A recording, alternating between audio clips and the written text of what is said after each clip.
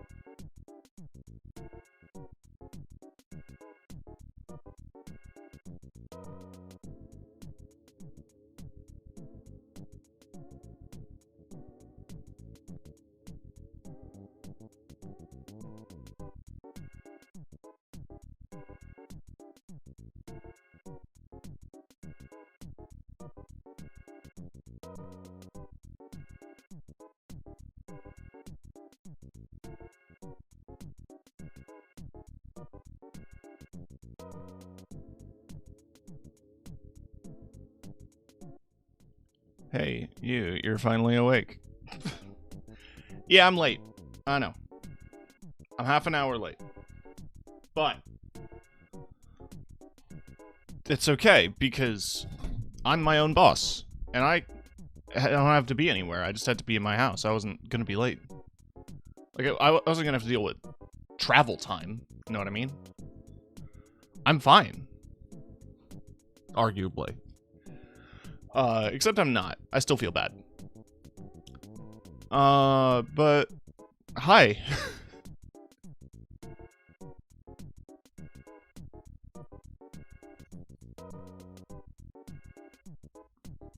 It is me, your boy, TK from Red Violet TV.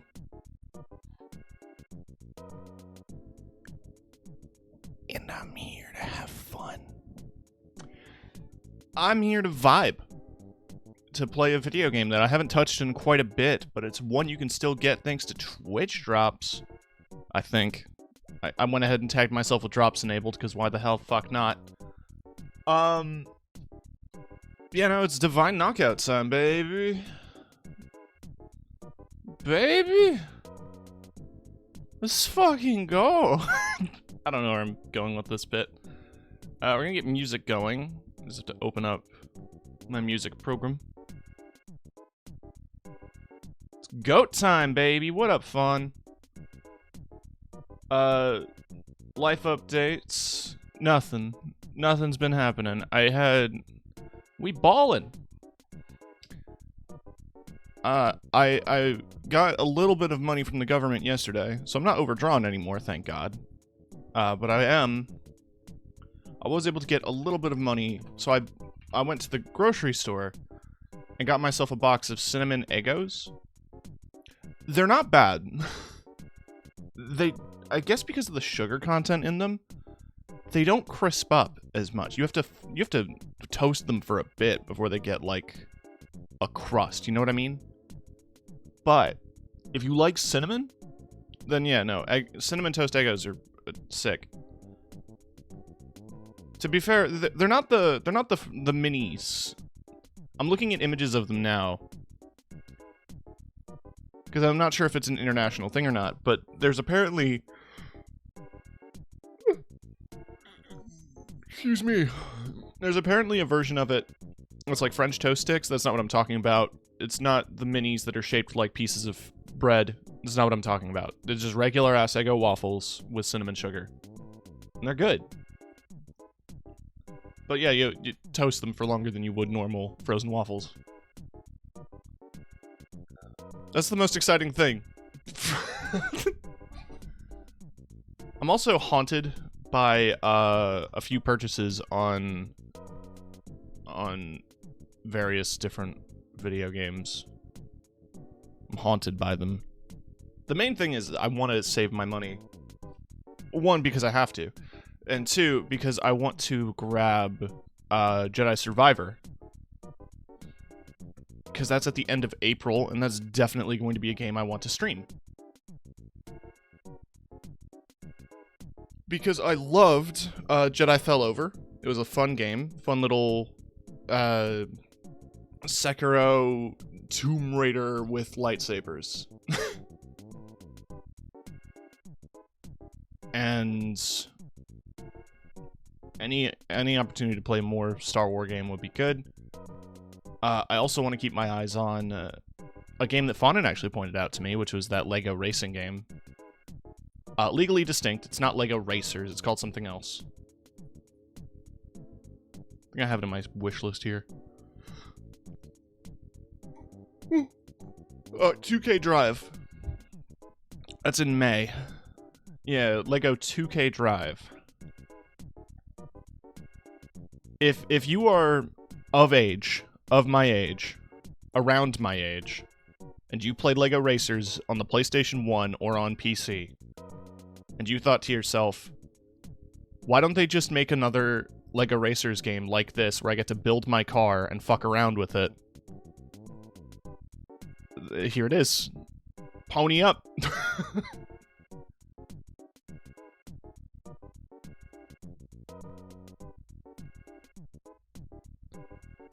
They fucking did it.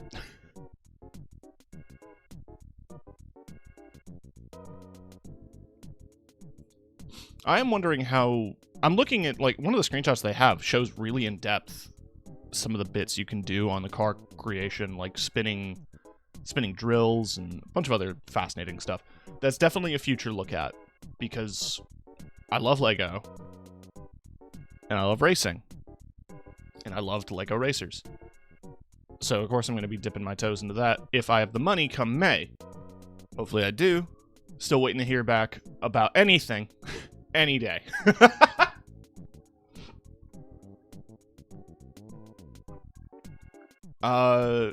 Beyond that, I've just been fucking around with...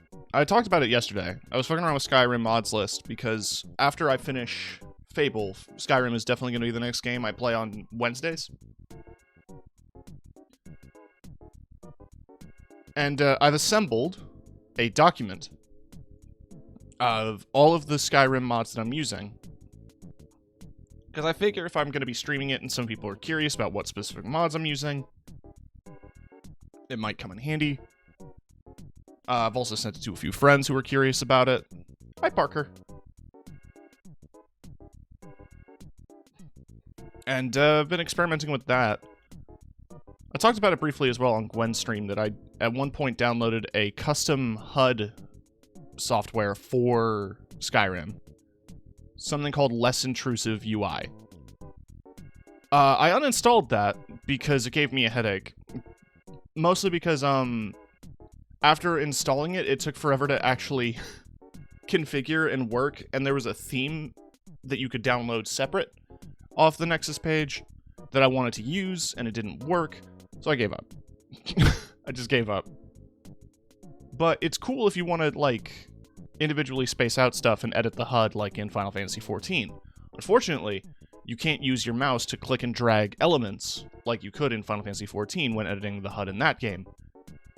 Instead, you use your arrow keys to move the elements very slowly across the screen. So it's good if you want to get super custom with your HUD, but there's plenty of like pre-made HUDs that you can download that just work better. Several that I included in my mod list. So when I start streaming that, I'll add a chat command so you can get the mod list and look at all the mods that I have installed. I've organized them based on what they do. But that's all besides the point. Today we're playing Divine Knockout, DKO. Hi-Rez's answer to Smash, I guess. After adding Loki, they added their first early access event pass, which is their battle passes. I hate battle passes, but it's free. That's really the one thing to win me over. It's just like, this sucks, but it's free. I'm tempted to give the game a shot. Oh, absolutely. And hey, I don't know if the game is still free to download or not, because they're awful, but maybe you'll get access through my drops, if Twitch drops are still active for it. Anyway, we're jump into this screen. I have to do some tweaks. For one, I'm going to turn music on. Two, I have to move it up because of the text at the bottom of the screen.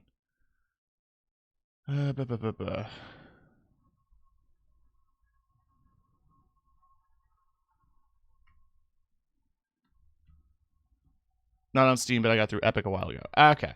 It uses high reses, so it should be fine. Does it work? I need to test that. By the way, I got muted on my Vampire stream for one of the songs in the copyright-free lo-fi play. It says copyright-free. They assured me one of the songs got muted.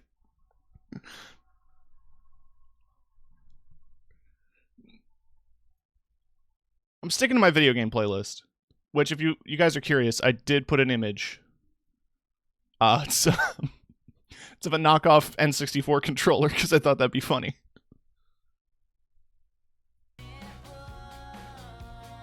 That's not...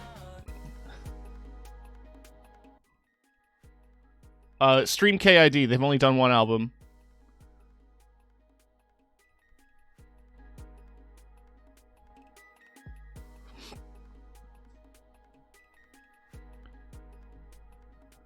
What else do I need to configure? Right, this is displaying my whole monitor, not the game itself, which... I prefer it if it's just the game, because that saves on rendering.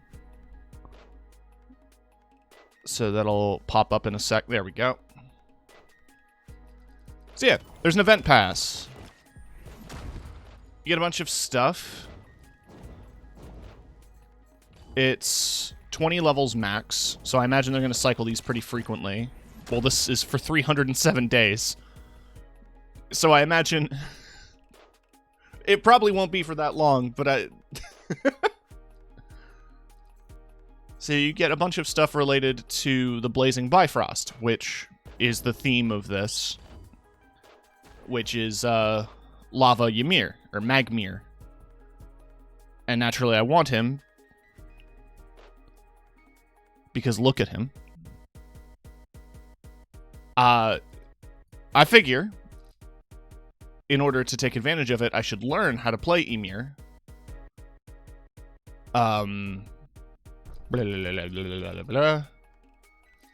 Loki is new. I was looking at him last time we streamed it. Still no new characters beyond that, but that's fine. Ymir. Can you explain this game again?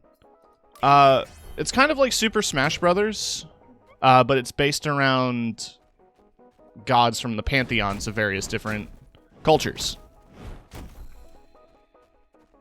Each of the characters seems pretty dynamic in their flow, and I'm going to be describing it using... Oh, I can move the song thing. Yeah, I like that.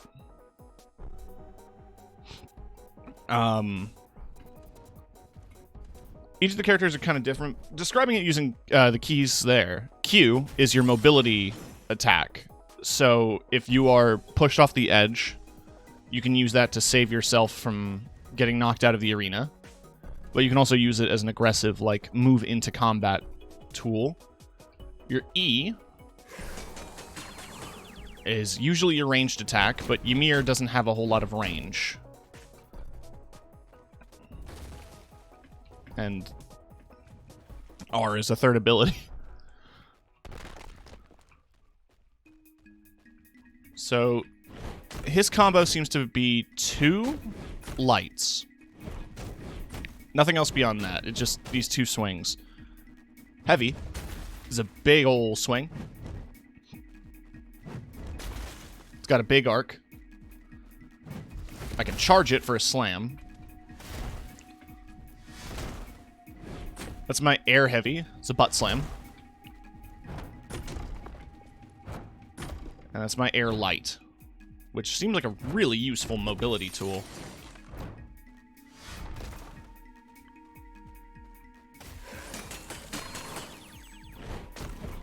Yeah, this is just practice.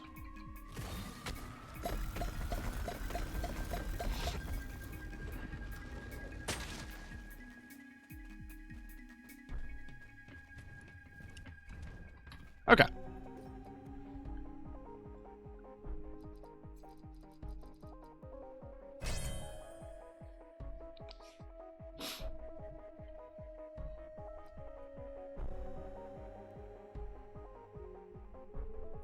I'm going to attempt to learn how to play Ymir. Just so I can justify unlocking the skin. Columbus, I don't like that term. Gonna be real with you, bud. Really not a fan of it.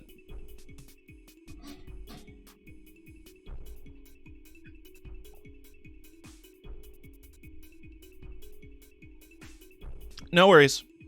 I understand the meaning has kind of gotten lost over time, but when that was originally used, it was used a lot to make fun of folks with mental illness, and it still rubs me the wrong way. I know you meant nothing bad by it, just as a heads up. I do hope you're doing well, though.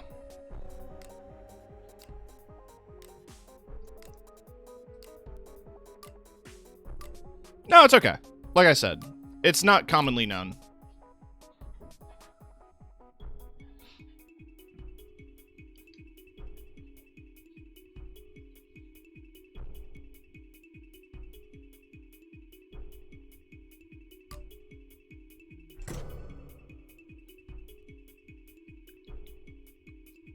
It's a dog whistle, baby. Exactly.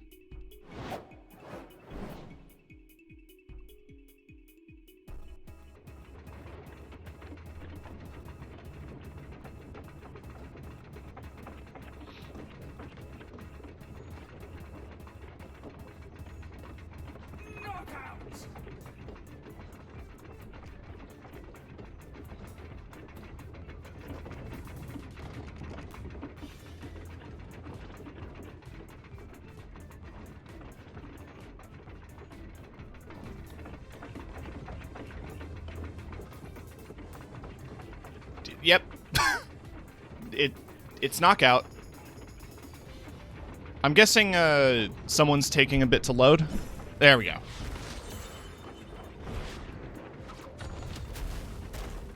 Eliminate your opponents.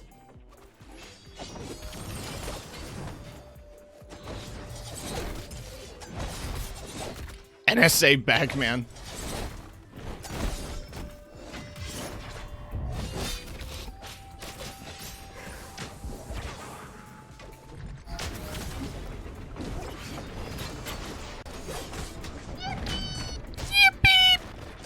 Hey, Vince. I don't know what I'm doing with this boy. Dude, what?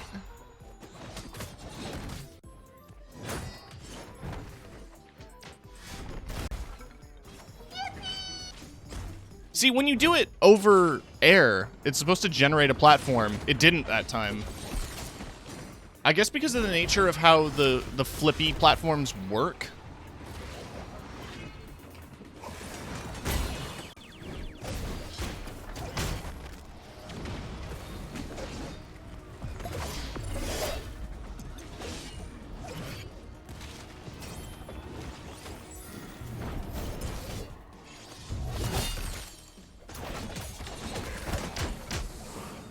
No! No!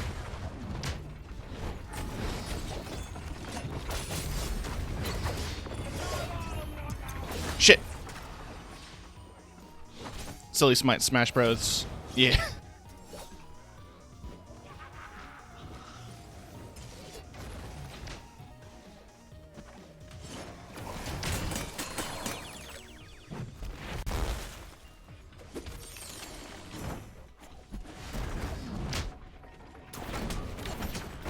So, because he's faster than me, he's able to get through a lot more combos.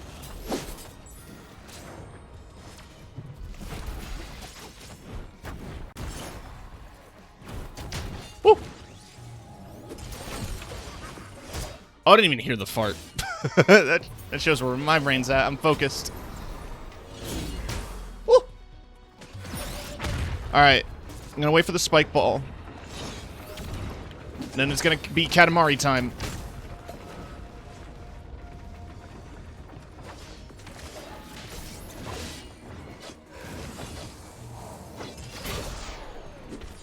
They're getting pretty decent with spacing.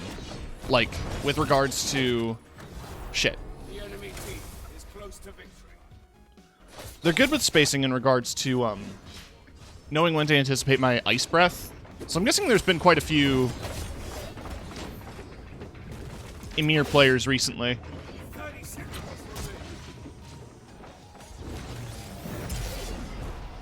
remaining. Oh, dang. Defeated. Ah, okay.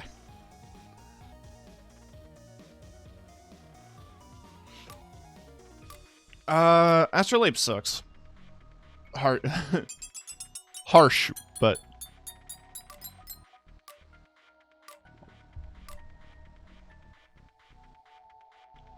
My character's too slow for it. If I was on my Zeus, it'd be no problem. I love my Zeus. It's me tipping my hat, my Zeus.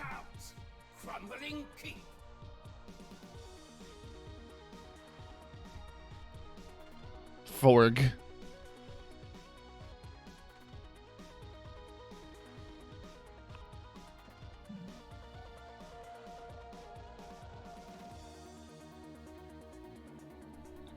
Now show me the Forg again.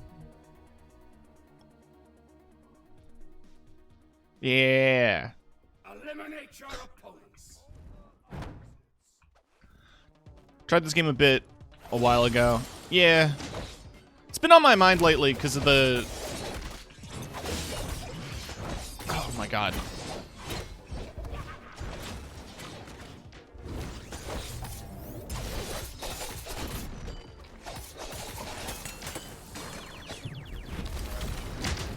Big damage. It was on my mind lately because of the God Pass, and I was curious about it.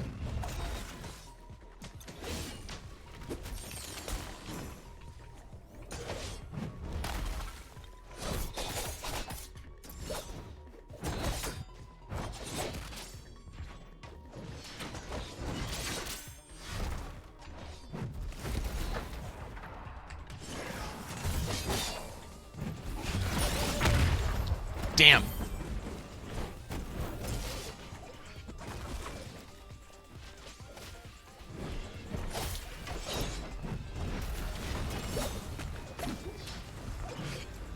I'm taking you with me! Oh, it doesn't let you jump off the stage with it anymore. That... that did used to be a thing. With Ymir's ult, is you could just walk off the stage with the with the snowball. It reminded me of Donkey Kong and Smash, or even like Kirby, Bowser. I think all of them had grabs. And just jumping off the side of the stage.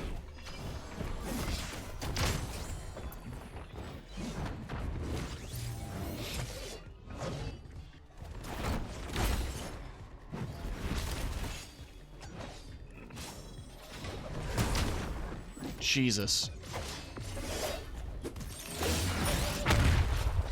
Pop. Wah. Yaw. Woo.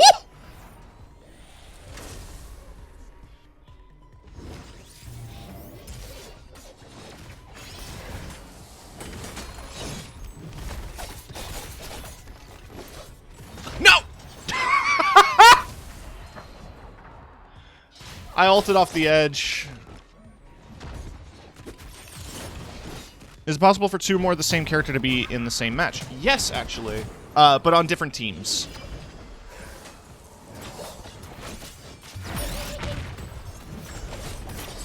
So you couldn't have three of the same character on one team, but it is possible for there to be multiples facing each other. 30 seconds remain.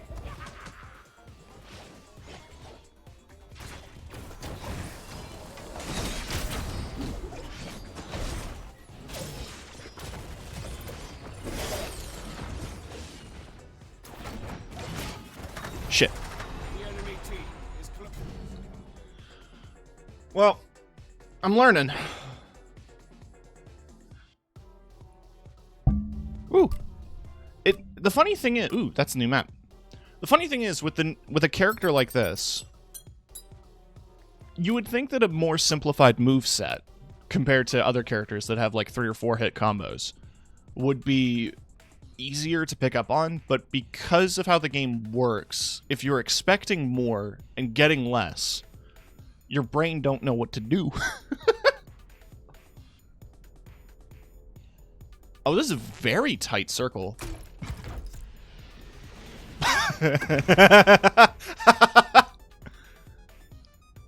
Interesting.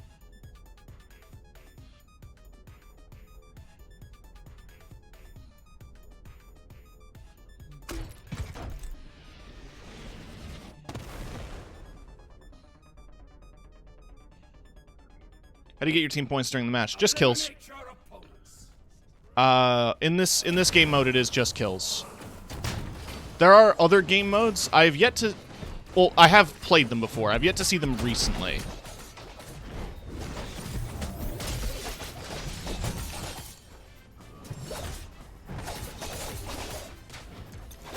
I genuinely can't counter him because he's faster than my moves swing. Even my lights.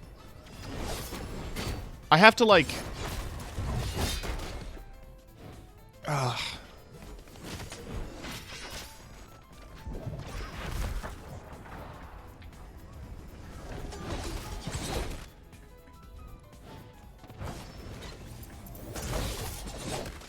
Jesus Christ.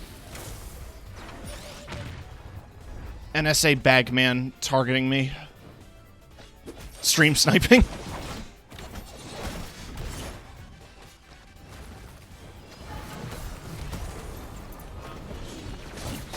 Yeah, there he goes again. Come on, get over here.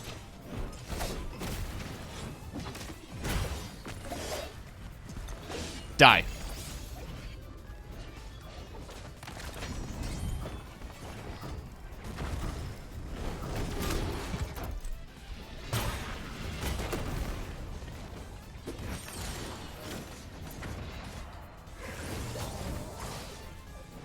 He was above it.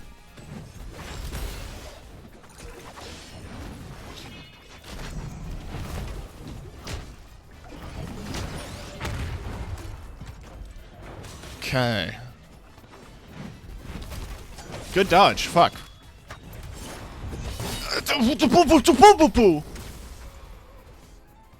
What is the percentage? That is your HP, or the amount of damage you have taken. Similar to Super Smash Brothers, where in the higher your percentage, the more your character will get knocked back following attacks. So if anyone's at or over 100%, it is a lot easier to knock them out of the arena.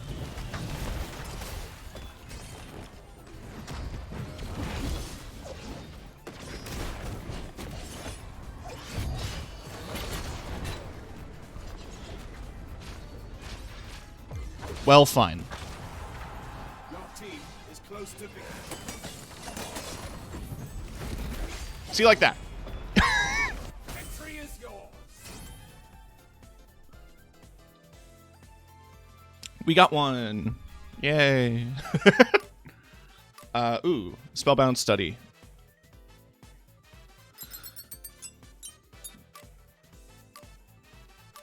Unanimous vote. I don't think it's a real stream sniper. I'm just being a little bitch.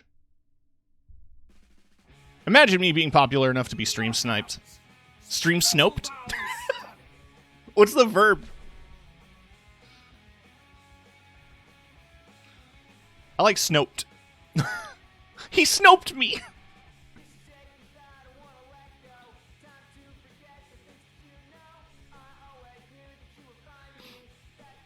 No, I know it's sniped. I'm being silly. It's like Mises. So the only way to kill is to shoot them out of the arena. Yes. So the end goal is to knock your opponent out by knocking them off the stage.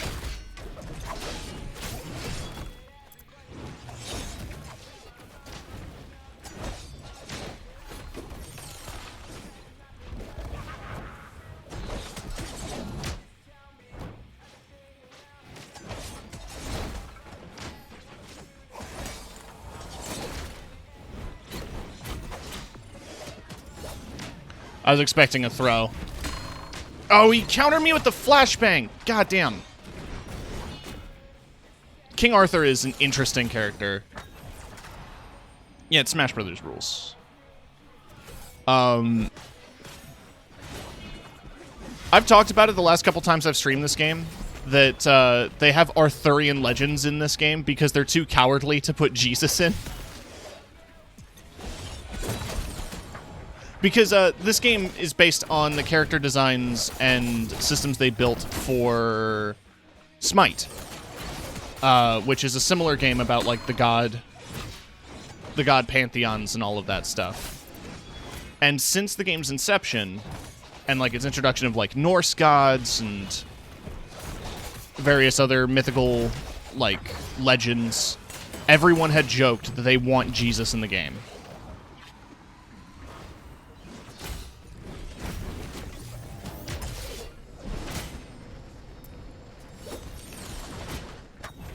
sadly, they have never done it. I feel like it's one of those things where if they did do it, like...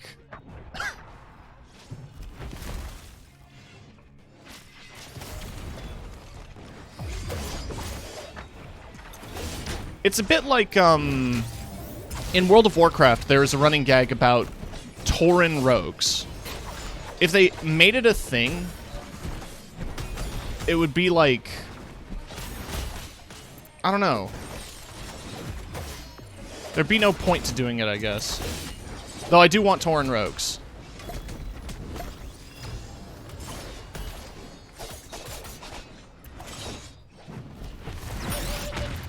I'm just trying to think of, like, the kind of equivalent to that.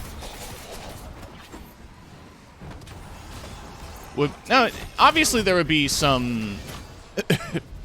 some political issues with a game where you could kill Jesus. But... it would be funny.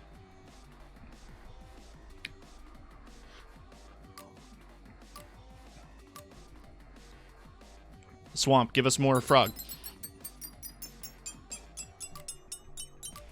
Jesus for Mortal Kombat!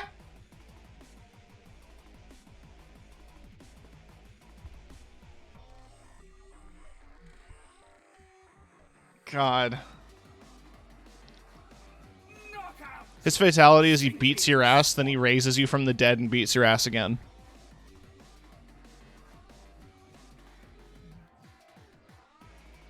I feel like there is a fighting game with Jesus in it.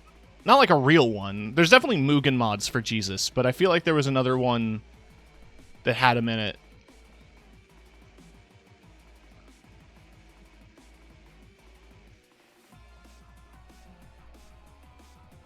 Eliminate your opponents.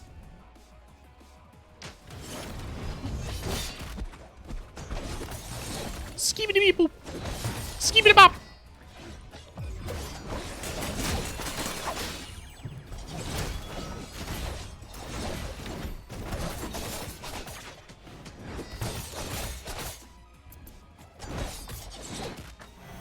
Fight of the Gods, right. I think that's what I was thinking of. Would have been one of those games that I discovered, that's like, one of my biggest guilty pleasures is those, like, list videos for video games.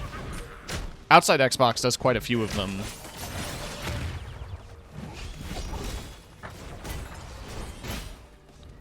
And one of their lists must have been, like, ridiculous fighting games, which included in that list was the Les Miserables fighting game.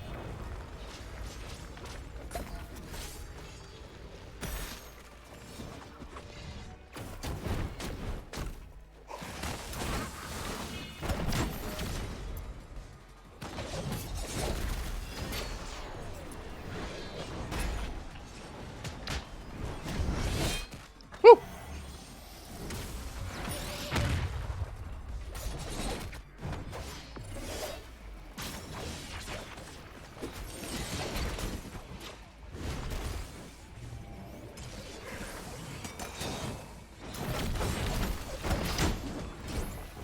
Get the fuck out of here!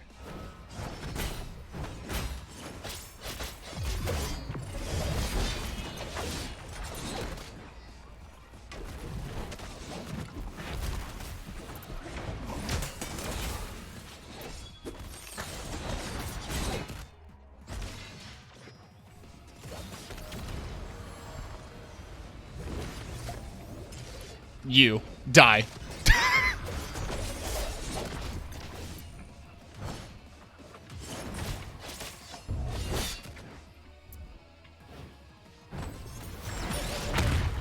Piss.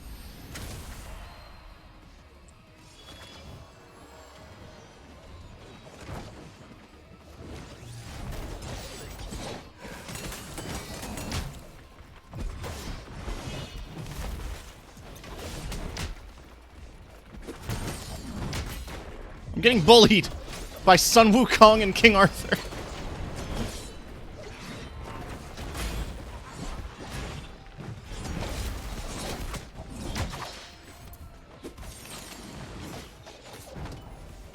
Do you drink beer? I'm not a big beer drinker. I prefer cider if I'm gonna be getting a drink of some kind. I enjoy my Angry Orchard. The enemy team is close to victory. That's the one American brand I can think of. Match lost. There's a bunch of local drinks here that's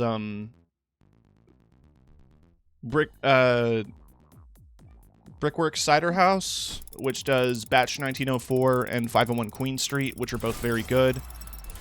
There is Summersby, which is amazing. It's literally just like apple juice that gets you drunk. And yeah, no, I love a Mike's. Can't go wrong with a Mike's. I mean, you can, but... Oh man, leveling is slow.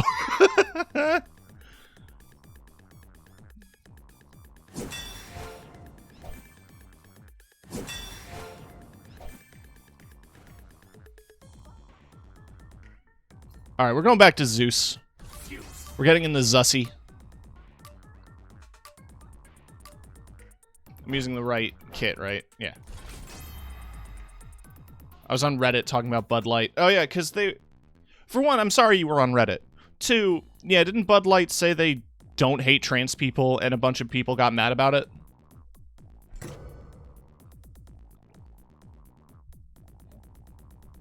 It's just like the Gillette thing, if anyone remembers that.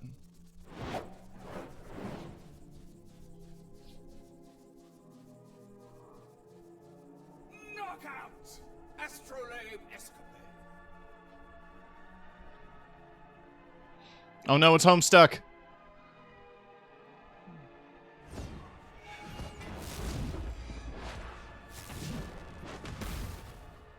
Eliminate your Alright, so this guy's a little smaller, a lot faster. And I know how his combos work.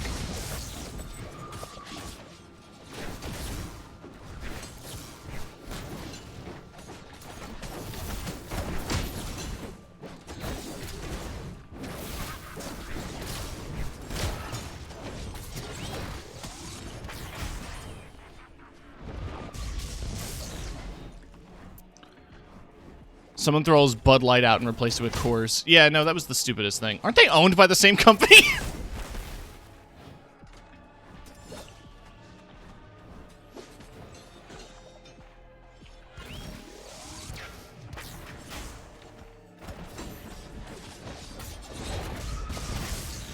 Gonna go have a quick nap before my long evening. Have fun. Good luck, Parker. And thank you for dropping by. And yeah, no, Homestuck is a web comic slash flash animation that gets very deep into some super intrinsic lore. I just made the joke because they use a lot of astrology symbolism in the comics.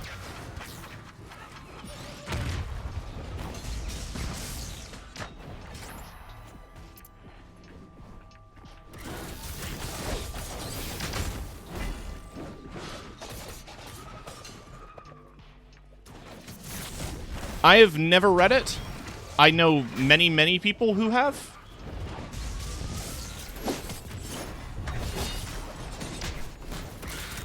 Shout out to Stump.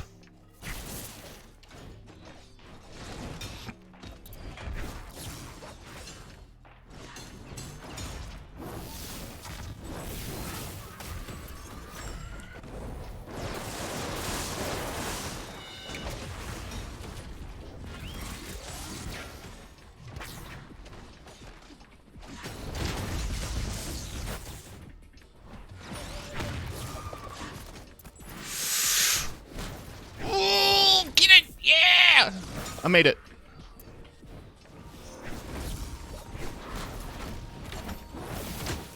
You can't kill me.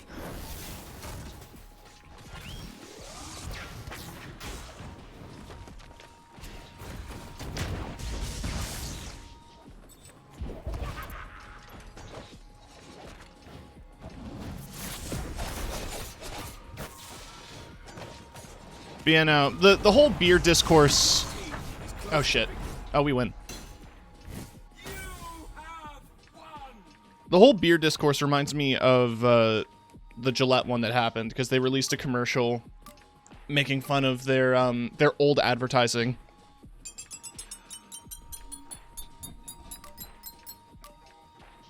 It was like, what was the... It was, their old advertising was talking about, like, how is the best a man can get, and they were poking fun about... Or they were pointing out that, like, hey, men do better in, like, a vague commercial, and everyone got so upset they threw out their Gillette razors. Or, you know, the one time Keurig pulled its sponsorship from Tucker Carlson after he spouted hate, and a bunch of, angry conservatives shot their coffee machines or whatever. Eliminate your opponents.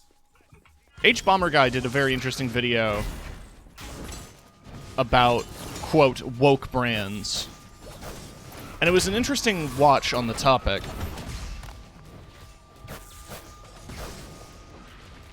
But the other take that I remember, separate from all of this other discourse, it was a different thing that I remember reading on Tumblr, where somebody said, honestly, yeah, capitalism is evil,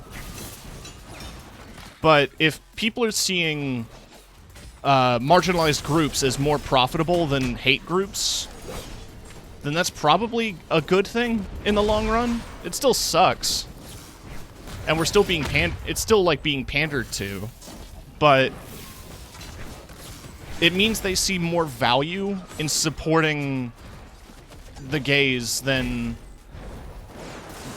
the opposition.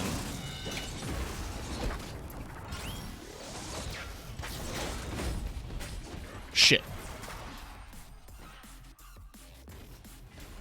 No, exactly, it's stupid.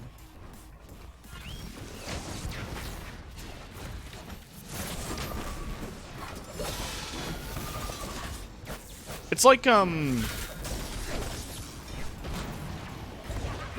bringing up Tucker Carlson again. It's like how he got mad about, the M&Ms, the green M&M being gendered, like having their gender markers removed or whatever the hell happened. And him going all like, well, M&M is woke now, and like, meanwhile Mars is still very much using slave labor to make their chocolate.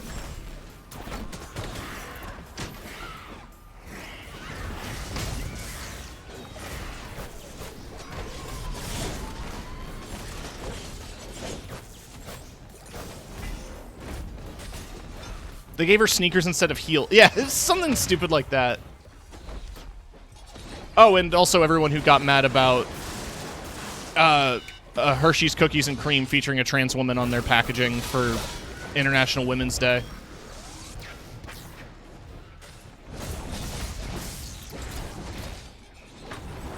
Conservatives have just been spending a lot of energy getting mad at nothing.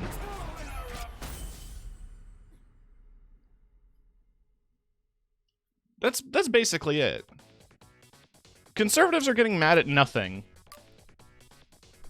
Including, well, trans people existing. It would be entertaining if it didn't, like, backfire into where we're at now.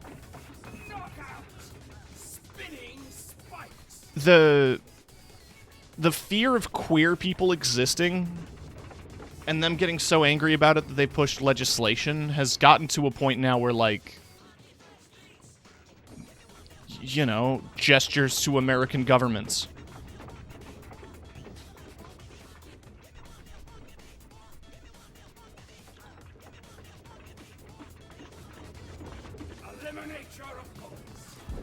Yeah.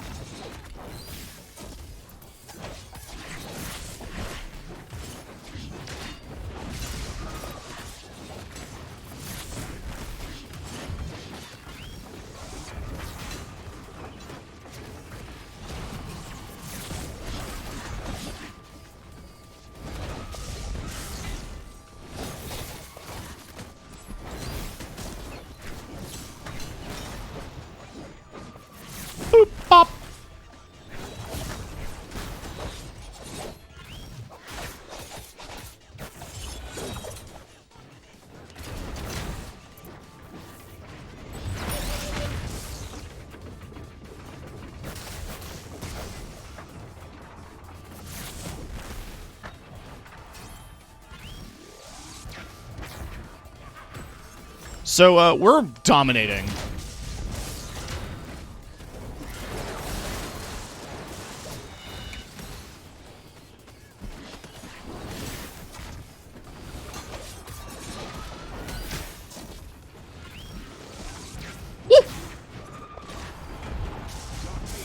Close to victory. We need to fight crazy with crazy. I don't know.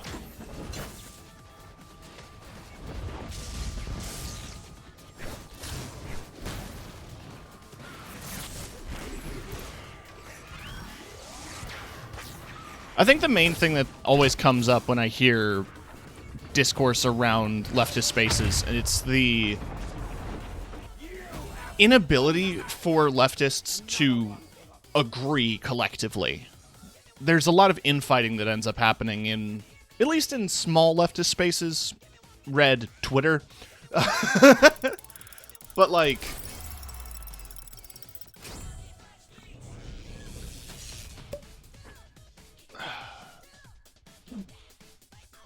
there's no winning against them. And the main reason that they've been able to succeed so far within government spaces is the fact that they've like, who are you?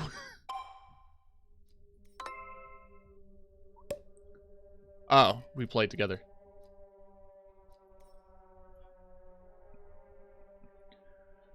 No, yeah, that's different. But it's just a broader thing that I'm referencing, is just that, like, in online spaces, a lot of infighting happens. And a lot of disagreement about, like, I guess what is correct praxis and the divisions between various different philosophies of communism and socialism. Conservatives are willing to put aside so many bullshit things within their own circles. It's how we got to, you know, literal white supremacists running in office in America and other countries. It's because they don't care what the other person's philosophies are, as long as it equals them getting the policies that they want pushed, which is usually lower taxes and less government oversight.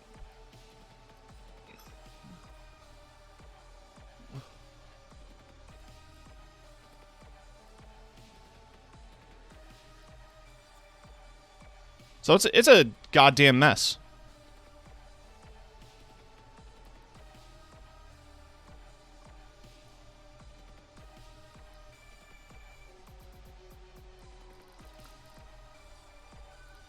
Zeus. Oh yeah, I don't get any new abilities yet, do I? No, I've gotten all the abilities for Zeus.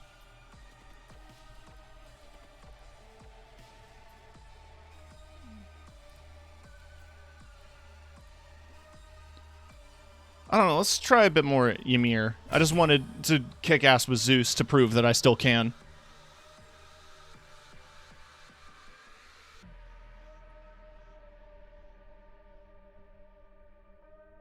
No, yeah, it's absolutely aggravating.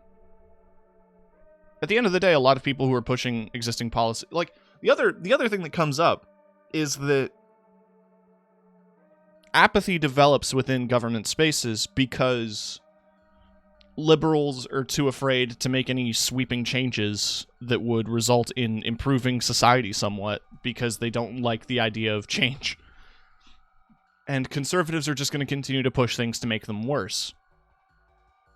And so anyone who wants to make active change in government, like, for the better, is usually broken down to apathy, or they don't bother at all with getting into politics. So a lot of people who have the power to do a lot of good end up so dissuaded by the system that they give up.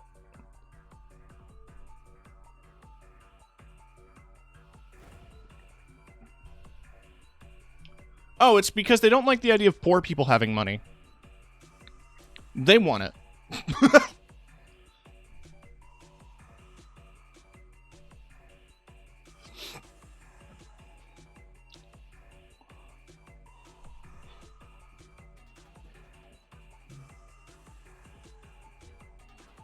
Can I talk about how cute this skin is? If you have Twitch Prime, A, you can subscribe to me and I get more money.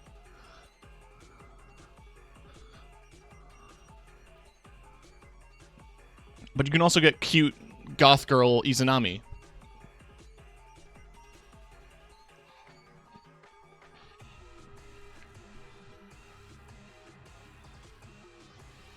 Consider it.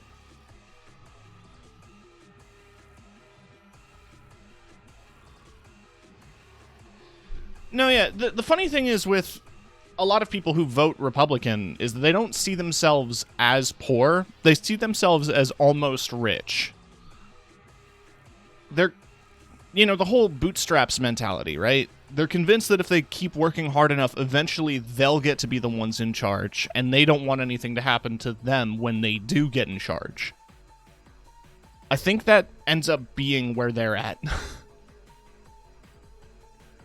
Don't quote me, though. I don't claim to know how a conservative thinks. I genuinely don't know.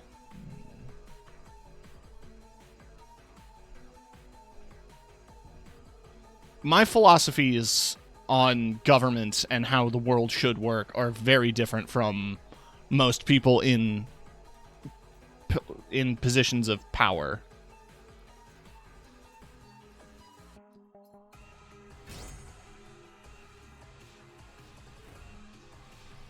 Burn down the government. Hi, Lily.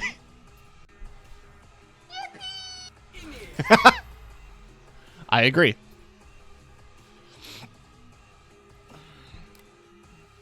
But like as I was saying, anyone who does want to make any lasting changes just gets burned out by the system because nobody in the system currently wants to change.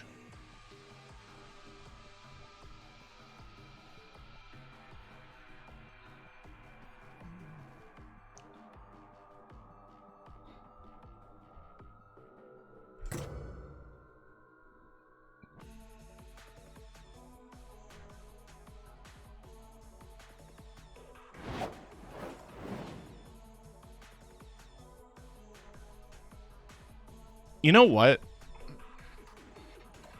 Lily, when you said that, it clicked into my brain. My immediate response was going to be like, well, if we were to riot now, if leftists were able to join together and fight back against the government, everyone would just label us as the same people who were there at January 6th. And that worries me for a few reasons. Mostly that our that any attempt, like, that maybe January 6th was a brilliant optics tactic for Republicans and the alt-right, because now anytime anyone brings up fighting back against the government, they just point to that and go, you are exactly the same as this.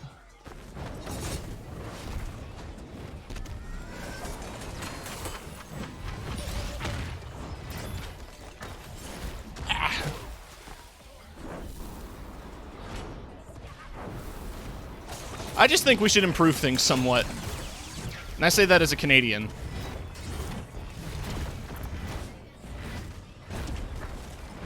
Because Canada has a lot of problems with our government. Hell, up at... very recently, we've had an issue with, wherein a bill was being passed asking the question if medically assisted suicide should apply to literally anyone with a mental illness.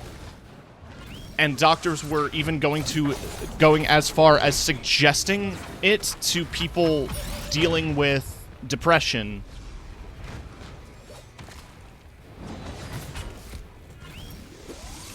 Which the message a lot of people receive from that is that the Canadian government would rather kill mentally ill people than support them.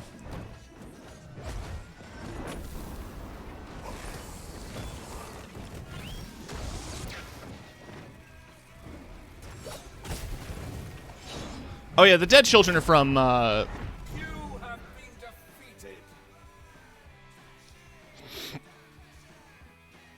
Yeah, no, it's absolutely fucked up.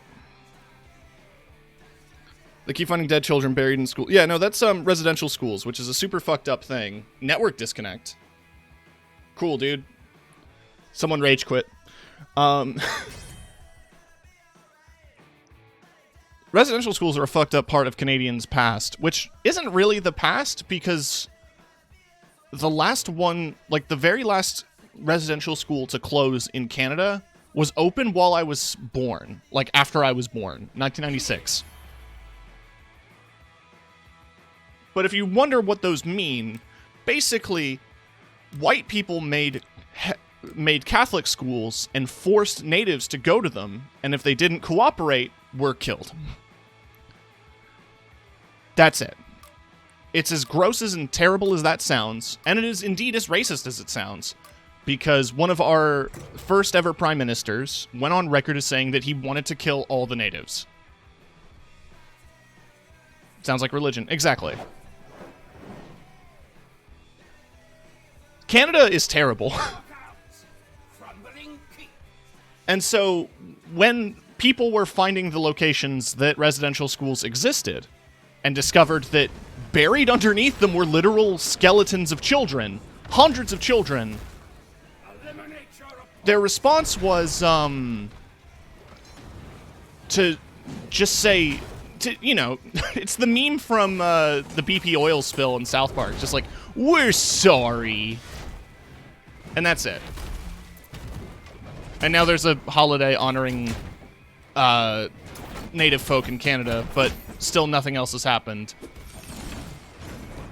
Residential schools were a subject of Catholic school systems, and despite that, no active work has been done to retaliate against the existence of Catholic schools and the Catholic School Board in various different provinces, including the one I live in. I attended Catholic school. And Catholic school has received significantly more funding and more support than the public education systems. Because of course they have. And I am genuinely of the opinion that we should dissolve the Catholic School Board entirely. That is the most controversial opinion that I carry. I can't move. If you were wondering what I was doing, I genuinely couldn't move.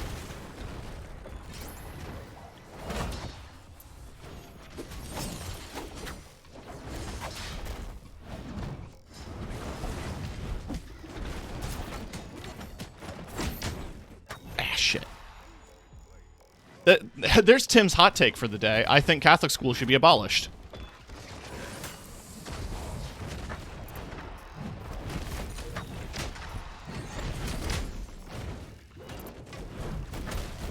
In terms of other fucked up stuff that happened as a result of the discovery of hundreds of dead children, the year that happened, like it was during COVID. It was like around 2020, 2021. When the bodies were discovered, one of the places that they were discovered is now a public park in Alberta. And that public park was where they were going to celebrate Canada Day, which is Canadian 4th of July.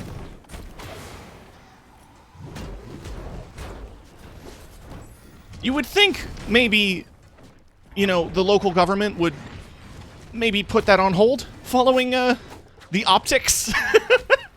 They did not. They continue to have Canada Day celebrations despite that.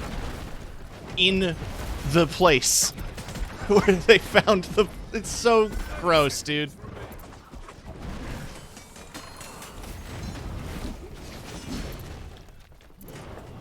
Also, we don't have free healthcare. It's mostly free, but it doesn't cover eye care or dental or therapy. And most medications aren't stop being free once you turn 25.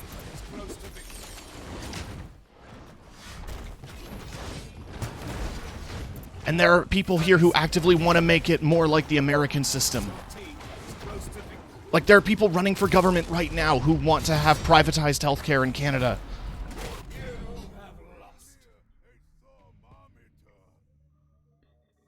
We should make a law that makes anyone who uses religion politics. Yeah, no, there should be a definitive line. Me saying that there should be the elimination of Catholic schools isn't me being all, like, anti-free free frozen peaches or whatever. Excuse me. Just more like, if it was any other religion that was trying to run a school exclusive to that religion, do you know how angry people would get? Well, it's because of the racism trademark. If any other religion tried to do insert religious belief school, white moms across the country would complain about its existence.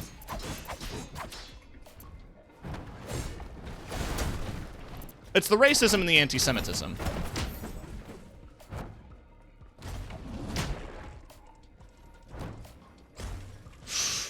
Oh, I missed it.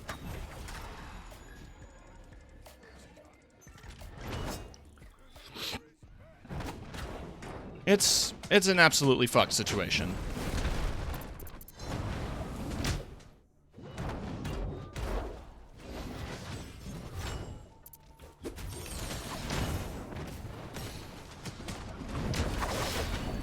I should point out, by the way, though, that it's not just Christian schools. Catholic.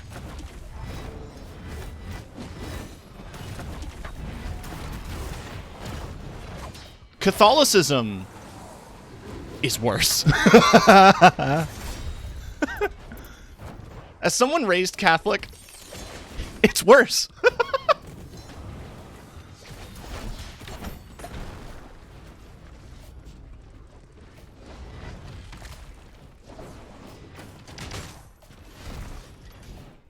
No, yeah, I don't want to dwell too much on heavy topics, but I don't want to steer away from them either. I do want to reiterate, though, that my streams are a cool, chill place that are designed to be safe spaces for folks, and I don't want to be all, like, downer news all the time. Just more so, I wish we would improve the world somewhat, and my ideas for how to improve the world are probably bad, but maybe I just want to fix things, man. And I would absolutely be down to play some Blood Hunt tonight.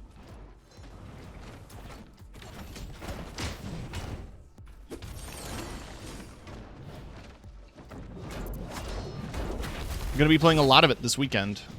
I want to burn through that battle pass. I want the Tremere outfit.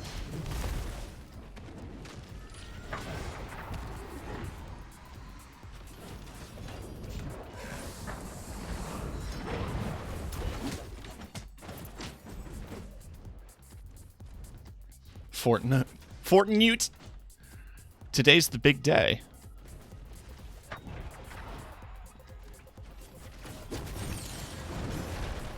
Oh, it's your 30 seconds remaining. Fortnite.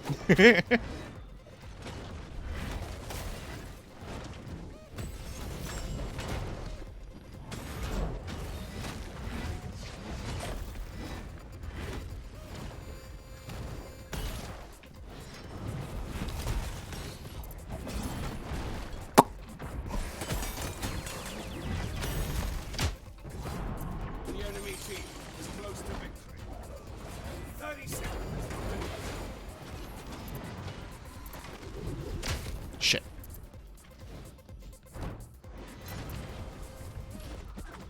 I'm part Irish. Oh, so am I. Well, I wouldn't describe it as part. I think I'm mostly Irish. I don't know what my dad was. He was an asshole. So I guess I'm part asshole.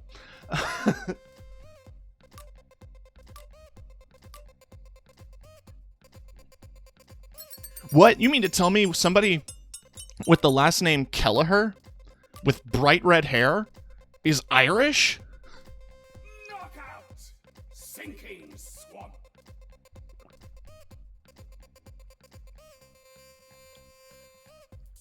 Eliminate your opponents.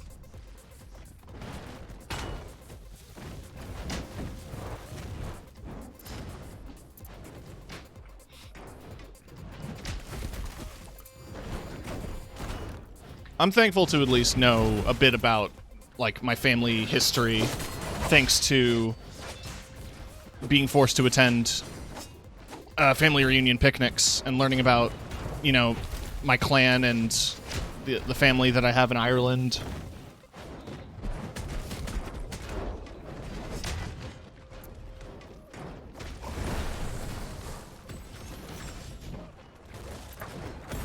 I think it's interesting to discuss, like, the idea of a lot of not British cultures kind of dying thanks to the British.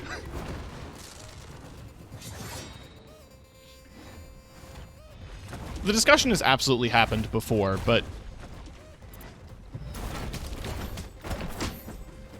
you know, the Welsh, the Scottish, the Irish, various other cultures that were under the banner of the broader sections of Great Britain just absolutely having their culture decimated, their languages turned into a joke, and their history erased thanks to the prevalence of religious reformation across the countries.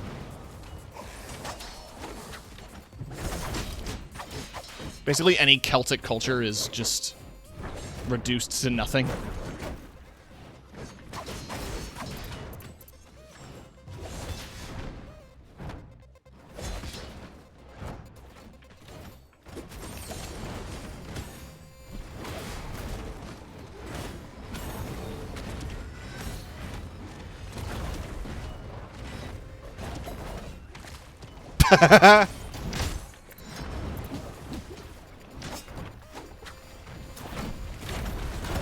Shit. Glad to see we moved on from heavy topics. It keeps coming up.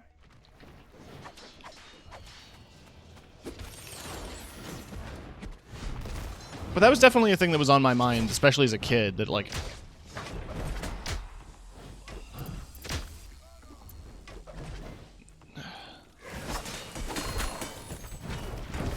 in terms of, like, a cheerier thing that I want to bring up in relation to being Irish, during the famine, 30 seconds remain. I'm trying to remember the specific tribe, but a native tribe did actually genuinely send support to the Irish during that time. And that was something that the Irish genuinely never forgot. In Cork, there is a statue commemorating the generosity. I think it was the Navajo. The generosity of the Navajo. 30 seconds. And when the tribe was in need of support during COVID, the people of Ireland were willing to give back to them as well. It was a beautiful thing.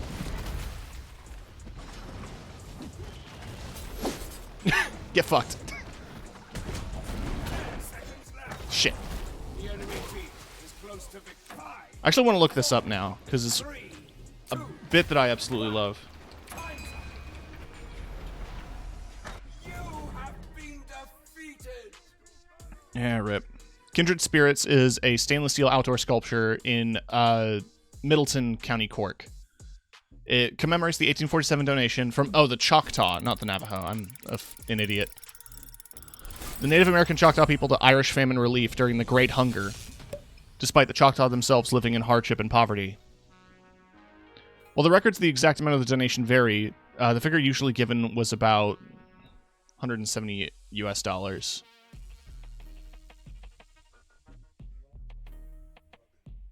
It's genuinely touching and kind of beautiful. That, like, even another group of people suffering are still willing to help.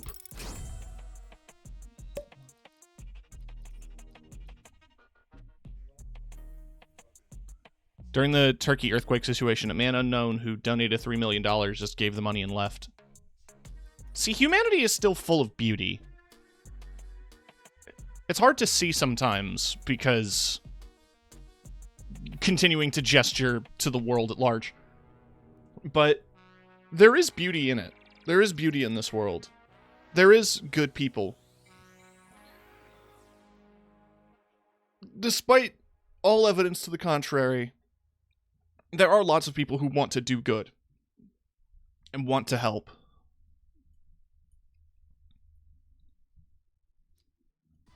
There are still people out there who have love in their heart, goddammit. Don't give up on them.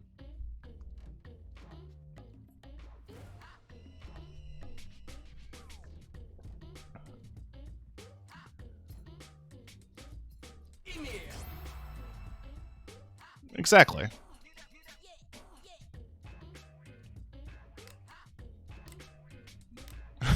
Glad to see we moved on from the heavy topics.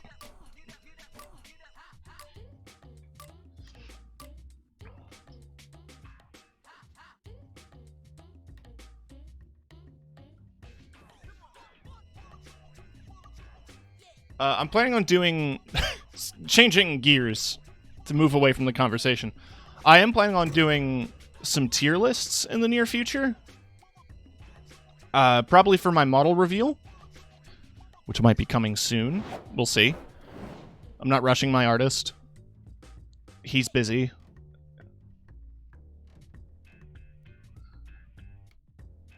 But I'd love to hear some ideas for potential tier lists. I have a few that I definitely want to knock out. But I'm always curious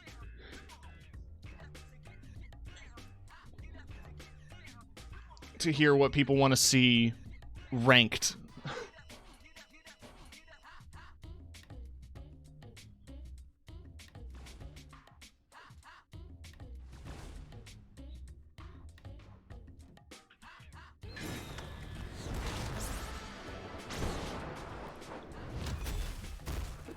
Eliminate your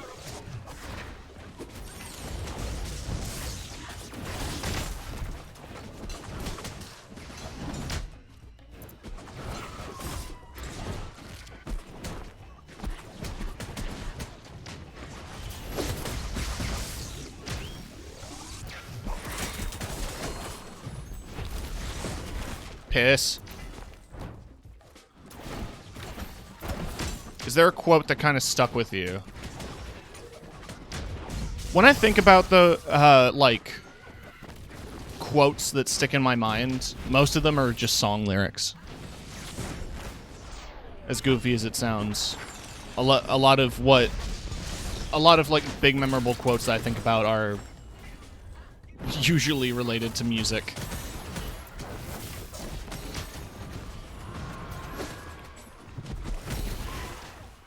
I was a much different person when I was in high school, and one of the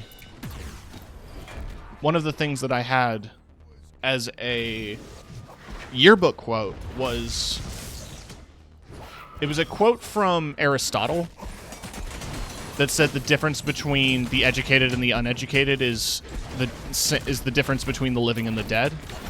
Something along those lines. I don't have that belief anymore. I used to be very,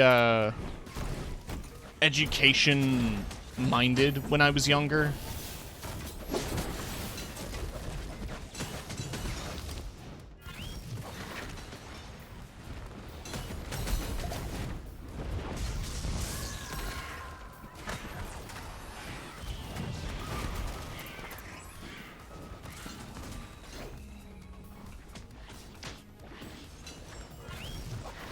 I mean, that's a beautiful quote. It also makes me think of, it's terrible work, not for me, not if it's you.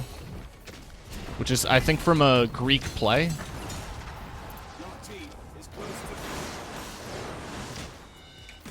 But the song lyric that sticks into my brain, there are two exact quotes. Both of them are from the same band, Sledding with Tigers, which is it's a folk punk band, which when I say that, a lot of people will roll their eyes. That is understandable, because it's folk punk. But, oh, we won. The first quote is from a song called Oasis by Wonderwall, which the title is obviously meant to be a bit of a tongue-in-cheek thing. And it's, someday I will learn to love myself as much as I love everybody else. Knockout! Spinning spikes! Someday I will learn to love myself as much as I love everybody else. Just sticks out in my brain. The other quote from that band is from... shit, Oh, the full title of the song was, I guess I skipped the course in school where they teach you how to be a good person.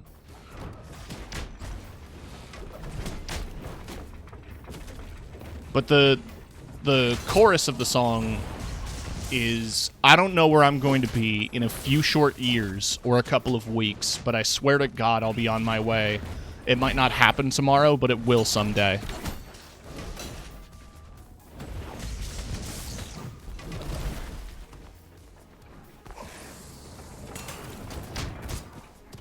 Oh, he's in a humor mode. Absolutely valid. I default to humor a lot. But I'm also, in my nature, a very sad boy.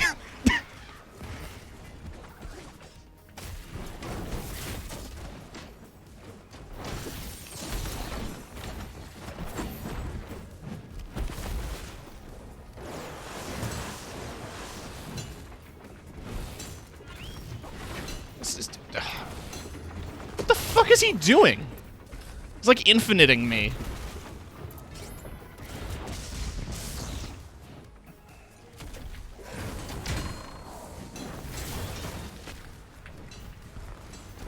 His boy is so hard to control.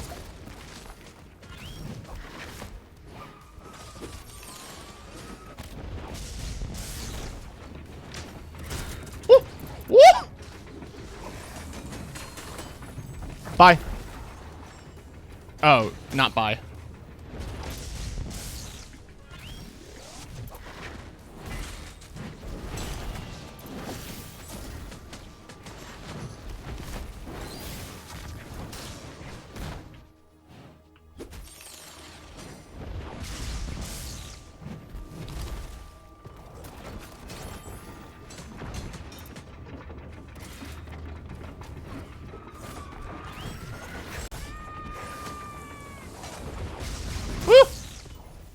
Alright, thank you for the stretch and the hydrate. I'm gonna take a sip. The enemy team. No!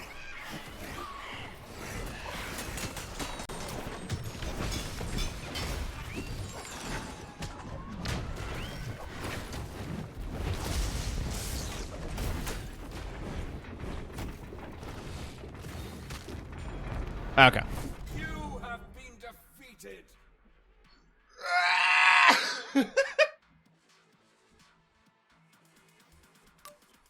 Pop, lock, and drop it. There we go. I do a full body stretch. Or I try to.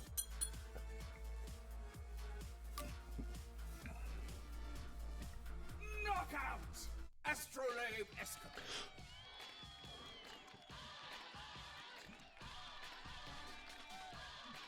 Eliminate your opponents.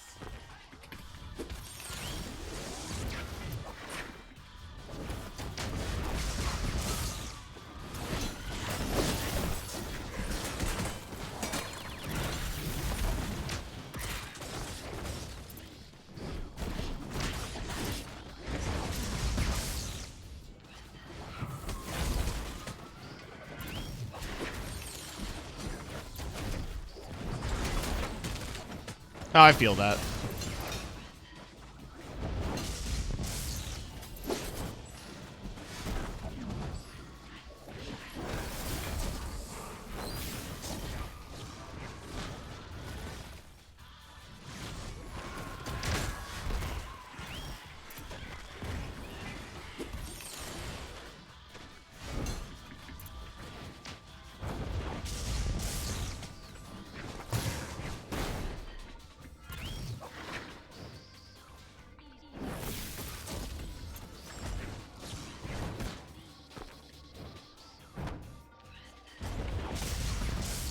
That was smart zoning.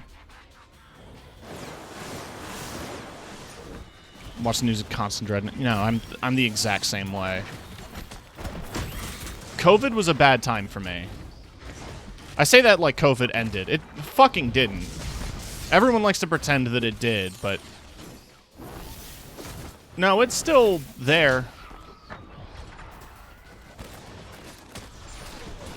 A deadly disease doesn't go away because you're bored.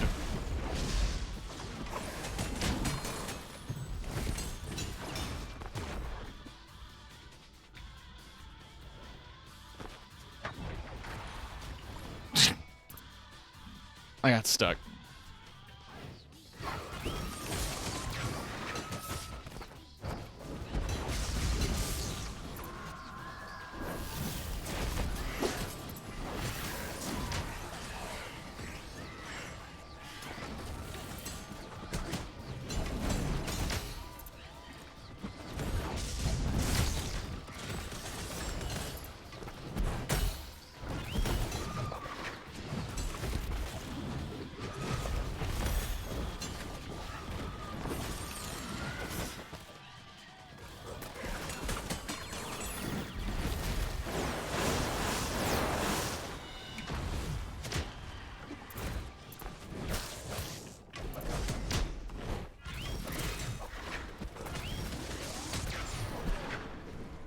I put up the wall to block that projectile, and he just shot it. Regardless. 30 seconds.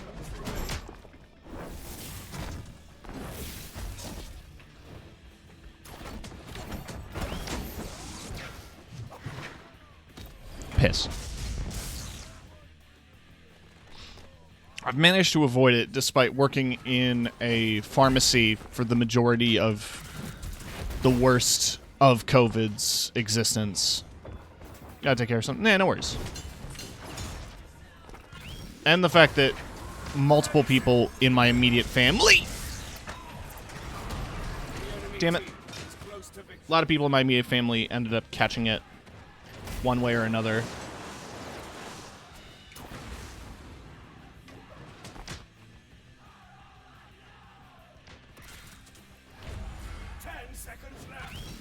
I feel like I'm rightfully paranoid about it.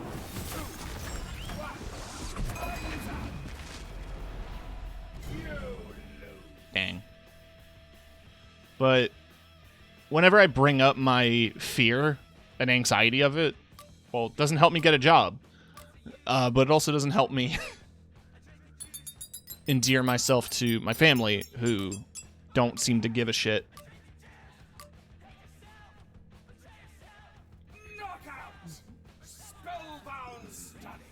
Love you too, Lily. But that always comes up when I bring up, like, when I do an interview, they're like, hey, you worked at this pharmacy for 4 years. Why did you quit?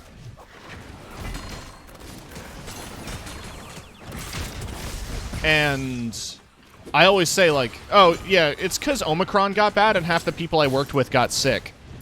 And I felt unsafe, so I took a step away from my job. I'm being flat out honest with them when I say that. And yet I still get... A lot of people seem shocked that I was scared of COVID when I tell them in job interviews.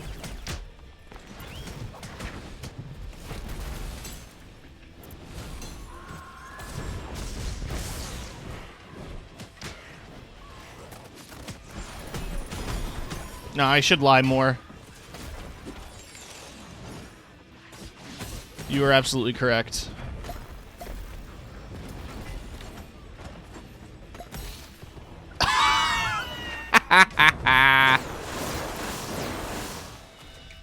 Shit.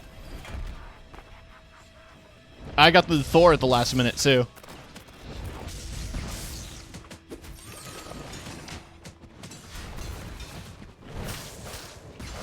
This Zeus is good, though.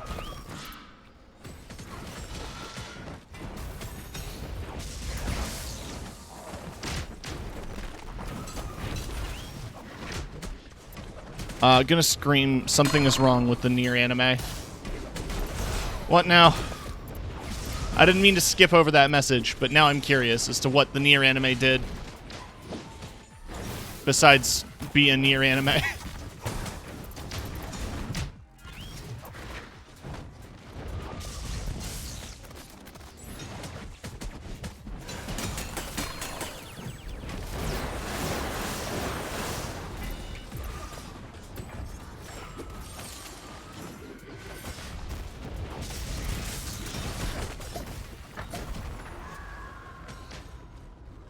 Die.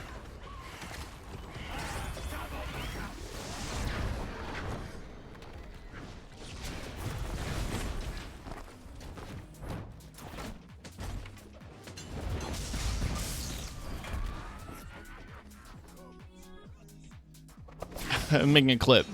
9S is just more bloodthirsty, and 2B is acting a bit more like 9S.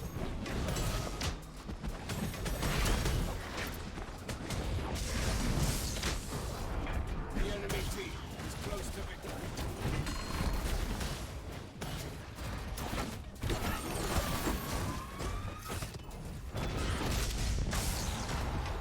Team, 30 seconds remaining.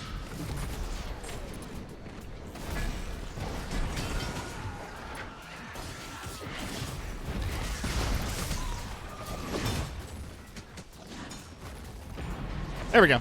Oh no, we lost. Match lost.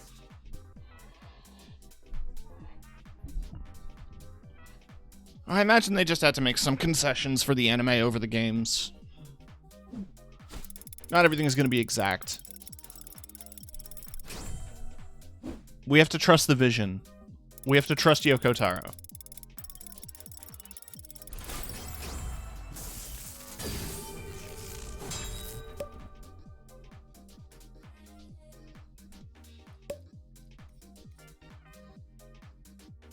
Oh, something's wrong and I'm excited.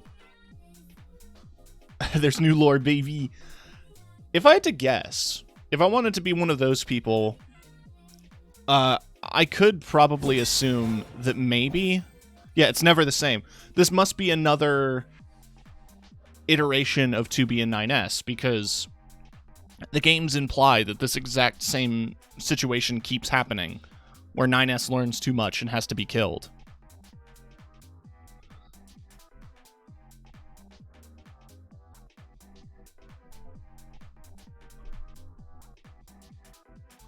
Dragon Guard 3 tells you there's multiple timelines. Well, beyond multiple timelines, isn't that just a thing that is what they said in Automata, where it's just like, yeah, no, 9S units keep doing this. We made the 2B units to kill robots who learn too much.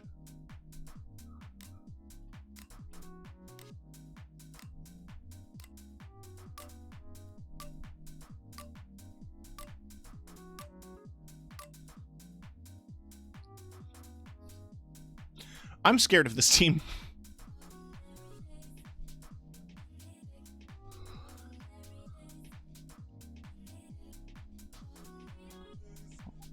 Everyone on our team is going in with secondaries, and they're on their mains.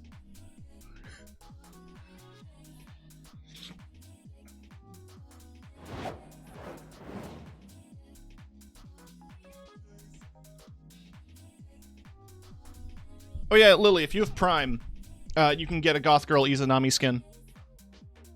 Knockout. Sinking swamp.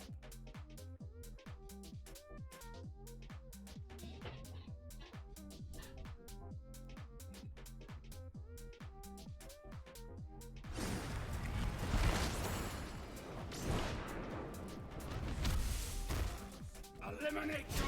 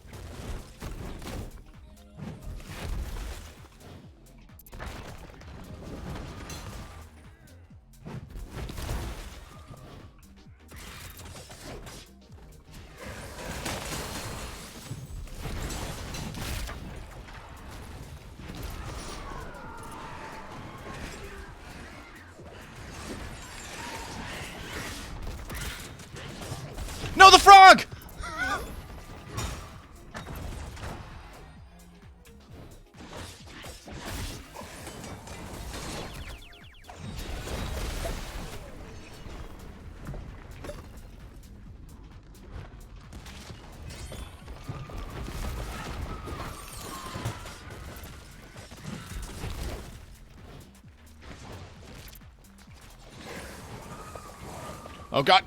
Oh god, piss.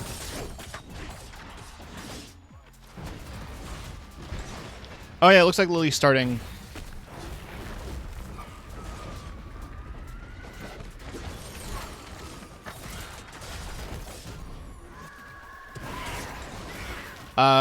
Right, because today she is back from Japan. And she's playing through Drakengard. For reasons I don't understand.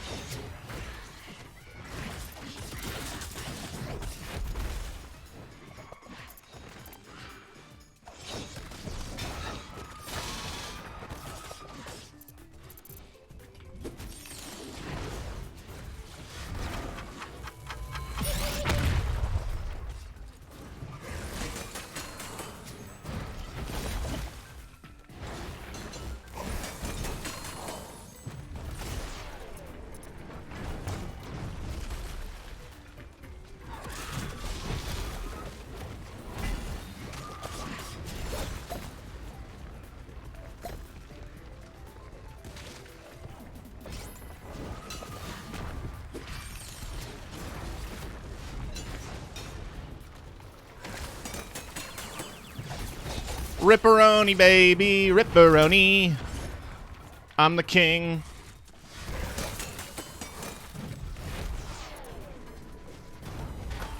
Shit. That was close, though. I've returned from the outdoors. I hope you're doing good, phone.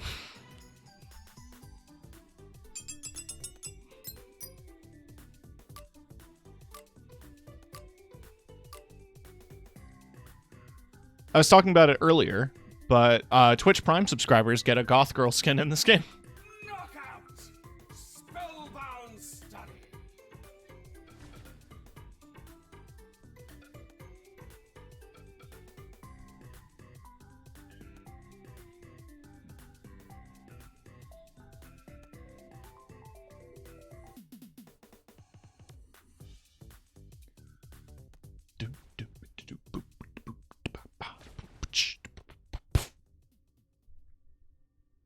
Eliminate your opponent! I mean, I've listened to the entirety of the Neon White soundtrack on and off stream, and I still have to maintain that this track, 1,000 Pound Butterfly, is one of the best.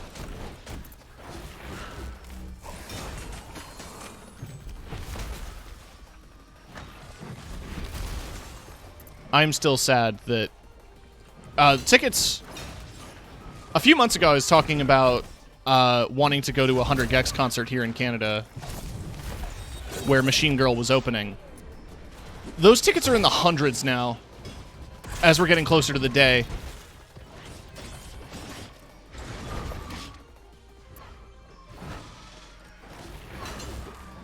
It's to a point now where, like, the booths are... The Portland show sold out, rip. The booths are the same price as, like, standing room. Like, I think the last standing room ticket I saw was close to $120. And getting a balcony booth seat, like, where you can actually sit, is up to $140 now. But... I still might go see Igor, which should be a fun show. I don't know what the hell to expect from an Igor show. I'm gonna be real.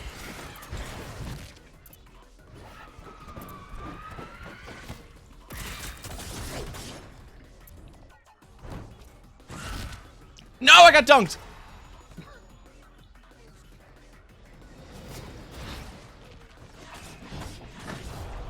The enemy team is close to victory.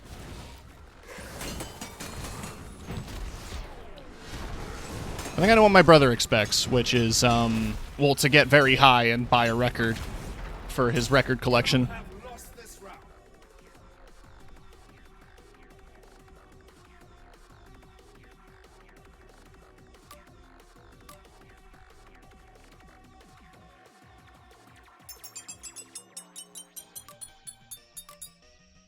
Which, you know what? Valid.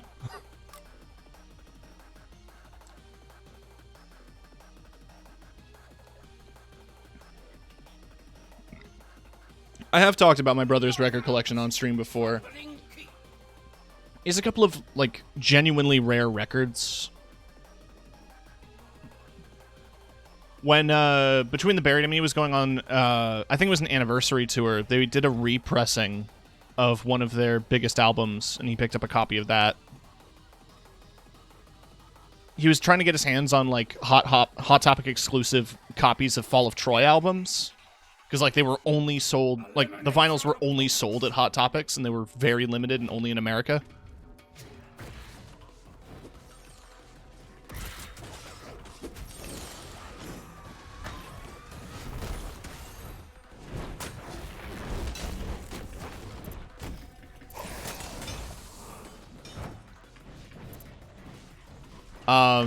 I think one of the best records my brother has, though, is a vinyl copy of Jay-Z Linkin Park's Collision Course.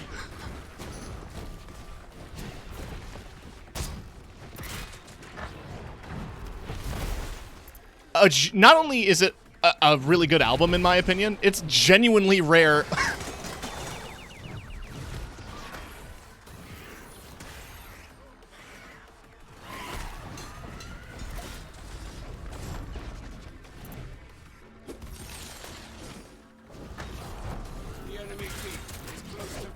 We're getting stomped. Jesus Christ.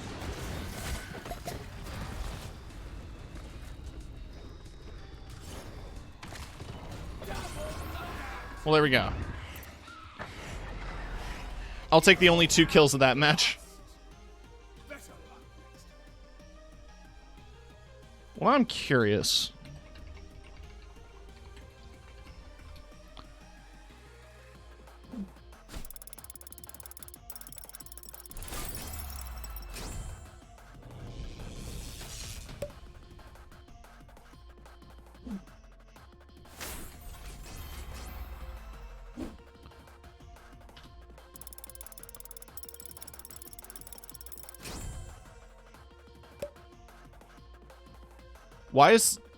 How did I end up on the Russian Discog site searching for my brother?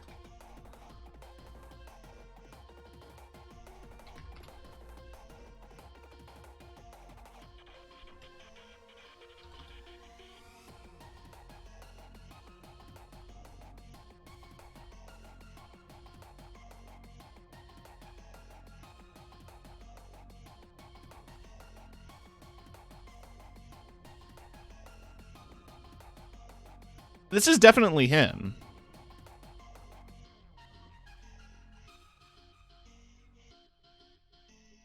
It's just in a Russian page. There's no picture or anything, so it's not like I'm doxing my brother. He's selling... He's attempting to sell Spirit Box for $1,200.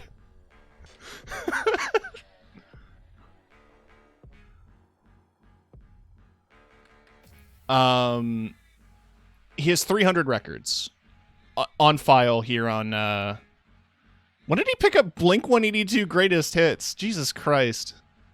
Dropkick Murphys, This Machine Still Kills Fascists. That actually slaps as a title. Avalanches, Slipknot.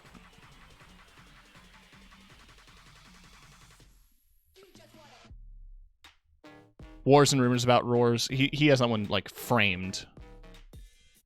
My brother loves 68 and The Chariot. He told me about how he saw them live once and got hit in the head with a bass guitar. Some Father John Misty, Red Fang. Oh, he has the Inside album. Yeah, Spirit Box Singles Collection. Oh, yeah. He has a lot of Spirit Box. Silverstein, Red Fang. Oh, he has the Mountain Will Fall. That's the DJ Shadow album with the Run the Jewel song, Nobody Speak. More Father John Misty. Lamb of God. There's all the 68 albums. Glorious Sons. Too Many Zoos. Shaky Graves. Oh, he found a copy of G-Sides. Damn. He has a lot of the Gorillaz work. But G-Sides and I think Demon Days are both pretty rare. Like, in terms of physical albums. Tom Petty. Pig Destroyer. My one fun fact that I know about Pig Destroyer is that there is a parody band based on a a baseball player named Puig, called Puig Destroyer.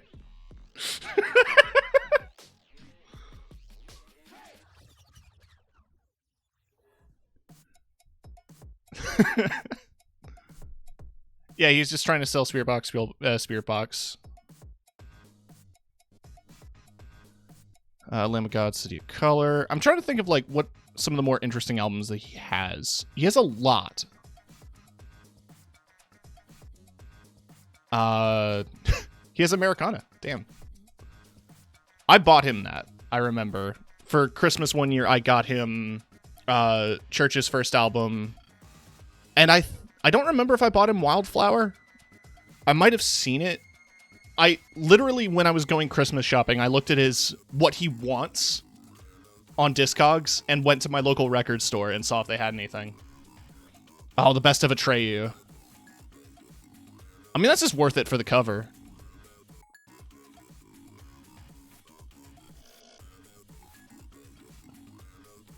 My brother's so much cooler than me, dude.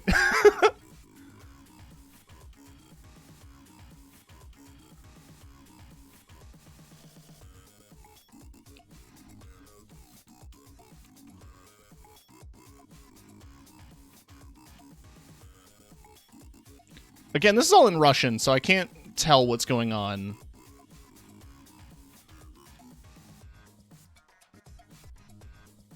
I can't access the page in any other language. But yeah, no, my brother's cool, and he collects a lot of cool records. And it's thanks to him that I got to go to some of my favorite concerts of all time.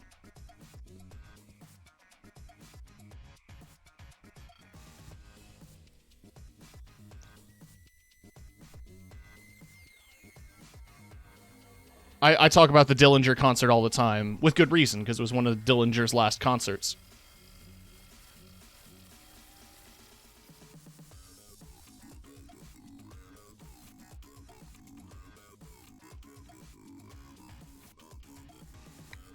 The Between the Buried and Me concert was fun, but I was also so high I didn't know what was going on. We were on a balcony. I was zoned out of my fucking mind. And there are only two things I remember from that concert. One, YYZ was playing in the during setup. Because, you know, they usually play stuff on the speaker during setup.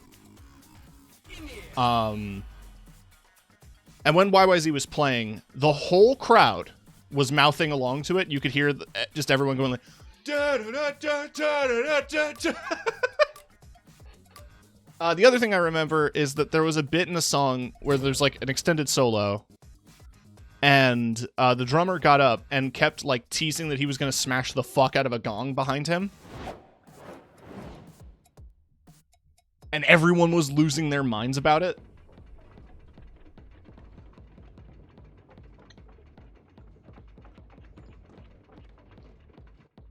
And that's it. I have listened to BT Bam since then, but I don't remember a whole lot about that concert because I was very, very high.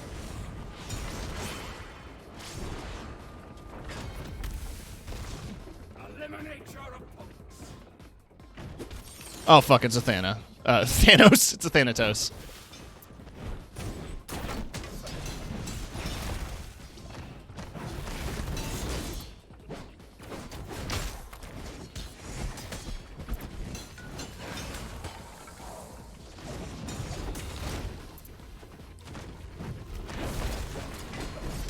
But the funny thing is with my brother's record collection is he's told me about this before. It's just like, if I wanted to sell this, I could get back so much of the money that I put into it. But he wants all the records he owns.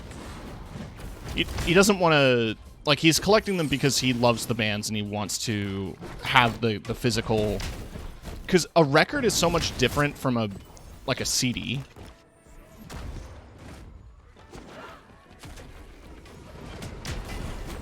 Like, a CD is cool, but the record has, like, a big art, like, big pieces of art, and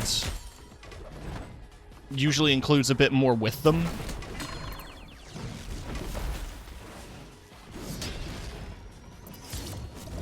Wish I could be high. That was the last time I got high, or one of the last times. The most recent time I got high was at my cousin's wedding, because there was a lot of weed everywhere, and I didn't want to be the only person not smoking. And then I spent most of the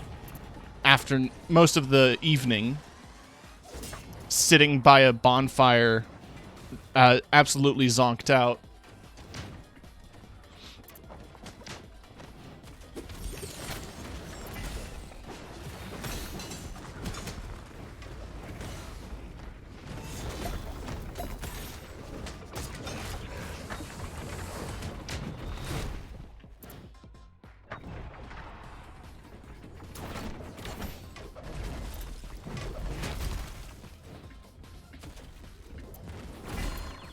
Woo!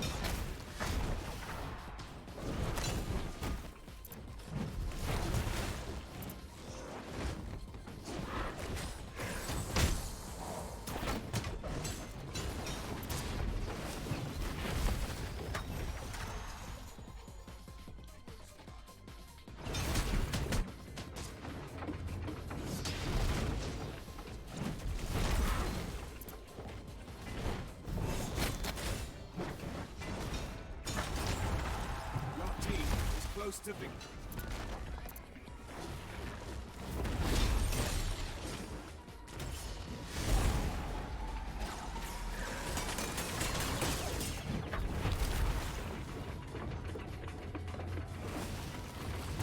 Woo.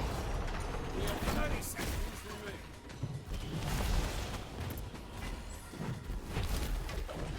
I'm trying to think of, like, one album that I would absolutely love to own. There's a few. You have been defeated. RIP. But, I don't know, I'm blanking on, like, if there's any I want that are genuinely rare. I think the last time I talked On Records, I mentioned that I wanted, there are two pressings of the Scott Pilgrim OST. There was one done recently by Limited Run, Knockout. Sinking. following the physical release of Scott Pilgrim, like, in complete edition or whatever. But there was also the original printing. I'll take either.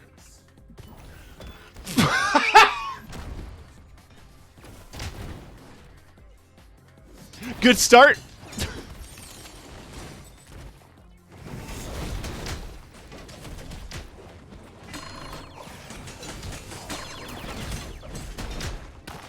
I know I want Plague Soundscapes by The Locust on vinyl so fucking bad.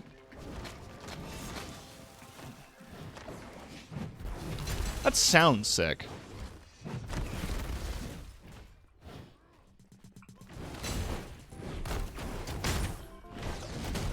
I'd also love to own Doom 2016's OST. Because it came in like a big collector's edition, like colored vinyl, and it looked sick as hell. Plus, Mick Gordon's music is actually pretty good.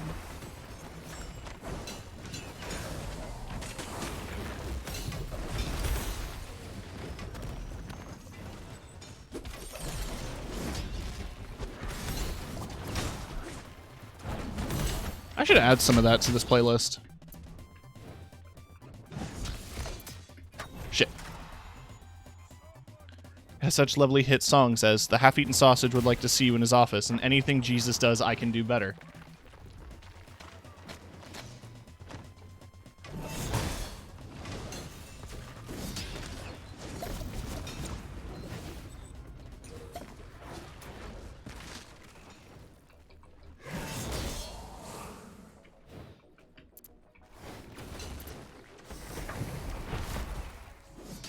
My music taste is awful, though, I will argue. I've been really into hyperpop lately, hence why I really want to go see 100 gecs. I've also just been enjoying their new album. It's got some bangers in it. 757 was a song that I did not like at first listen, but it's stuck in my mind. It's just that catchy. And you know how everyone, like... There's a small subset of people who made jokes that's like... People who enjoy 100 gecs are the same kind of kids who listen to Nightcore remixes on YouTube. The breakdown in 757 literally sounds like the vocal breakdown in Masturbate to Cartoons.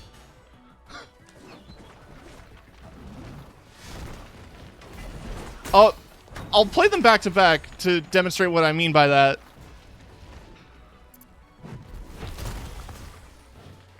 When this match ends out.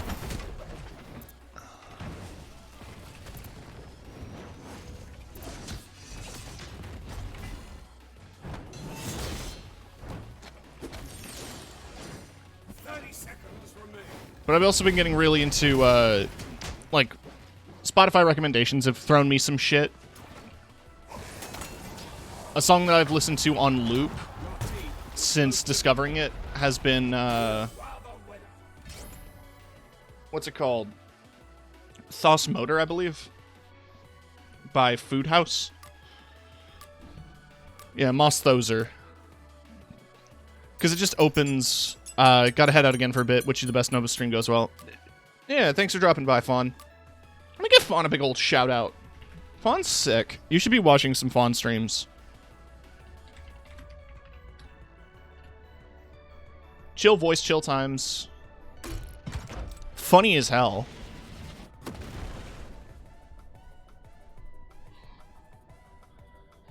Eliminate your opponents.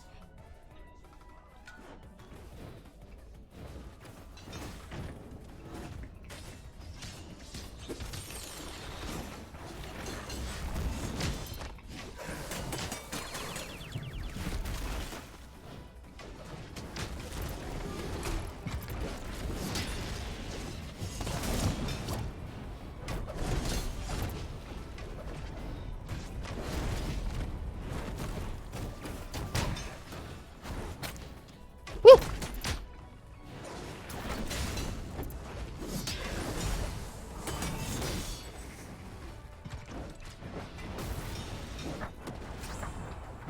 Ever play Tales of Iron?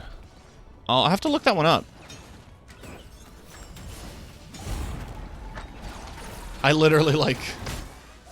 Woo! Oh, that looks sick. It's giving me some Redguard vibes, which... Or Redwall vibes, which I'm really into.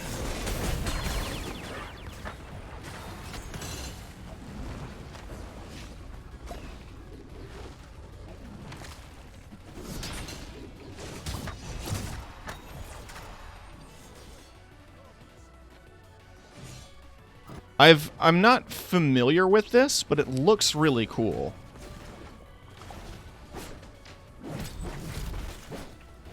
Got it on PS Plus and I'm enjoying it. Yeah, I'll have to look at it.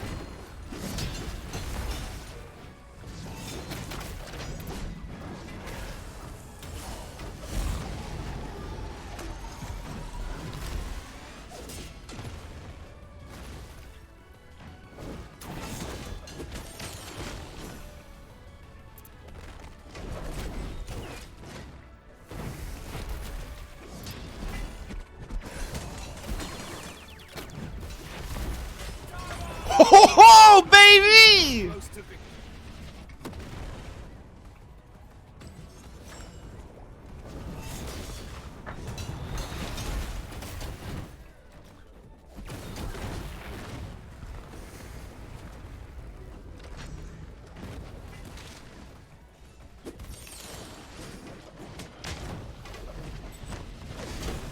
Woo.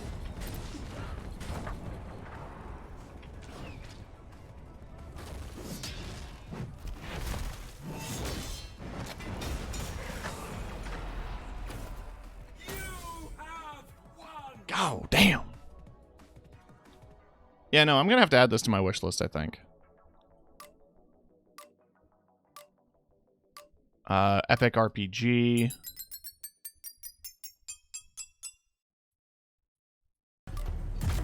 For centuries. For cent. Knockout! Astrolabe It's like, it's very Redwall-esque, but the art style's like thick line work and very grim eliminate your opponent. vibes. It's giving me some Darkest Dungeon as well, which I'm absolutely into.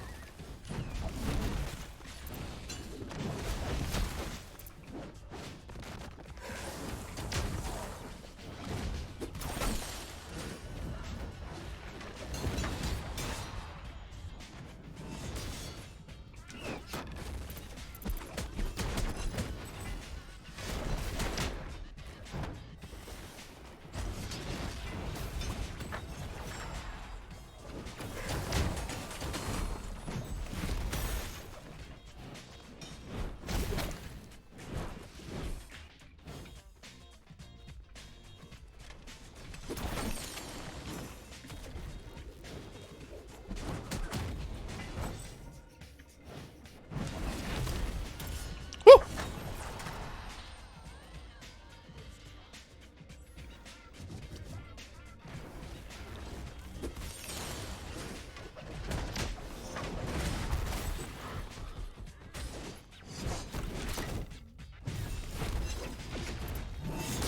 Pee pee poo poo man.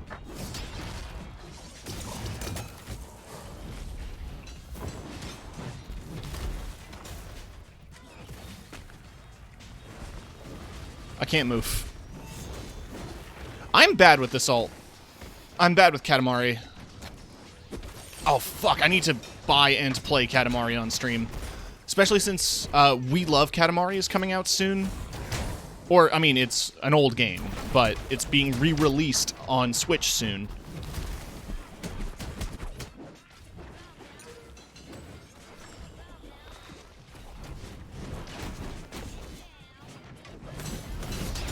I'm definitely not one of those people that demands, like, the highest resolution, best new versions of video games or whatever, but I would love to see a genuine modern Katamari. Mostly because, like, imagining a Katamari built to the specs of modern systems, not because I want it to be high-res or HD, I just want it to have more objects on screen.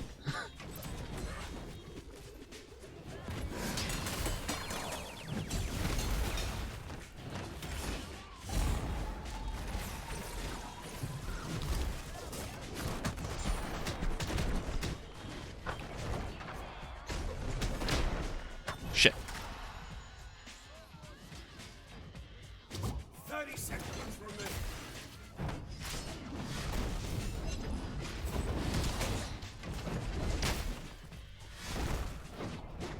Luke.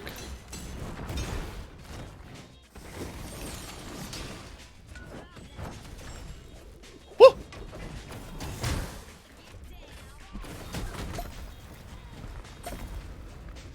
I can't fucking move again. 30 seconds remaining.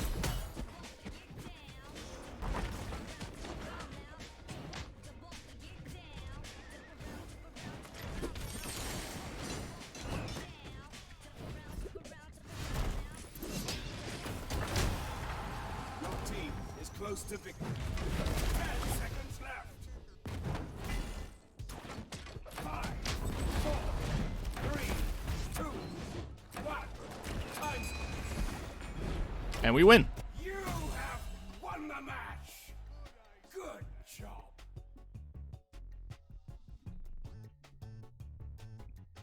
But I wanted to demonstrate what I was talking about earlier with the songs.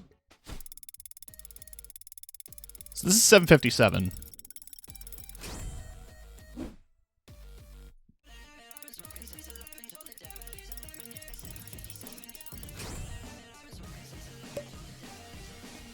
Right. Around here.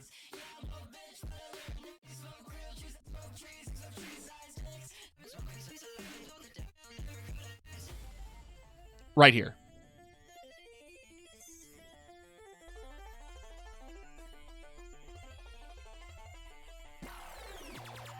Right?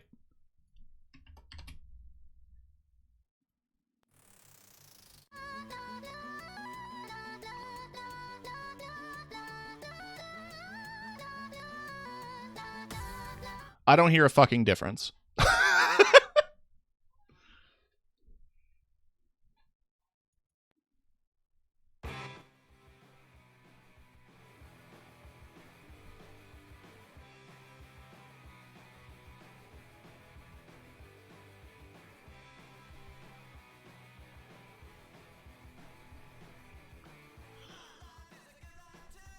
Man, leveling in the event pass takes a bit. Takes a lot of time played. Which I guess makes sense, because there's only 20 levels. Look at that crop top on that bad boy.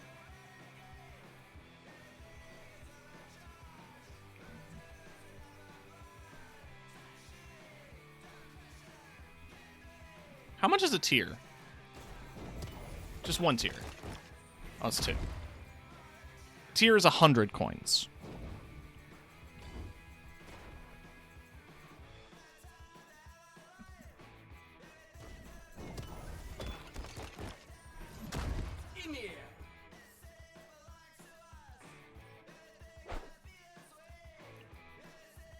Deal additional knockback to slow to frozen enemies. Heavy and hold heavy attacks now apply a slow. I like that. We're keeping that. Minor traits. Air light attacks deal additional 15% knockback. Air heavy attacks deal additional 20% knockback based on distance. After jumping off the icicle, air heavy attacks used before touching the ground to deal an additional 6 damage. Enemies frozen or grabbed by snowball takes 6 damage. Good. Hits against you deal reduced knockback. All sounds good. Dodging a hit grants an additional 6% ultimate charge. Non-ultimate abilities deal an additional 1 damage. The bonus is increased to 3 when your ultimate is ready. I'll use that for now. What's Ymir's? Hits against you are reduced by 5 damage down to a minimum of 12. Damn. Okay, so all of these are level 5. So it does give you a reason to play a character, but you don't have to play them to completion. Hitting an enemy with a heavy grants your next hold heavy or air heavy attack an additional 17% knockback. Very powerful. Knocking out an enemy heals you. Hits against you deal reduced knockback after dodging. Activating your ultimate resets the cooldown of your third ability.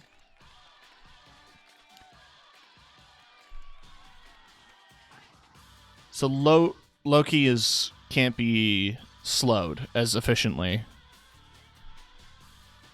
Gain 25% movement speed after dealing a crit. Hitting an enemy with an air heavy attack resets your ability to use your air luck. I need that for Zeus. We've heard this.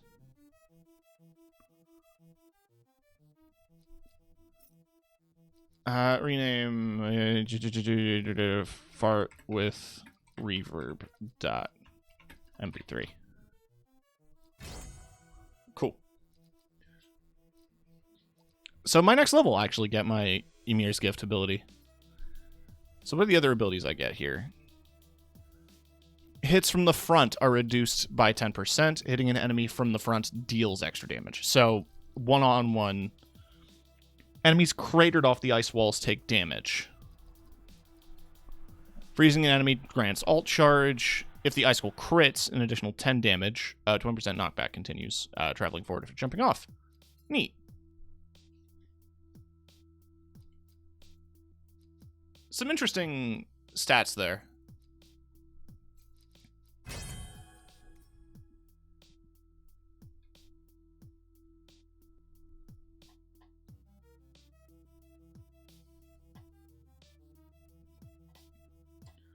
I don't remember if this song got flagged as copyright.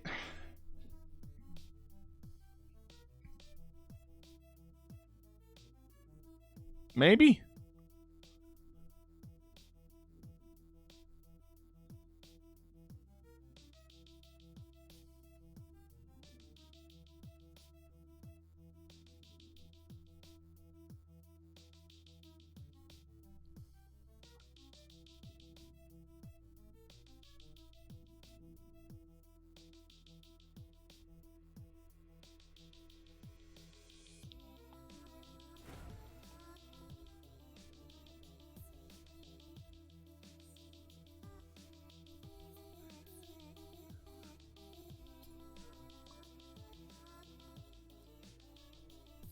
Oh, someone hard picked Ymir.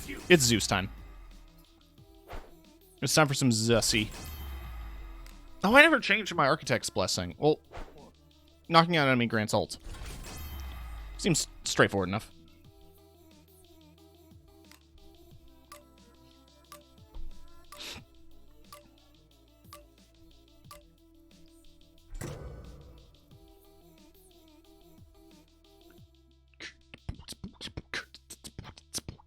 Ooh, we got the skin. It looks good.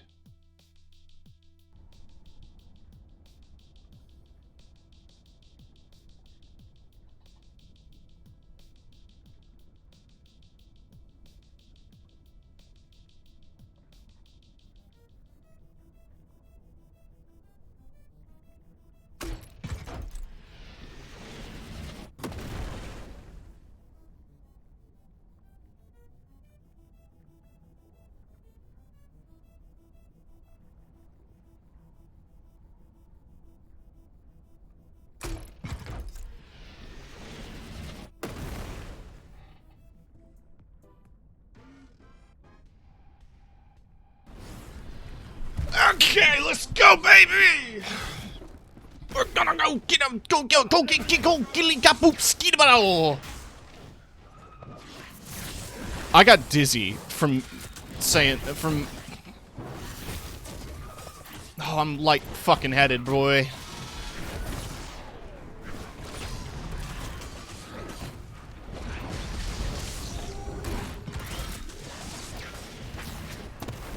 Oh, nice. Smart.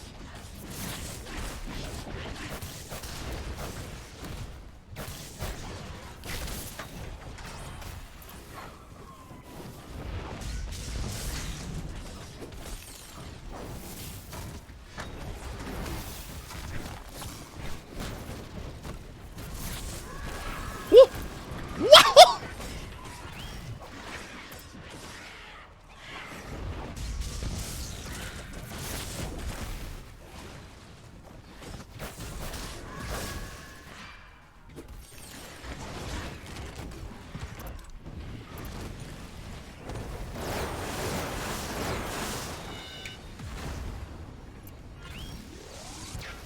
Oh, big lava ball. That's actually sick.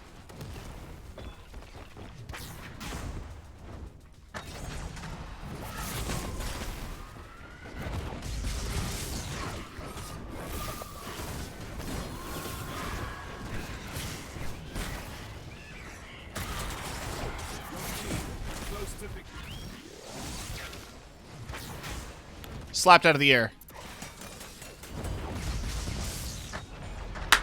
Wrecked.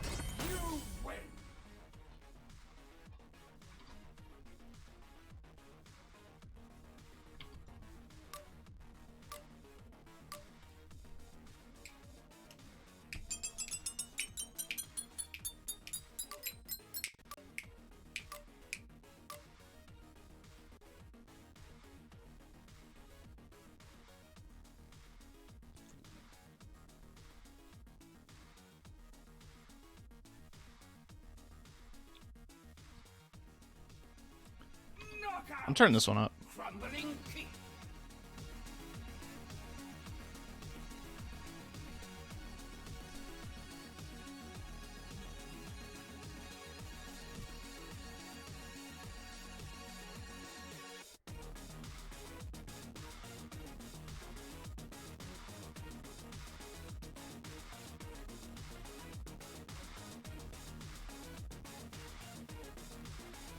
Eliminate your opponent.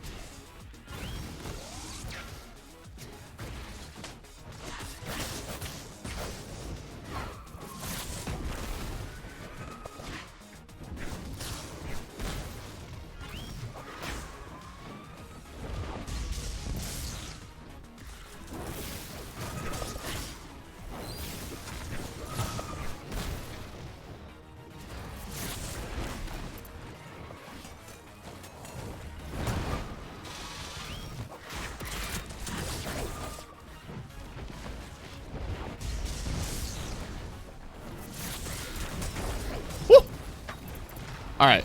Well, Herc woke up, so he's not free kills anymore.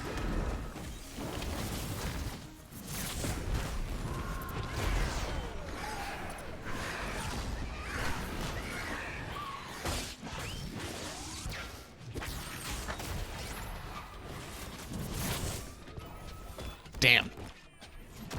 I'll take that trade, though.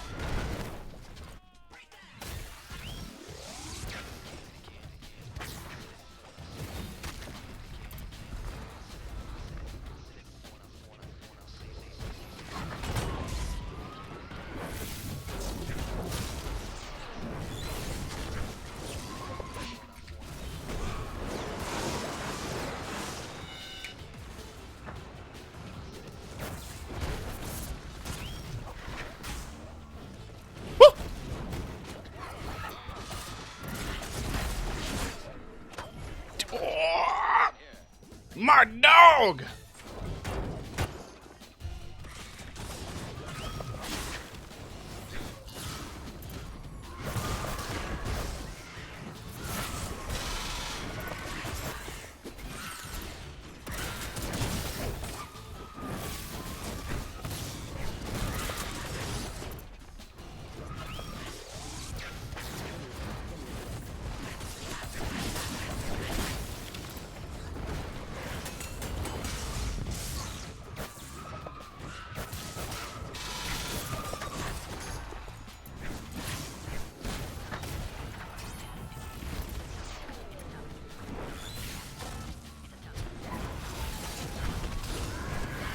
No!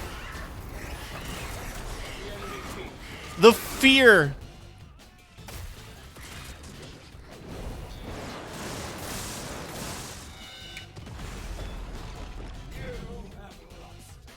Close match, though.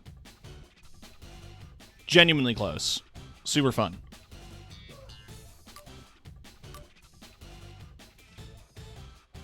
Give me a break. Give me a break.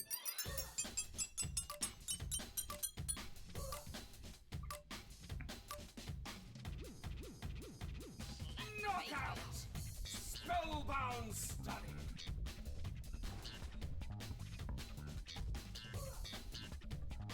Eliminate your opponents!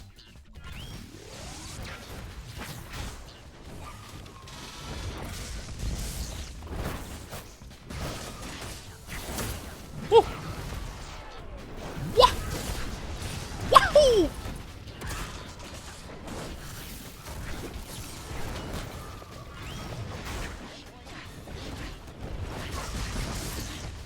I kept reading that person's name as Crimson Funko.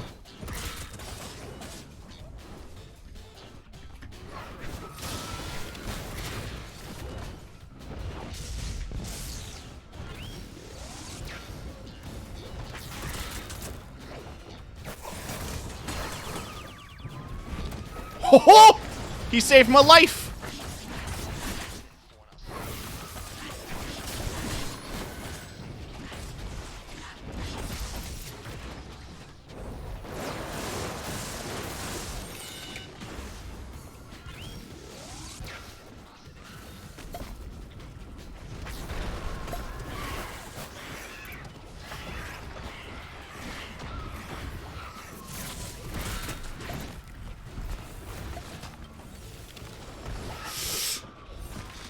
Ah, damn it.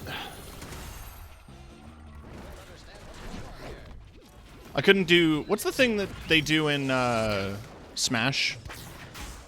Tilt? Not tilt.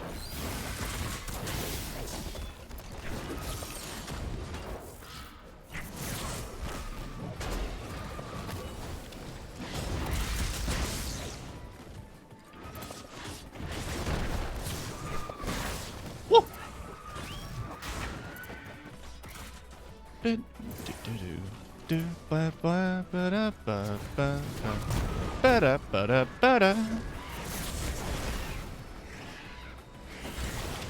Elite Gamer Hours, baby!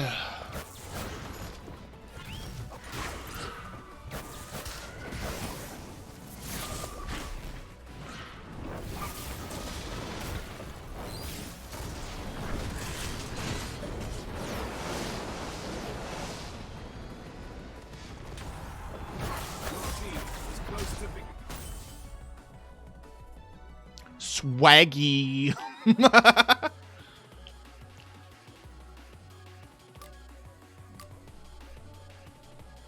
We're just that good. I don't know what else to tell you. We are just that good. Don't even come at us with the challenge. We will kick your ass. Spikes.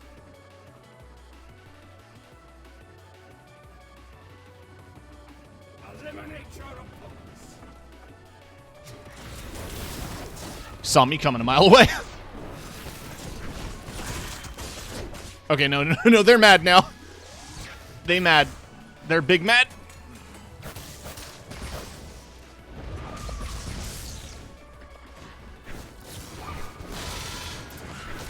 Pee pee poo poo.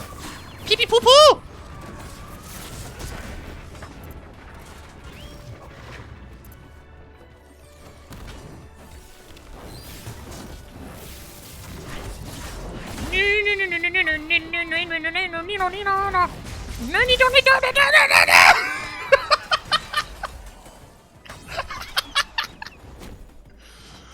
God damn it. Get out of here.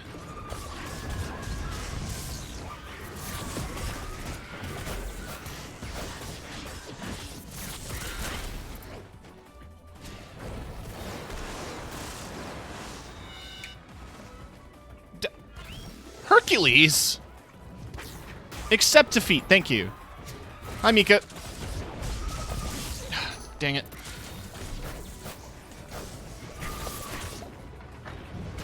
No. No. No, stop it.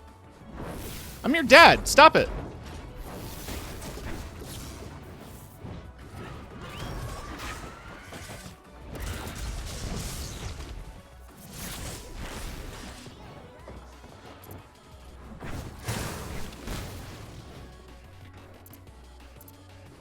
I'm not gonna lose to piss Ymir.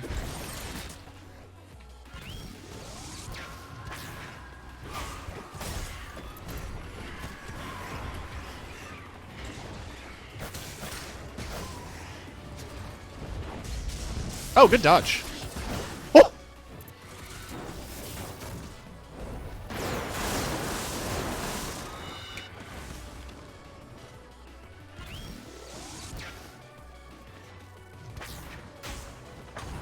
Oh! Yeah, baby!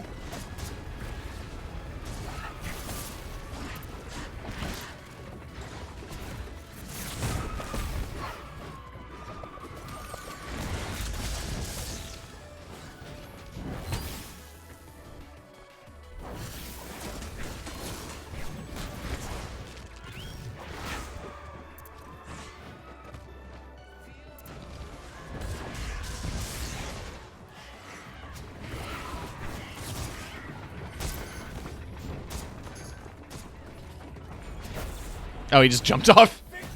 Well, I take that. We take those, as they say in the fighting games circles.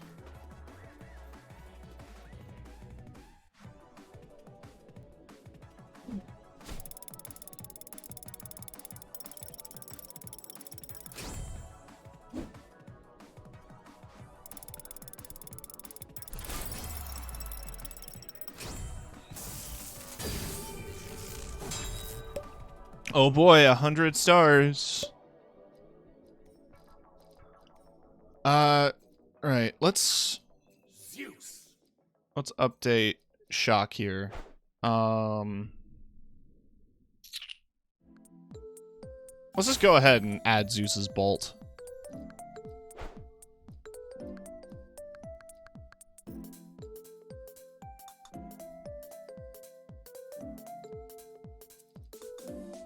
I really liked the pattern here.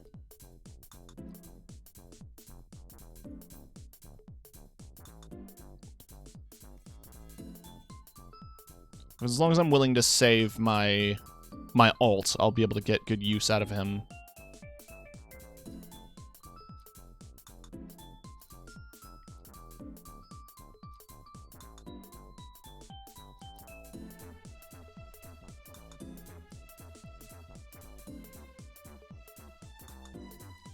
Here's an army.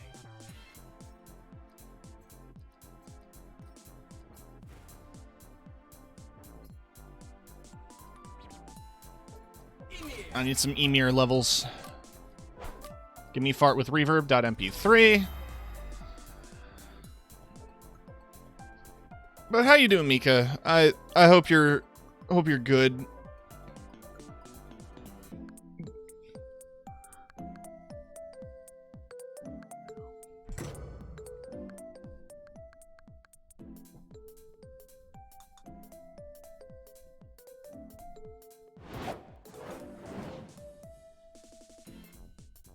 Really tired, but excited for Saturday. Hell yeah. Spellbound study.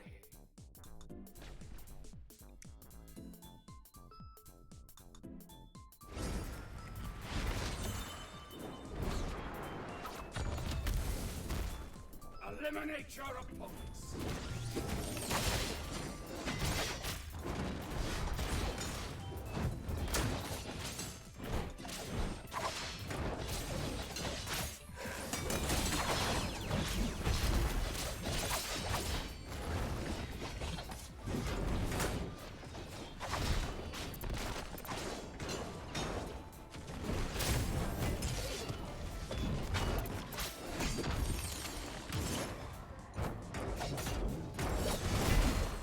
Get face that real quick.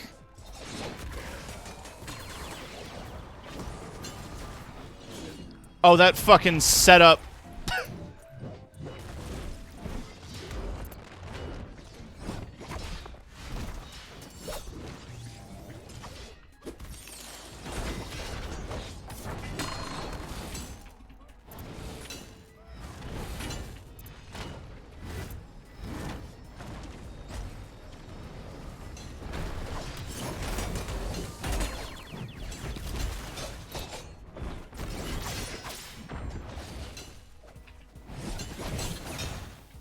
Didn't work out as effectively as I wanted it to.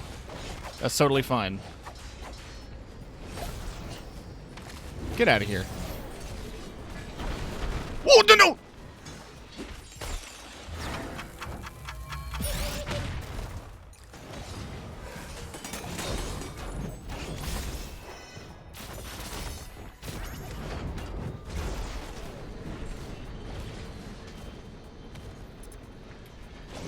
Got an anime convention to go to. I'm just so hyped. Oh, nice.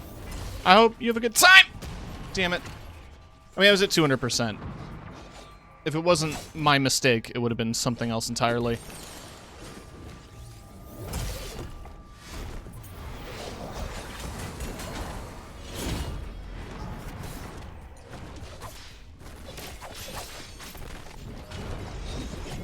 I'm bad with his walls, I'll be honest. I don't really know when is the best opportunity to wall. No, no!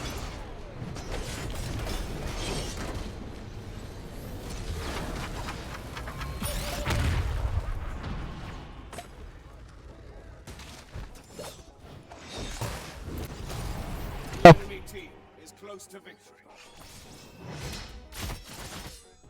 We were doing so well.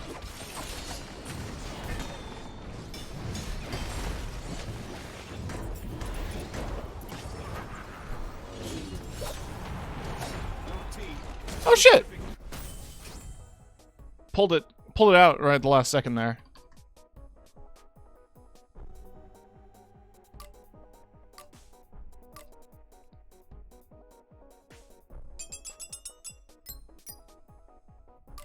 Unanimous. Everyone loves this stage.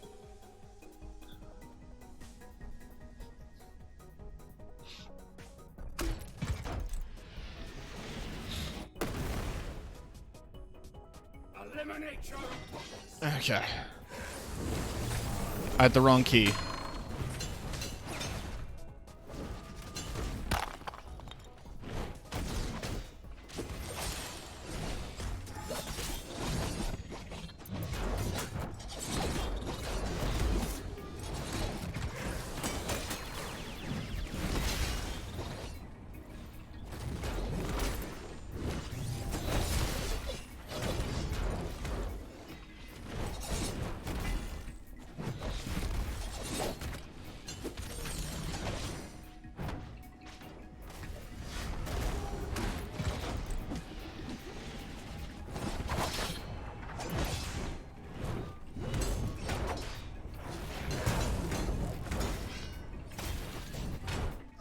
Pee pee. Poo poo. Man!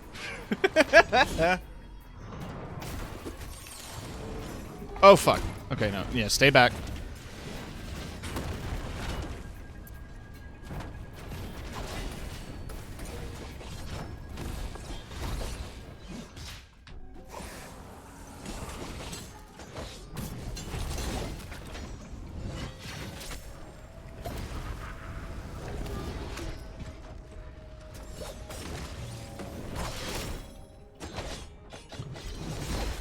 Well, Pee Pee Poo Poo Man originated as a meme image in, it was an edit of the poster, The Bye Bye Man, where it said, like, if you won't be laughing, or whatever, like, if you say his name. Because inherently the name The Bye Bye Man is stupid and silly. There was just an edit that said Pee Pee Poo Poo Man. And it's been rattling around in my brain ever since. And evidently, it feels fitting to have it in my lexicon as often as it is, because I have basically made a brand out of saying piss.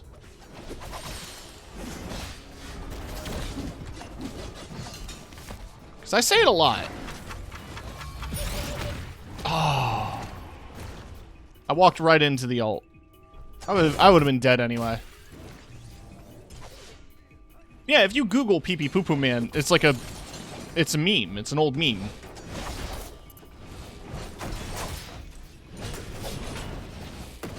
The piss thing, I mean, you're subscribed. You have access to the piss emote.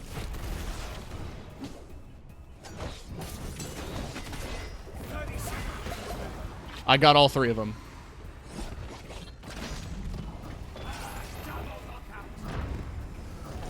Thor lived, though.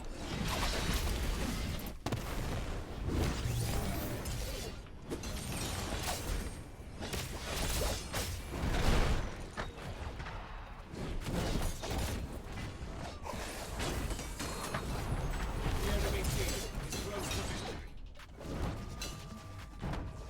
30 seconds remain. Oh, that's fine. I've made obscure knowledge of things on the internet part of my personality.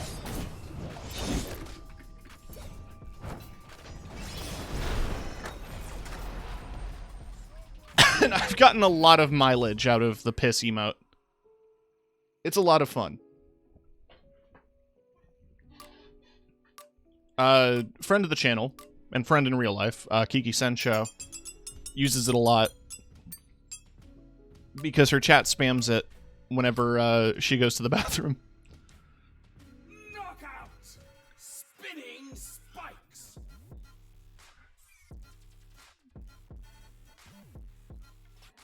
Eliminate your opponents! I'm gonna do a quick BRB after this match, because I should definitely eat something before I pass out.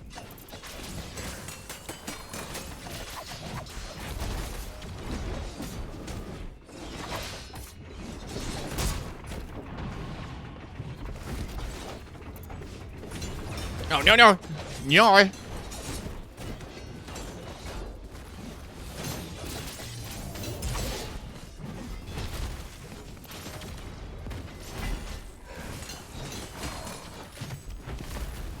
Get the fuck out of my house.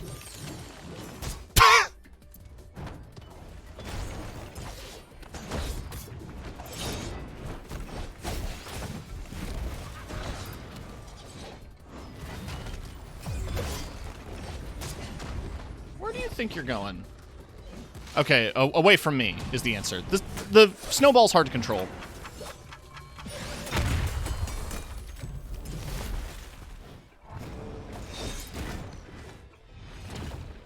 Wait, Thor's Q would just let him jump over the wall anyway.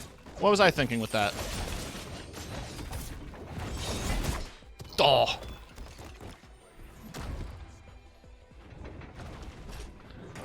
Oh, wait, what the hell's... That's a cute skin.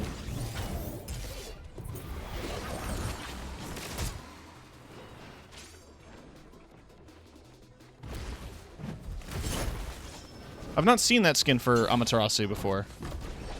I have seen that one before for Susanoo, the Cyber Susanoo.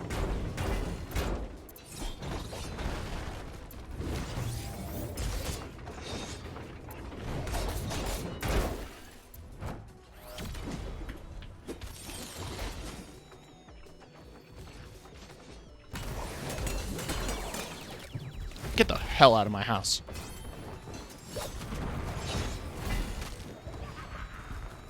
I did it to myself. It's zoning. I'm intimidating them. Shit, I died. The enemy team is close to victory. It was supposed to be intimidating. Yeah.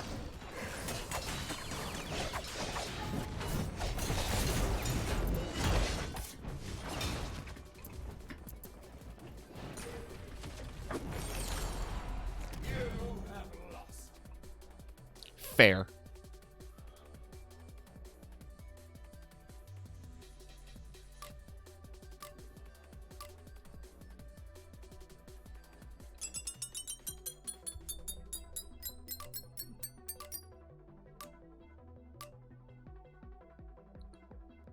Knockout! Spellbound study. If folks are wondering why I am playing Ymir, it's Eliminate your because of the free battle pass. Having the Ymir skin, I kind of want to justify having it, basically. And I did genuinely want to learn Ymir, because he seems like a fun character. Very unique.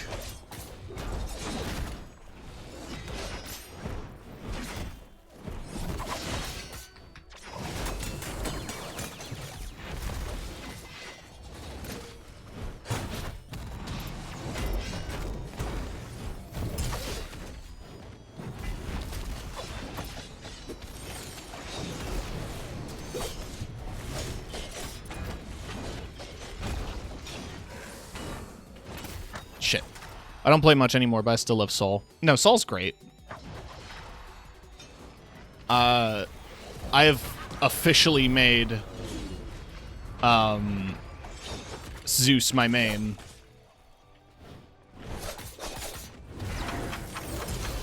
'Cause he is an absolute blast.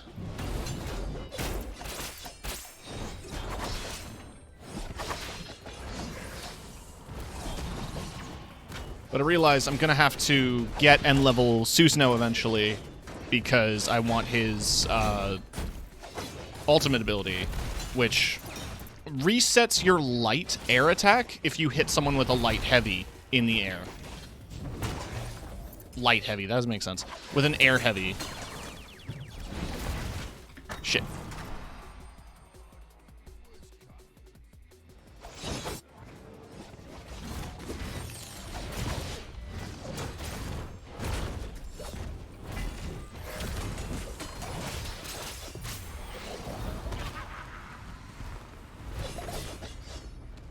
Get over here, Herc.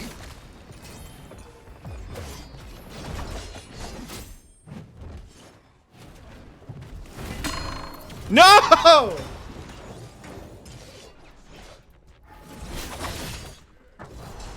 The enemy team is close to victory.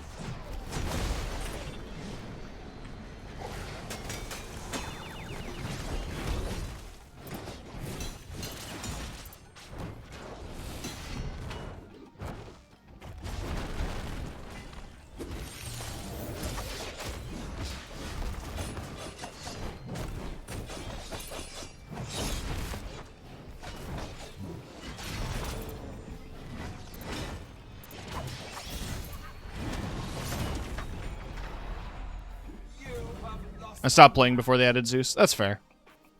Not a whole lot's changed. A couple new characters, but beyond that, it's still, at its core, the same game.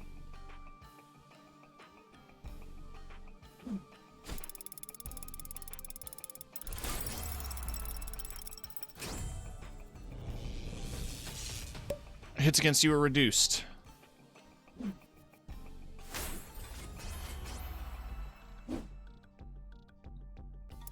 Definitely going to be taking that. Arrgh. Emir.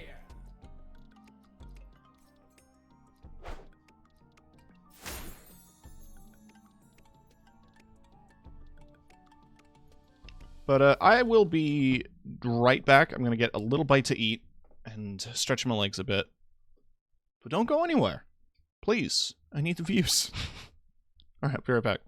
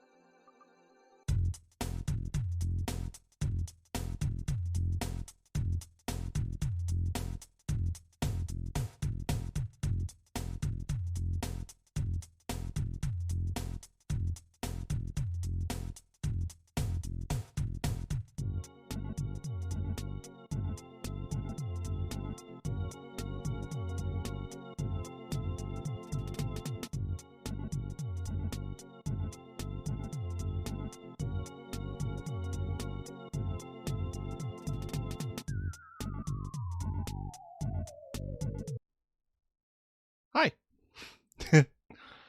I'm back. And yeah, no, that's some funny Earthbound music.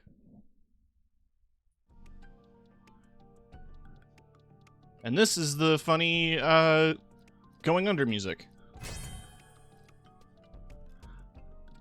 No, Sanctuary Guardian is the, Wait, I have Sanctuary Guardian on my soundboard. I just have to turn it on, because I'm a fool.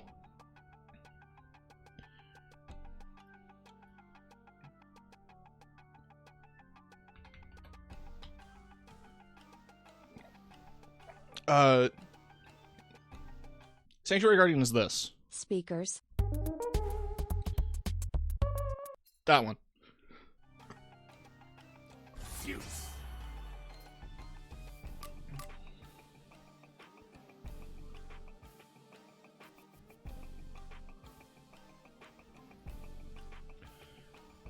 I've already had a day with my mom not understanding the concept of someone not wanting to hear about some whack job.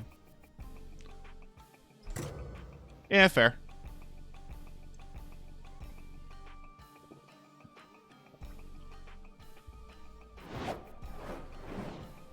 I'm trying to de-stress before guitar. Yeah, no worries. Crumbling keep. You can watch me get dunked.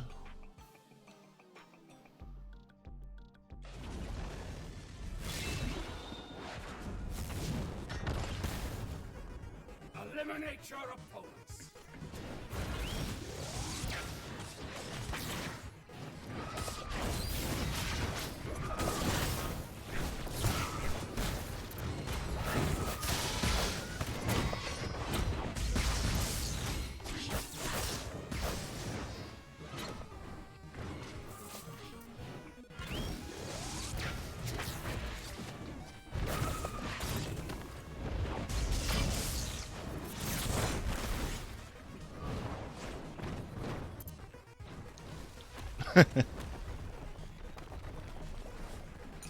I feel that. I get that a lot with my brother. As much as I love my brother, and as cool as I think he is, he loves to play devil's advocate and get into arguments with me. I've had multiple discussions with him about Hogwarts Legacy that I don't want to have. And about how, like, maybe improving things somewhat would be good for society.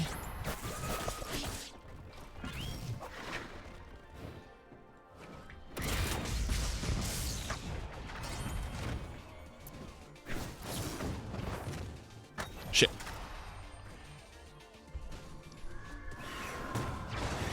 And I don't know how to discuss things with people where I'm like, I'm sure this means nothing to you, but this affects me a lot to talk about.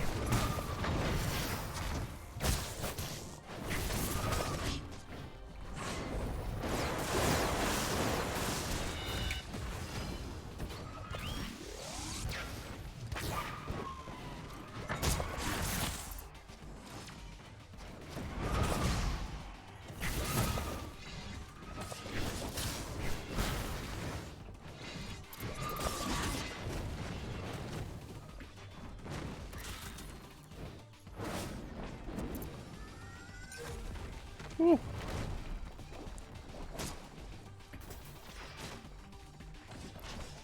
Yeah, that is fair.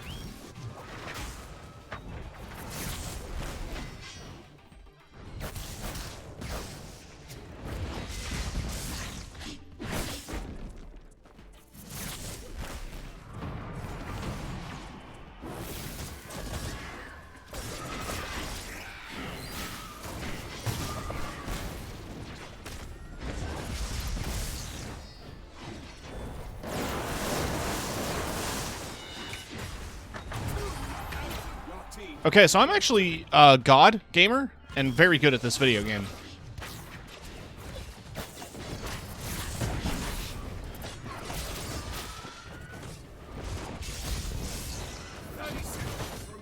Shit.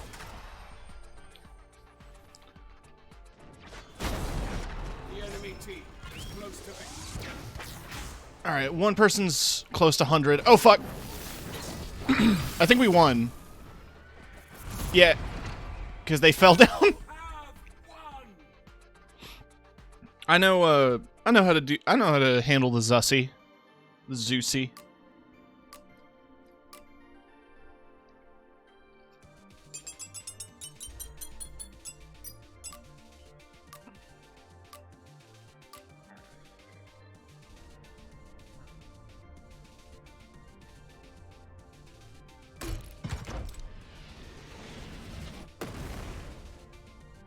The impression that I get from discussing things with my brother is that he just likes to argue for argument's sake. He just has fun debating, and I get very emotional when, like, pressed.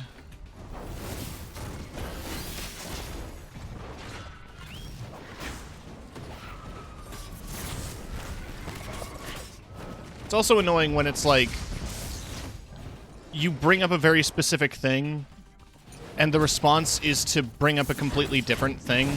Or, you know, just do any other argumentative fallacy.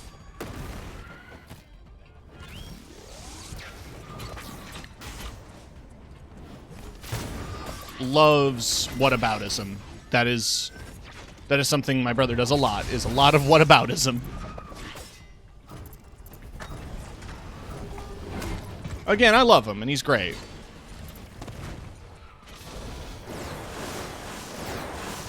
But it's very annoying to have a conversation about Hogwarts Legacy and for him to say, well, Nintendo gets money from Saudi princes. So are you going to boycott all Nintendo games from now on?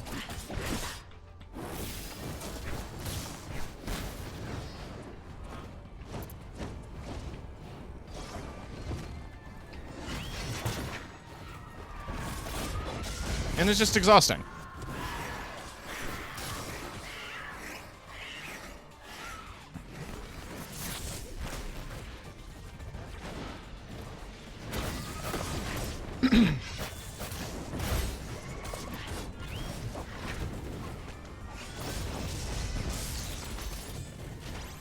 Woo! They are... When did they turn on? What the fuck? They're popping off.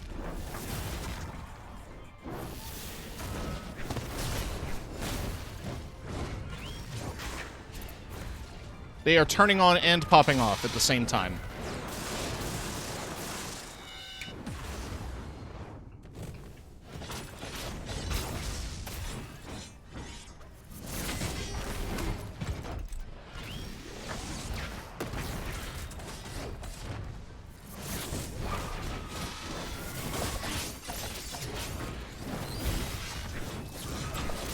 Whew.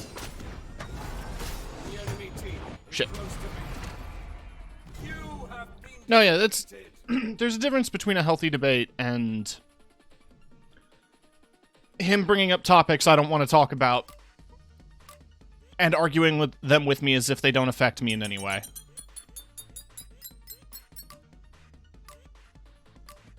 When they affect me immensely. Knockout! Spellbound study.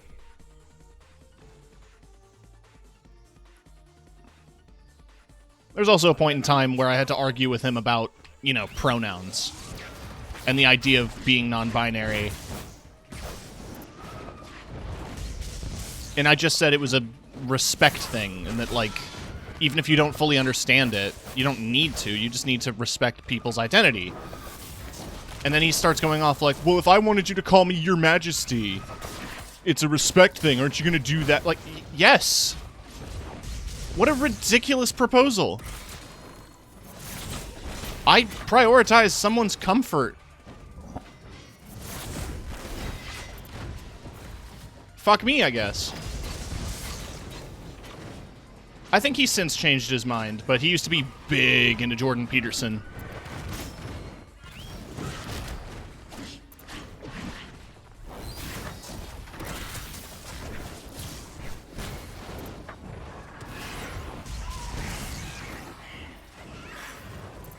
Woo!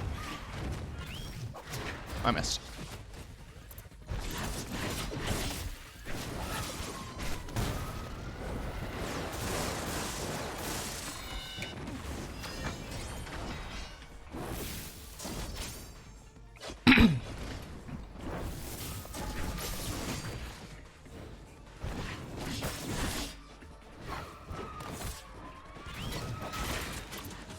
I mean, since his public face began, like, since he basically popped up in the...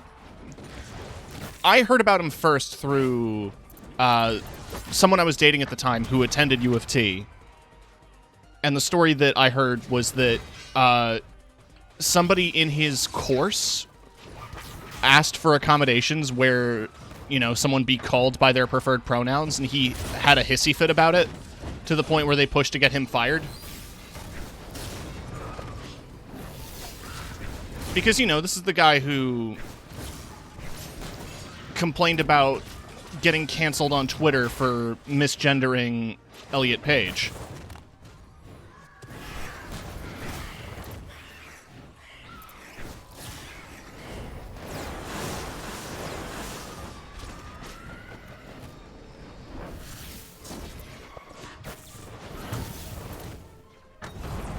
The enemy team is close to victory. No, yeah, things are a mess. I died. But, yeah, no, hi, hi, Gummy, hi, Pumpkin. You jumped into a discussion about Jordan Peterson. He's a gross dude, and I don't care for him.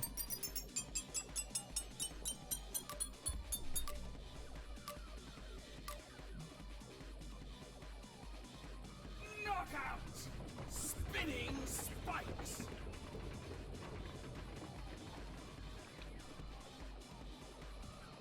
Eliminate your opponents! Yeah, I think, like, regardless of whether or not, like, if anti-trans folks want to argue about, like, biology or whatever the fuck, that, in my opinion, it's secondary to how, like, comfortable somebody wants to be.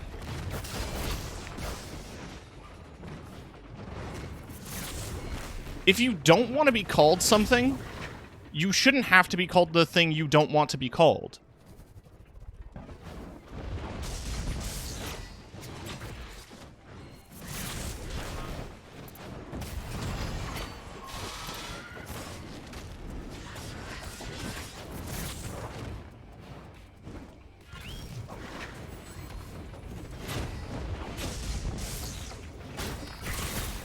I mean, this is regardless of the fact that there is actually a lot of biological evidence in support of trans folks and non-binary identities, historically and, you know, biologically.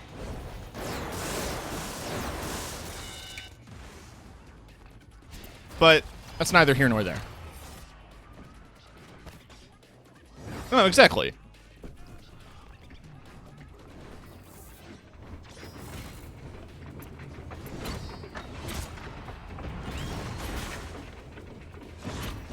But anything that goes against their narrative is too woke, trademark, or whatever.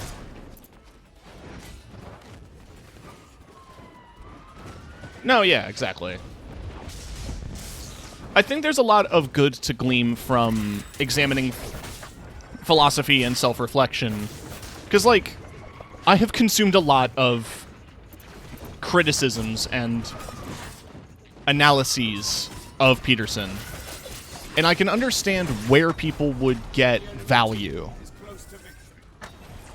in various different aspects of his work. But it's up to the individual interpretation, and he's not, like, the final say on everything. He shouldn't be. Damn. If he saves somebody's life by helping them reflect on their mental state and grow as a person, then I'm not here to say that that's wrong. I'm more here to say that his current beliefs are bad.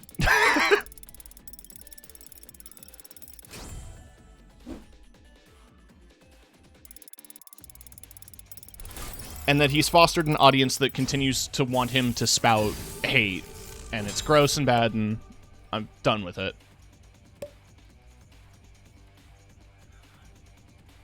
He wasn't a very good U of T professor anyway.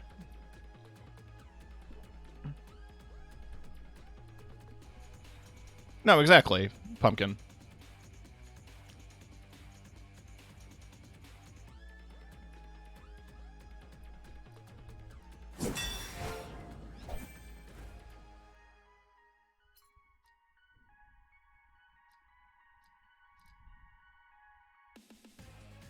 You know what? Let's do a Herc.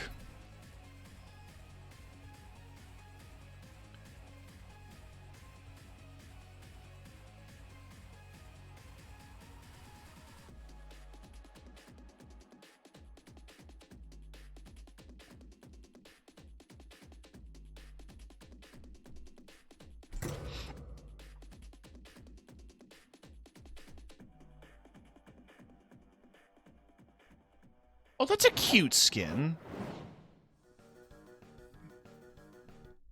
Knockout! Spellbound study! Your politics are inherently tied to you as a person. You can be great at your job and do numerous breakthroughs with people in psych, but if you don't think a group of people should be able to exist, yeah, that's always going to affect. There's always going to be some inherent biases in your belief systems. I'm going to go ahead and quote Vincent from earlier in the stream. Glad to see we've switched off of the heavy topics.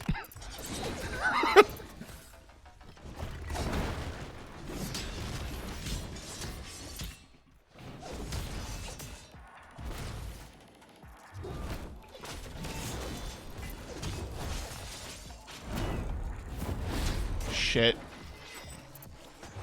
I fell.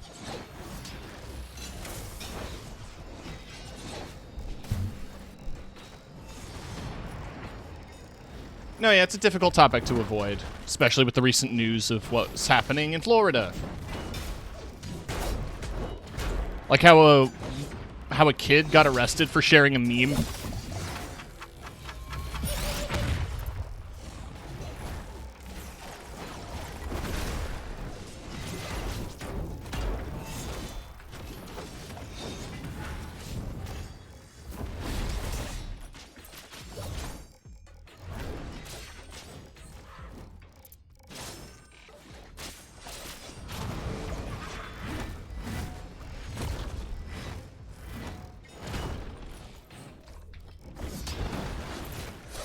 Skeepity beep beep, skeep bop bop.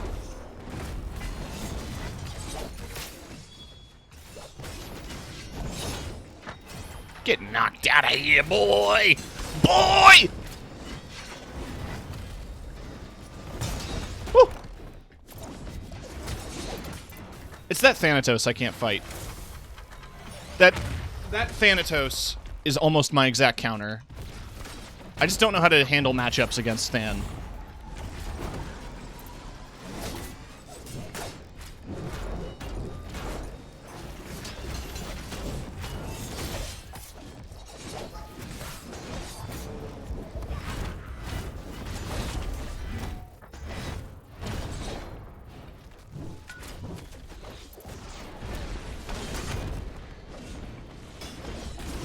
Rock.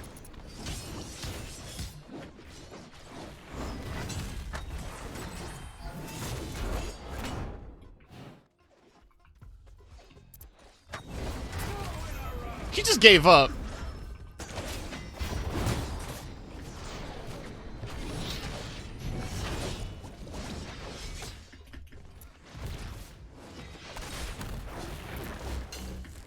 No!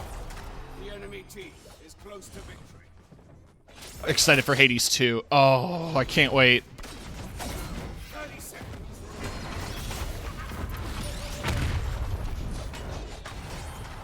Your team is close to victory. You have lost. No!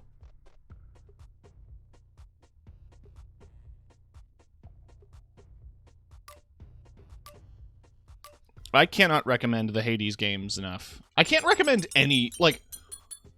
I highly recommend every single game Supergiant has ever made. I've not played Pyre, but it looks fun if you like card games. But I love Transistor, and I love Bastion. And I love Hades. Eliminate your opponent.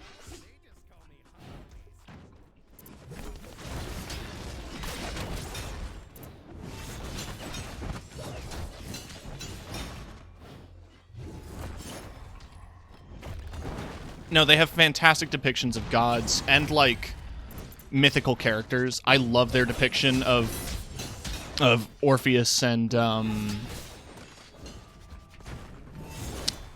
What's her name? Not Euripides. The Dryad. I'm blanking.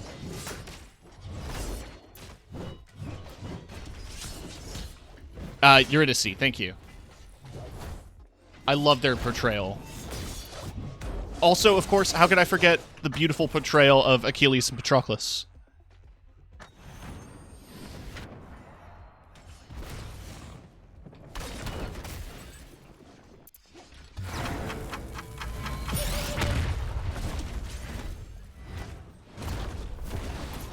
These bitches gay, good for them.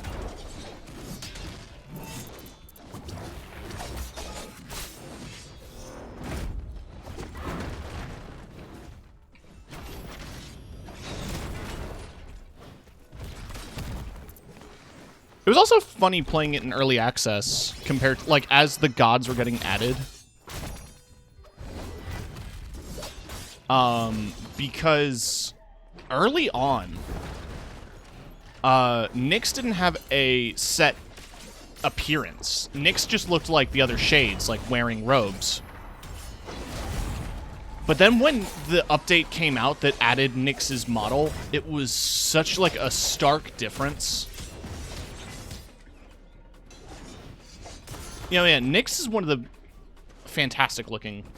I mean, all the gods look amazing. Based on my tastes in men, my obvious favorite has got to go to, oh, double kill.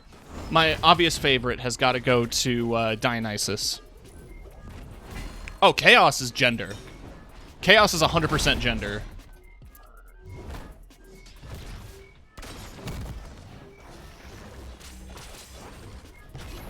No. I mean, Nyx looks fantastic, and Nyx might be having a new model soon.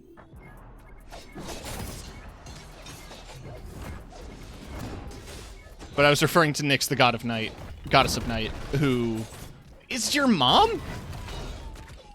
Okay, technically not. I mean, your mom is Persephone.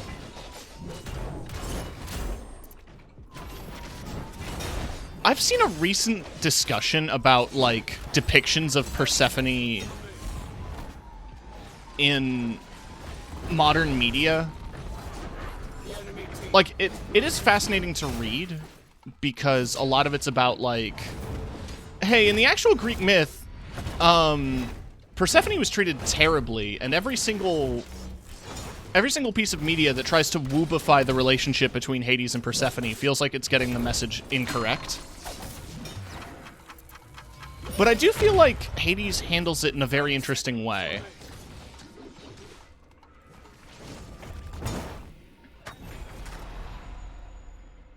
You have been defeated.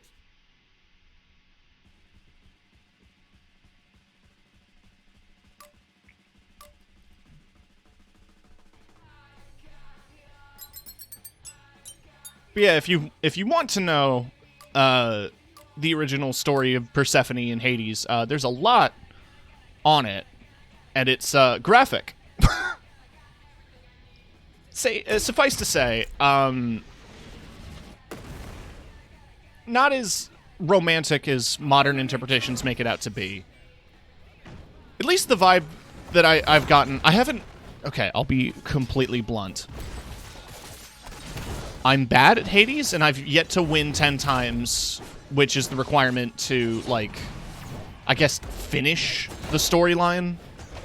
There's a lot more story after that, but I haven't... Shit. Is that the Kiki Sen show? Lesbian raccoon pirate, known for collecting eggs. Oh god!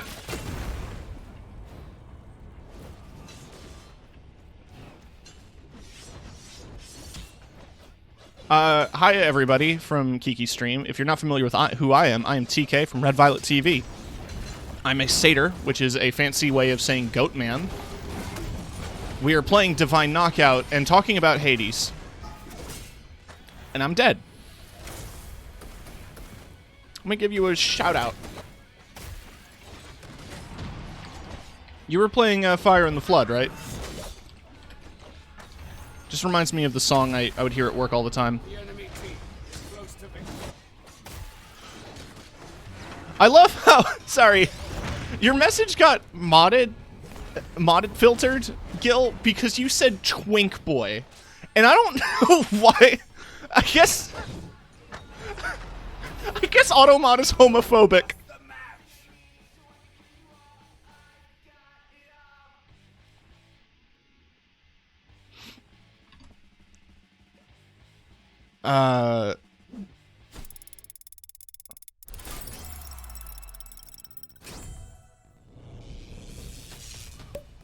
Hitting an enemy with a heavy attack grants your next hold heavy or air heavy attack an additional knockback. Good.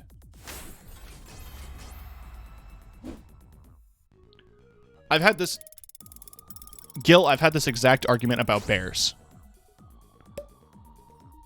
Bear doesn't have to be gendered. Are you thick, muscular, hairy? You're a bear. Fuck gender. I know plenty of dyke bears. It's not mutually exclusive to men.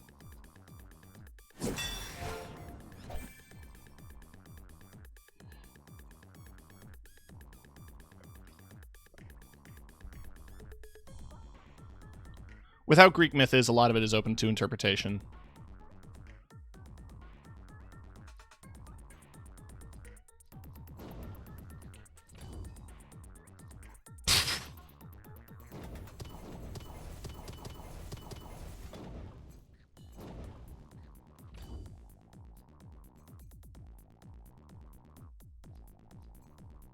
It's like the Bible. But people get mad when you say the Bible's a, a story of myth. This might actually get me to play Amaterasu.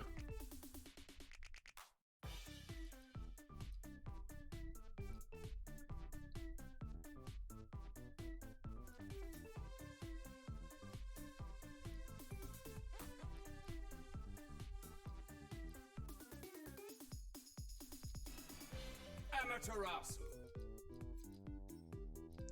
Oh yeah, it was this skin I was seeing. This is cute. Look at the hair. That's adorable. Where's the fox stuff, though? Or anything...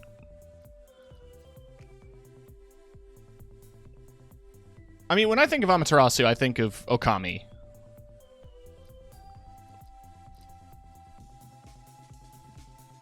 All religious texts or stories... Yeah.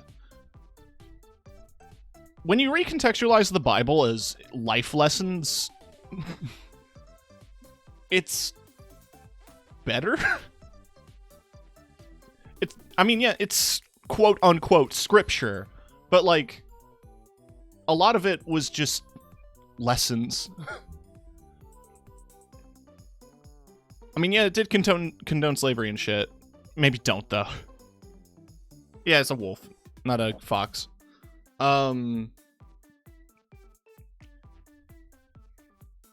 But, like, yeah, no, there's some rough shit in there. I'm not saying to, like, actively apply it as guidelines to have you leave your life. But, you know, you hear stories about, like, the house built on sand and shit. You know, personally, my favorite story is about how Jesus destroyed a church because it was filled with people selling things. Nobody ever talks about that.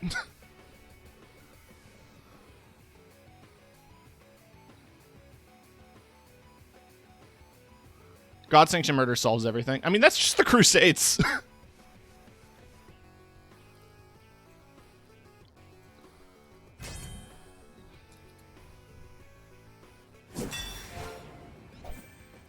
Fuck religion, man.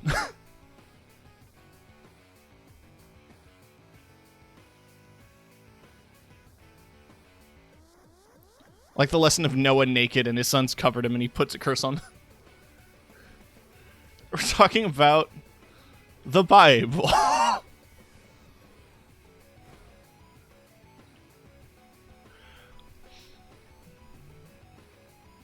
No, but I love anti-capitalist Jesus. I mean, I think the logic behind why he stormed the temple and chased everyone out with a whip, by the way. He started whipping people. I think the context was it was Sabbath, and they were selling things in the temple physically, so they were disrespecting God and working on the Sabbath. Jesus whipped.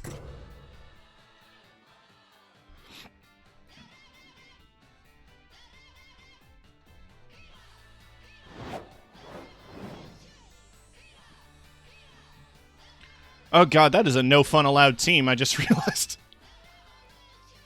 Wukong, Thanatos, I already forgot the third one.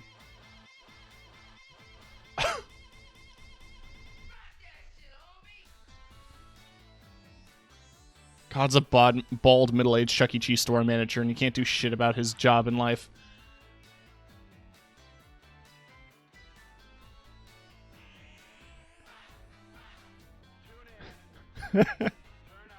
Here's my hottest take. H.P. Lovecraft, Handshake, the Bible. Fan interpretations are thousands of times better. And I say this because immediately in my head, my favorite interpretation of God was the one in Futurama.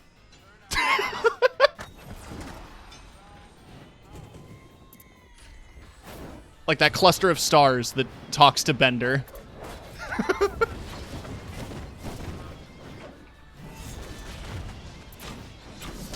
Oh, it was Arthur. Yeah.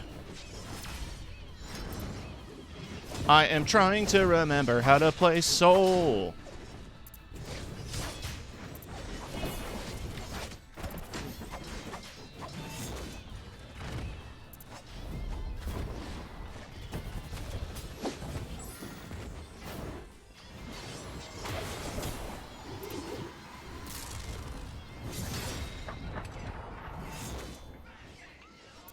No, me skinny baby buscara. Ibu do scootabu. But no, I don't.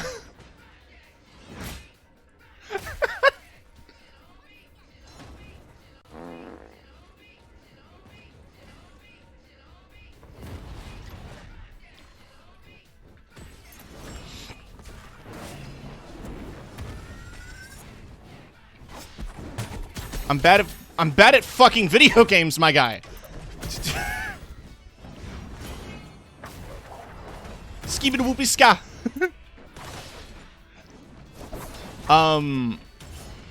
I used to do it a lot playing Final Fantasy XIV. I call my static started calling it danger scatting. Cause yeah, no, I would panic and just make sounds when losing health.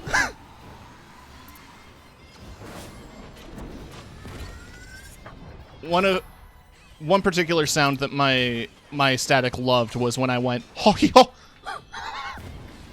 They would quote that at me all the time. Love that for you.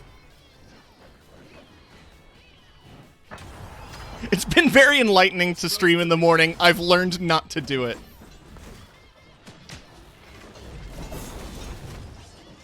Yeah, that's fair. I kind of like my time slot of like mid-afternoon to evening. I know I don't get like a ton of people because of time zones and sleep schedules, but it's comfy for me and it gets me out of bed. I do this for me, goddammit. Fuck the fan.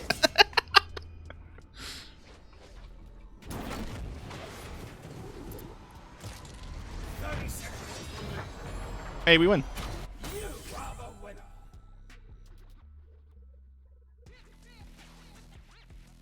I usually just scream in terror whenever the boss puts an AoE on me.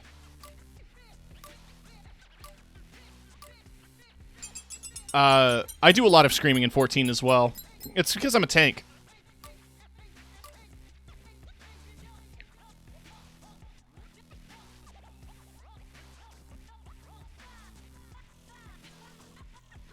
I'm excited to see you streaming that I bother Pumpkin when He's watching YouTube. Oh, I appreciate that.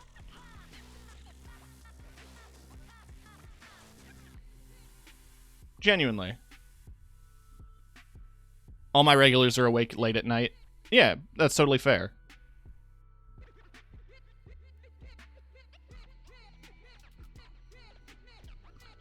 I just start picking and choosing who to heal versus who to let die for MP reasons. Eliminate your opponents. My most toxic trait as a tank is that I will pop multiple cooldowns out of panic. So when another big attack comes and I need a cooldown, I don't have one.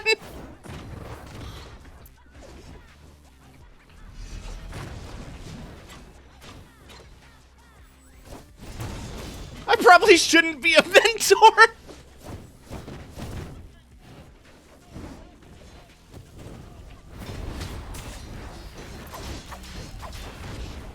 My biggest problem with 14 lately, beyond the fact that I can't afford the sub, is that I genuinely don't know what to play. I've been doing Beast Tribes with Machinist because I want to get Machinist to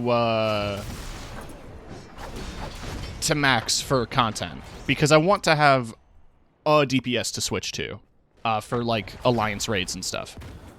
Because tank queues for Alliance raids is garbage. And I want to be able to switch out if friends want to do tank rolls or whatever. Oh. Thank you for subscribing, Gil. Now you have access to piss. Your team is close to victory.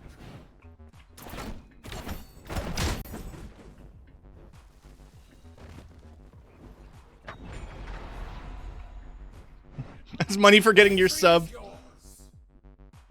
Piss access granted.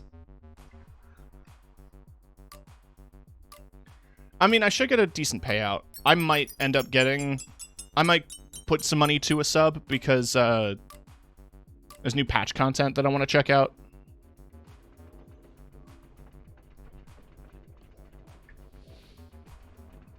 I'm on... Spinning spikes. Crystal? Alright. Have fun at guitar practice. Thank you again for the sub. I'm on Curl. I'm gonna go see about foods. I'll leave you a lurk. Alright.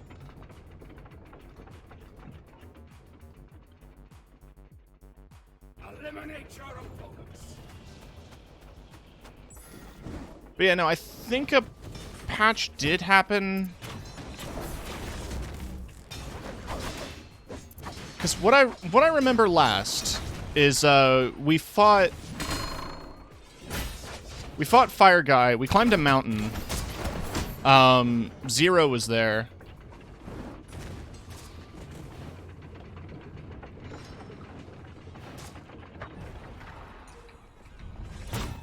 We taught Zero the meaning of kindness.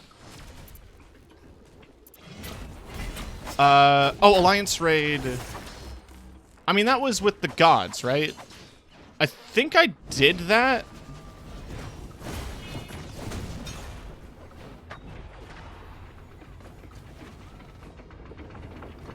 Unless is there a third now? Because I definitely did the second.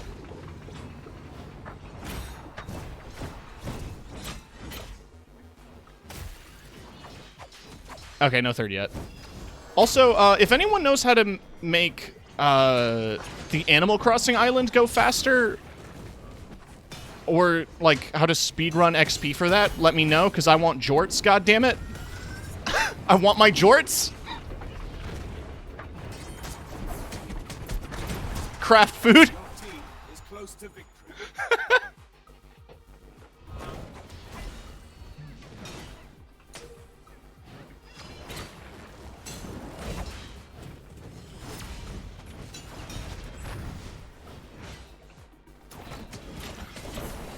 Make crops or gather apples. Alright, alright. Because, like, yeah, no, it's fun and relaxing, and I enjoy Won the match. doing most stuff in that versus what you do when actually gathering. But when you gather for other classes, you usually don't get a cute pair of pants.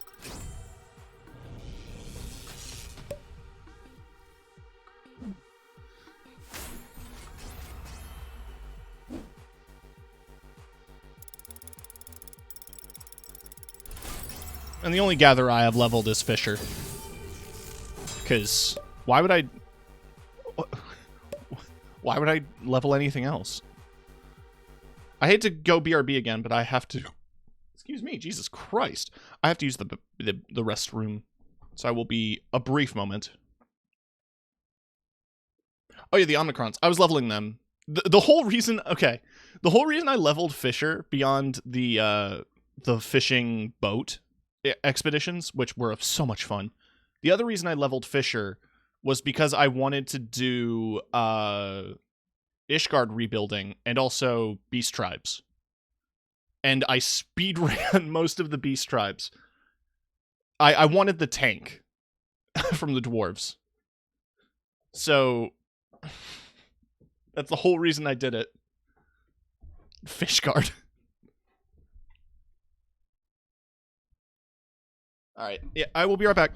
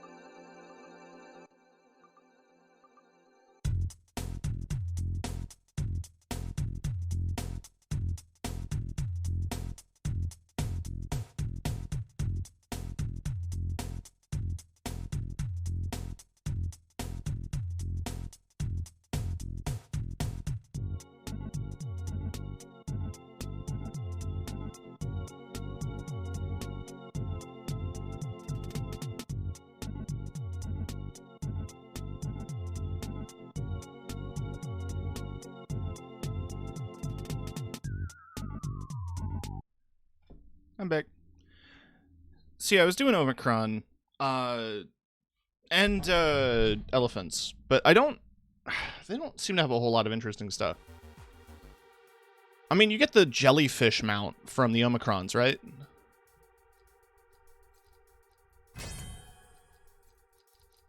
So he's almost, Soul's almost level 5, which gives me... Oh, deal an additional 50% damage to the last enemy that you knocked out in a round. Oh, neat. Elephants is a hippo cart. Yeah. That look cute. The hippos are adorable. I definitely want the baby hippo minion, which I assume is also there.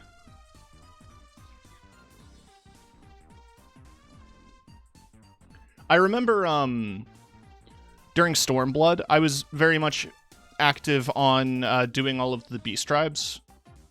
There was something about the leveling in Stormblood that, like, it was easy to get everyone to 70.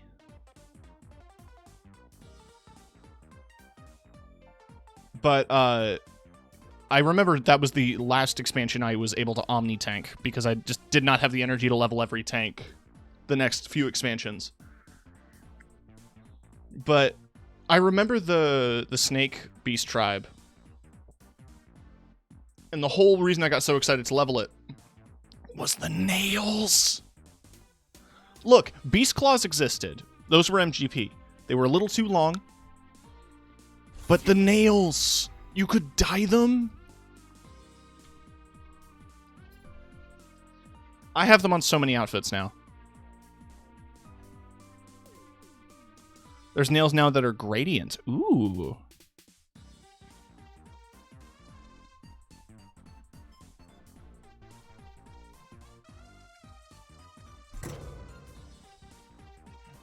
A lot of blonde bitches in this room.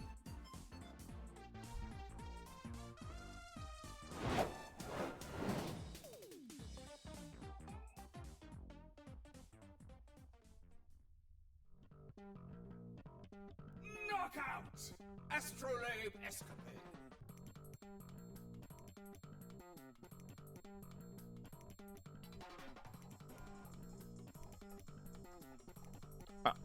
I might debate streaming 14 again. The last time I streamed it, this is such a weird random thing. It was somewhere last year. I streamed me just doing dailies.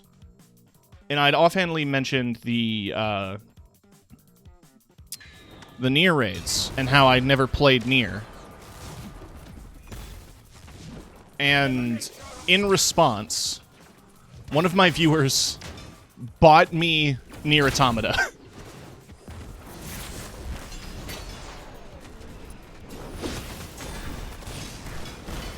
Which is great, because then I got to play it. And I get it now.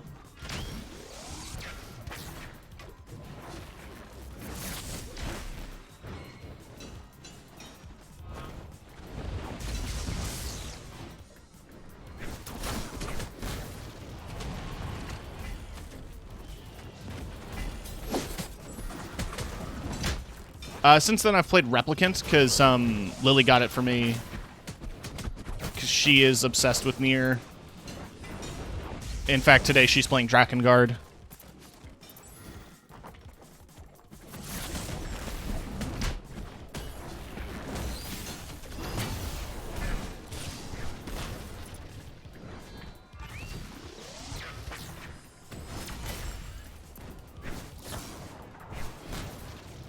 They wanted to help.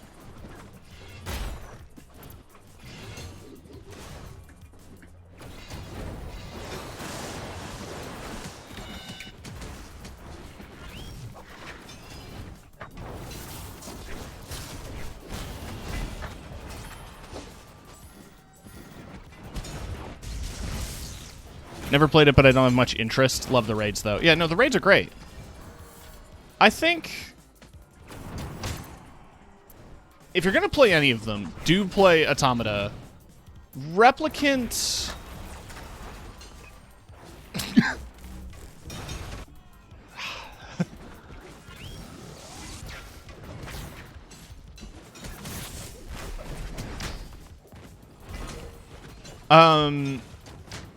in order of games that released, it's Drakengard 3, because technically one of the endings of Drakengard 3 is canon to the story of Nier. Nier Replicant is first. But they're in different universes. Or not different universes, it's just earlier in the timeline. And Replicant is basically just 2009's Nier.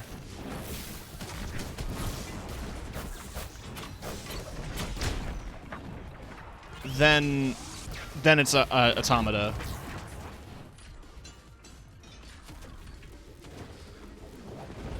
But they re-released the original Nier as Replicant because it just... in North America, it barely got any sales or recognition. So they thought that after Automata did so well, they thought, like, if we remade it and resold it, maybe it would catch on. And it did. It's also just slightly more polished than it was on the 360.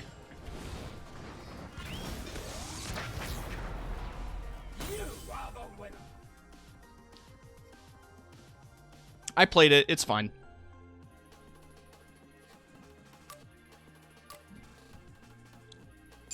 I don't think it's necessary. All the references in the Alliance raid are all to Automata. And I personally think Automata is the better game.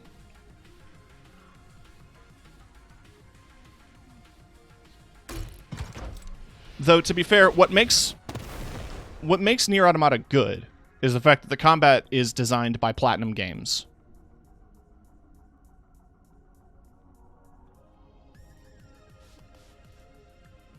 So it's actually like genuinely fun hack and slash combat.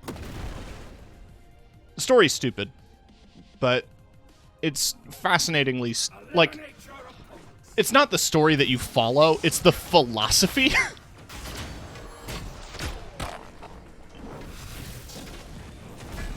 Like, I walked away from Nier Automata questioning so many things, or more so like the aspects of like the philosophical ideas of fighting a war that you don't understand. Because the way, like, humans built the androids to fight against aliens. The aliens are long dead, and the only thing that remains on the planet are the robots the aliens built. And very little separates them from the androids that the humans built. And because so much time has passed, they're beginning to evolve in their own ways. And it's the questions of, like, why continue fighting and continue this war if nobody knows why they're fighting or what the point of any of this is? If the fighting has been settled so long ago.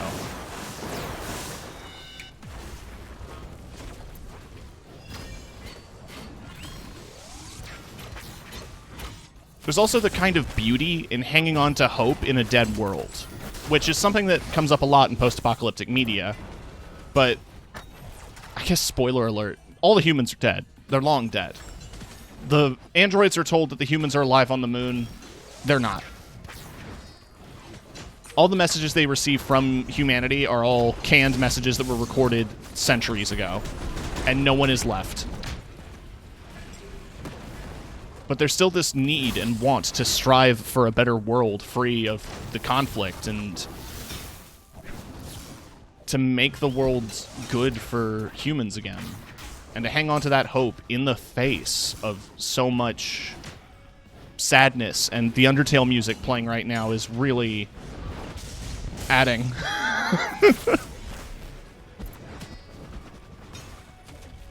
Being kind in an unkind world matters so much to me as a philosophy.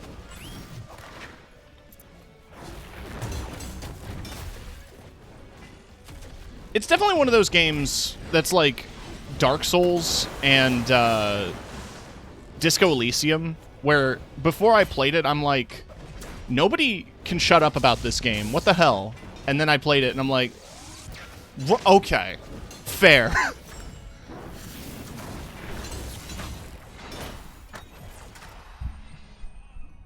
And Pumpkin, I totally agree. Ivalice is the GOAT. I love the Ivalice raids. Incredible, incredible fights, fun story. Except for The enemy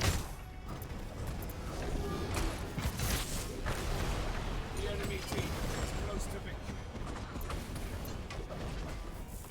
I mean, I say the story is stupid. I actually am probably being harsh on it.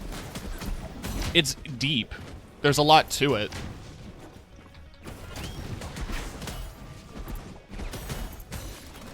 Like, one of the more interesting aspects of the plot revolves around, like I said, the robots that exist aren't considered, like, the robots are considered different from the androids.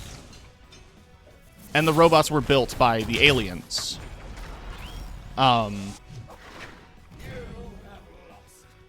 Aliens are, all the aliens that were invading Earth have been long since dead. They don't exist anymore. And the robots are beginning to take on aspects and memories of previous humans that once inhabited the Earth, or they are beginning to generate their own memories. Knockout! Spellbound but they're also evolving because they create their own androids in the form of Adam and Eve.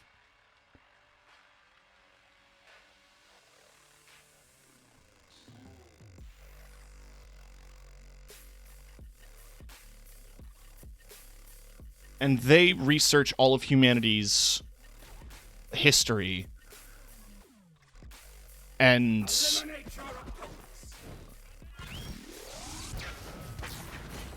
determine that the meaning of life is death, and it's complicated as all get out because it's Yoko Taro. I guess the way to look at it perspective-wise is Yoko Taro is just like Kojima in that if you're willing to buy into some of the bullshit, it gets fascinating. But also, this person should probably not be given as much creative freedom as they have.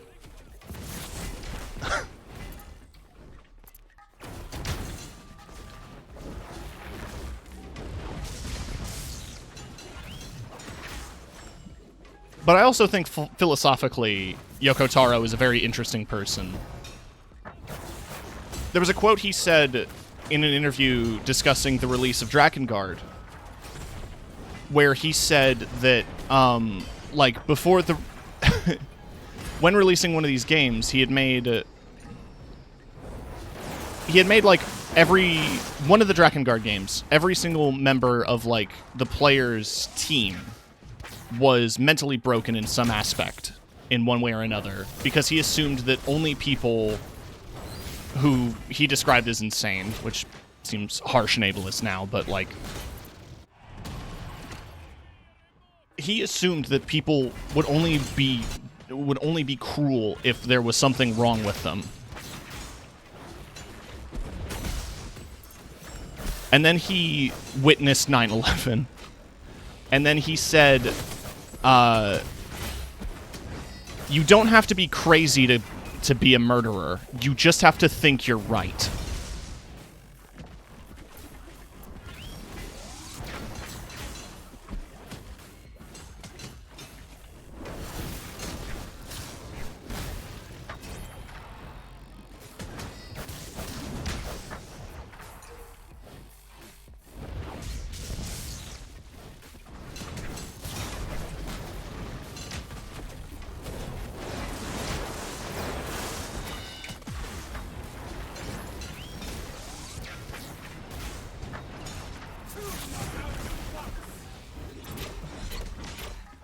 With a lot of creatives, it somehow comes back to 9/11. Yeah.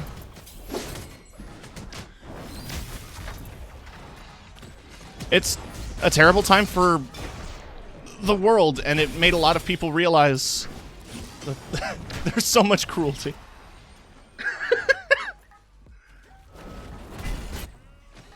I shouldn't laugh at that, but, like, goddamn. The enemy team is close to victory. 30 seconds remain.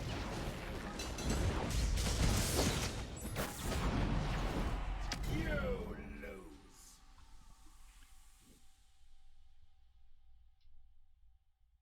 lose.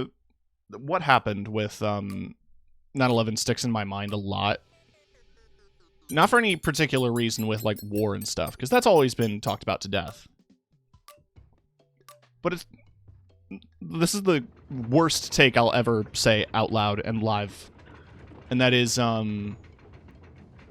it's fucked up that COVID can kill 1 million people and it doesn't change the world in any meaningful way.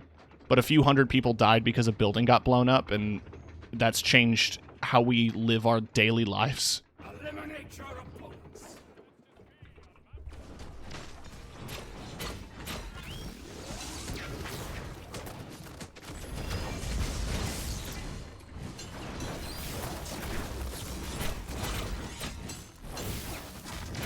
This is me being bitter about COVID, and I will remain to be bitter about COVID until I die.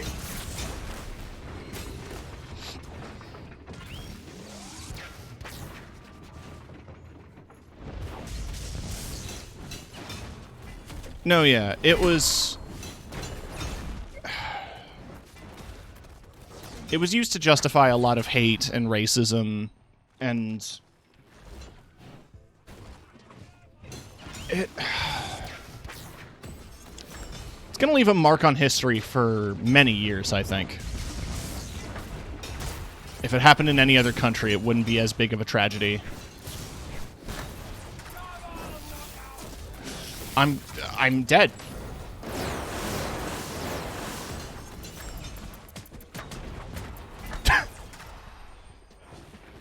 I tried to save myself with my ult.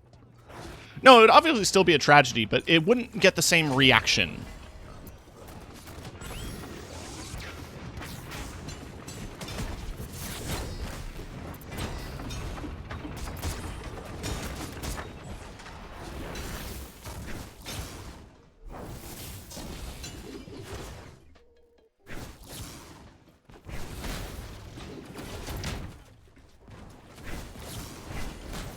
I saw an article talking about how COVID is on the decline, and I'm like, no.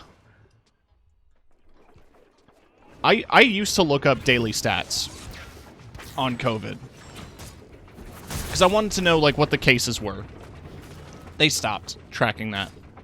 It used to be if you searched COVID cases and your area, you would get an update.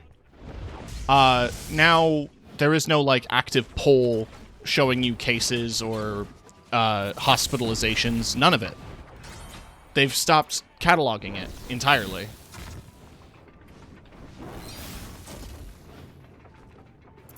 And yeah, the TSA has done nothing for us.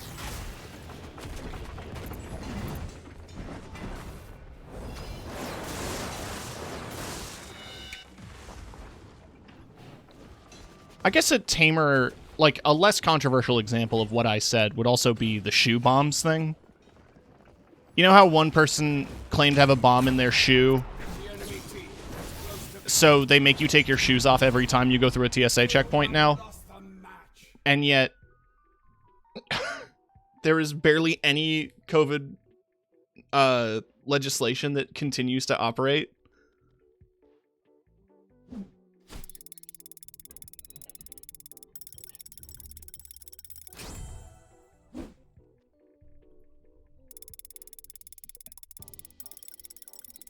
I think the thing that pisses me off the most, too, is a repealing of existing accommodations that aren't even, like, that were nice during COVID, but were also just the right thing to do and nice to have. Like, any remote, like, doctor's appointments or whatever. Or, you know, I can say this with confidence working in a retail environment, working in a fucking pharmacy of all places. We did not clean as actively as we did before COVID. We didn't sanitize everything. We didn't, like, wipe all surfaces that people touched with their hands. We cleaned, obviously, but we weren't that thorough. And you don't keep those habits anymore. Despite the fact that, arguably, they are good globally, regardless of whether or not there's still a pandemic happening.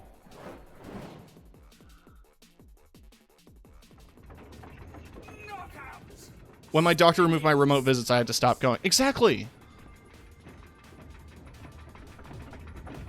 Oh, I'm being bitter about COVID. But, like, there are so many aspects of, like, cleaning and taking care of things that we just didn't keep up with. Or that, like, weren't standard until COVID happened. And then, like, you know, that happened and we made an effort for it. And while I haven't been working recently, it seems like it's something that companies care less about than they did at the start of the pandemic, which is a tragedy. When I worked at the place in the mall over Christmas, we were pretty thorough about cleaning things, but we were also technically food service because we sold drinks, so we had to keep a clean environment. But I'm pretty sure if I went back to my pharmacy, we wouldn't have to sanitize, like, the self-checkouts and stuff. We would stop doing that entirely. Guaranteed.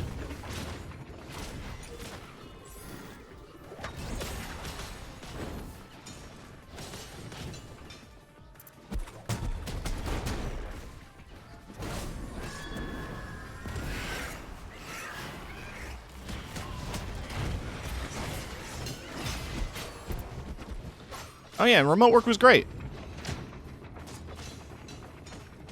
The place I interviewed for still does masks and such, which is cool. That's good. Thank God.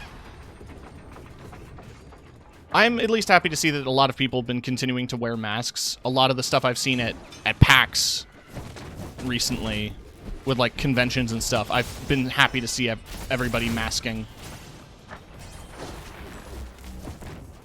I'm planning on masking when I go to the theater tomorrow, even though, like, I know for certain none of my other family members will.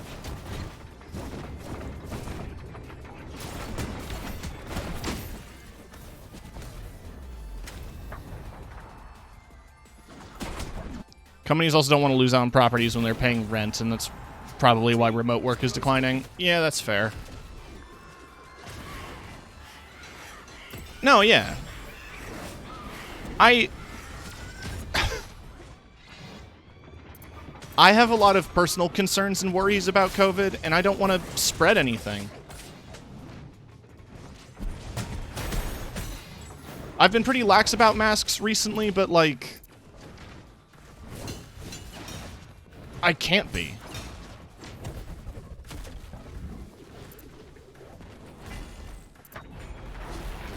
Oh, you shouldn't need to feel super guilty about it. I think in aspects where I haven't masked, it's mostly just been out of giving up.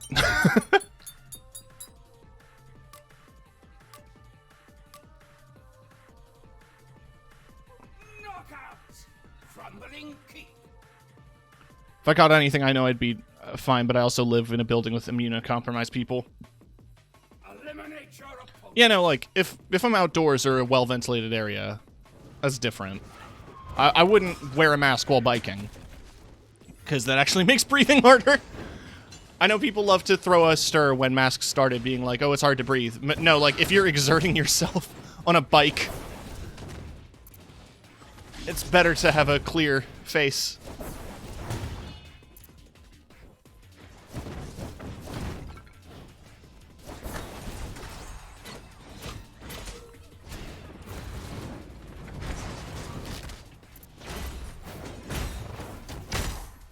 But yeah, no, I've masked out of fear, but also, like, I am somehow been in a house where somebody has had COVID twice and I've yet to catch it.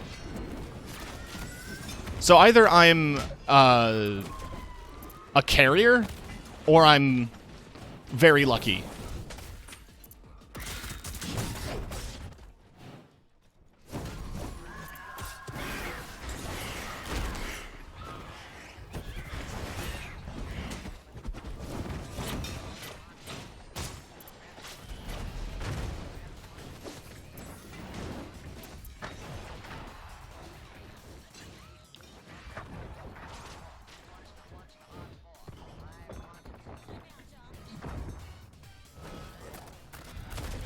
I think in general, too, it's just nice practice to mask when you're sick.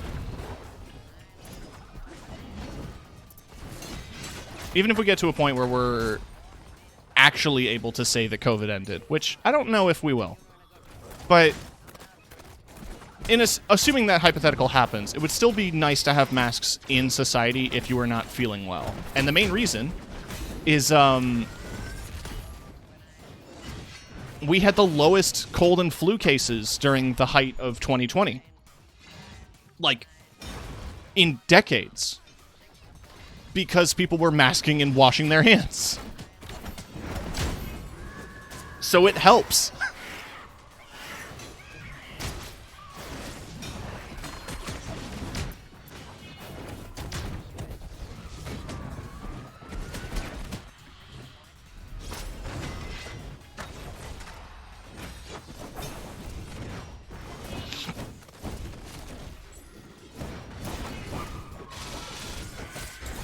But I also don't want to guilt anybody who isn't currently masking every day or whatever. Like, I get it.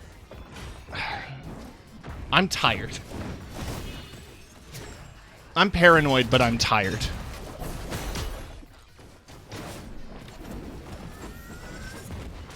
And I can understand.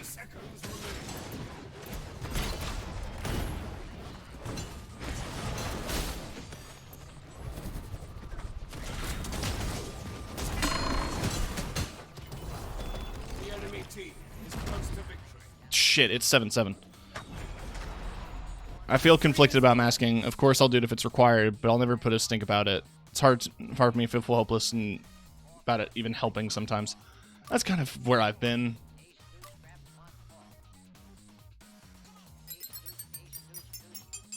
I masked the entirety of my time working at the mall because I was working over Black Friday and Christmas, and I knew that it was going to be packed, and there was a high chance of getting sick. In fact, my manager at that place got COVID.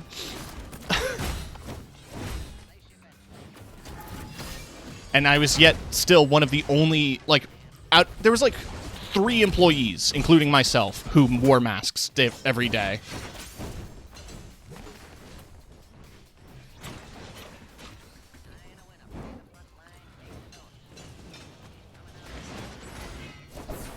Also, the place I was working sold tea, and one of our most popular teas was one that helped with cold symptoms. So it kind of tells you where most of our customers, how most of our customers were feeling.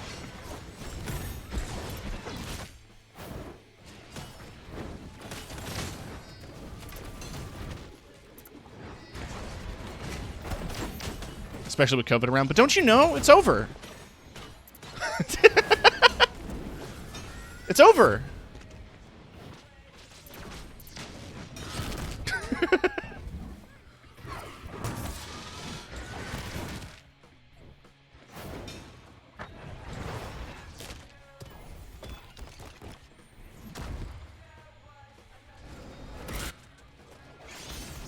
I'm sure if I get this new job, I'll be more diligent.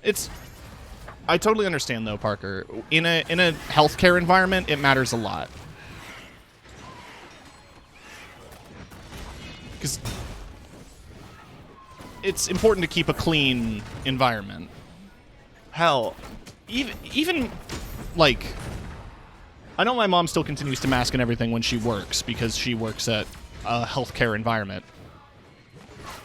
But also, like, even before COVID, it was very much a place of control. Like, you couldn't wear any strong perfumes or colognes or anything. It was supposed to be a scent-free environment. Things like that.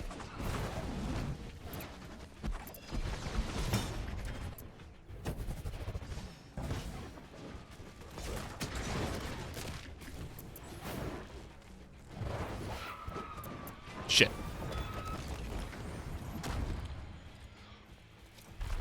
I'm not as good with Saul. The enemy team is close to victory.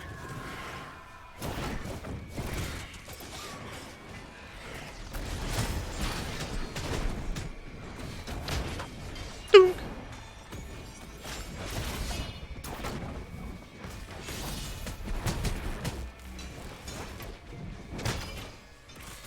Anyways, how's DKO going?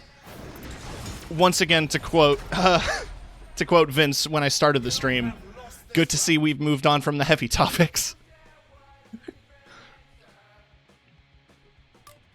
No, DKO's been going all right. I've been leveling a bunch of other characters, because if we get them to level 5, I can get abilities that I can put on other characters that I play. And I saw that I was almost level 5 with Soul, so I decided to play with her. She's fun. No, you weren't the one who started the conversation about COVID. I was. Often, when I get on stream, it does delve deep into heavy topics all the time. And I don't want it to be non-stop heavy discussions. It's just that the world won't let me stop talking about heavy topics. Can things calm down at any point?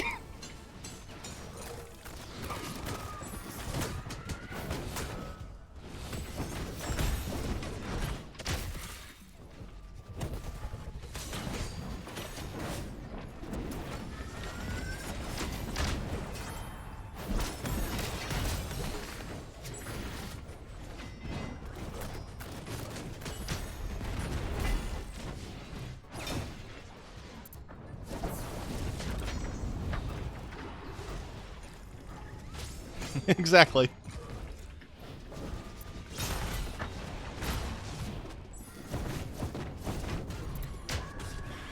Funny you use a cheetah say emote, because I will mention that tomorrow evening, around 8 p.m. my time, we will be doing the finale of Paper Mario: The Thousand Year Door over on Cheetah Say's channel, where I will be providing the voice for a few characters. I've been doing the voice for, not Grotus. I've been providing the voice for a lot of characters.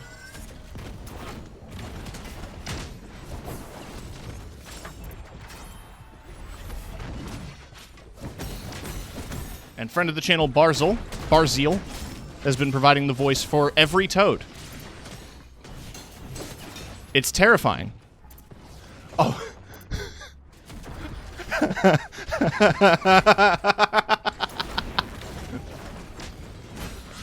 Right. Right. Okay. Where's my clock? Hello! It's me, Toad!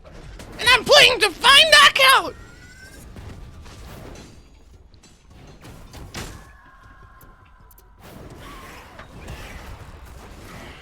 Oh, man! It's a pretty close match so far!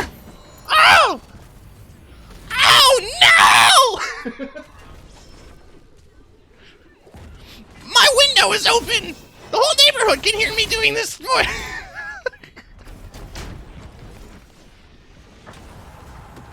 team is close to victory. You have won the match. Another one for the books. Oh, we did it! I want a poggers in chat! Thank you for the hydration!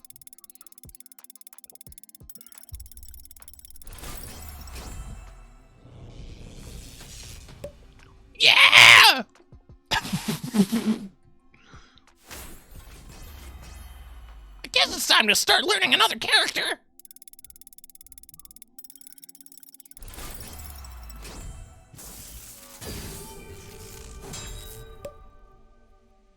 Five times 10 minute. Just give me an hour. Why not just make it an hour, a flat hour? This is so stupid. What is this? Oh yeah, we're gonna give you 5 10-minute boosters.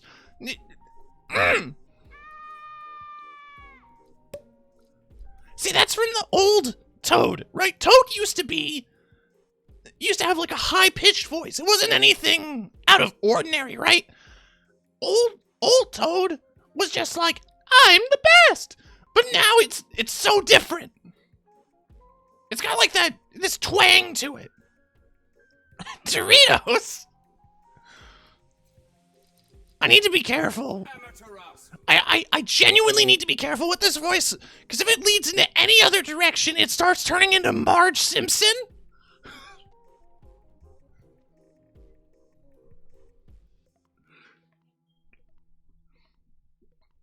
It's a hard voice to do.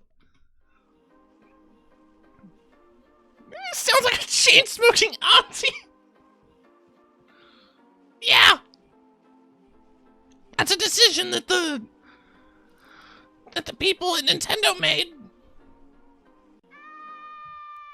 Like, if we were to we're gonna do some research together on stream. If I go here and I go Toad Super Mario Kart 64.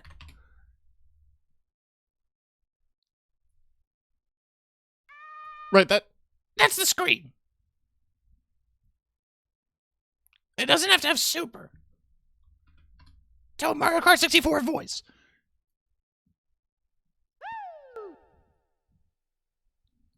I'll come with you, sweetie pie. Here we go!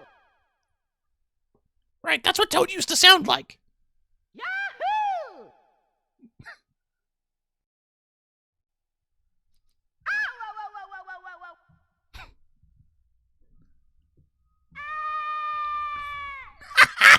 I'll never get sick of that. Ah, memories. The reverb is a lot.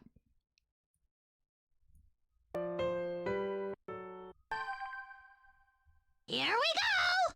And that's what he sounds like now.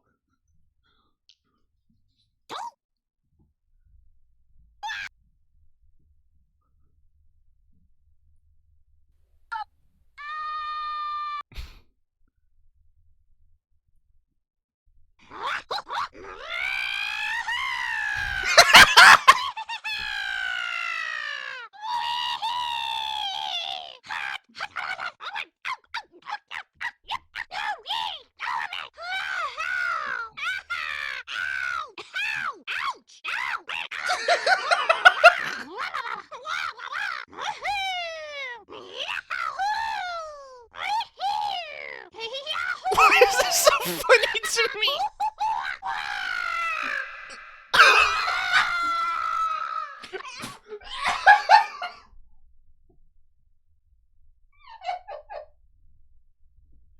It's the fucking fade out. It's a fade out right here.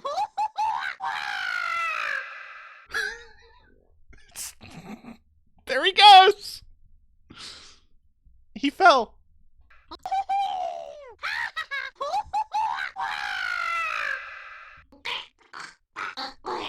Oh, no, no, no, no, no, no, no, no, no, no, no, don't like that. Don't like that.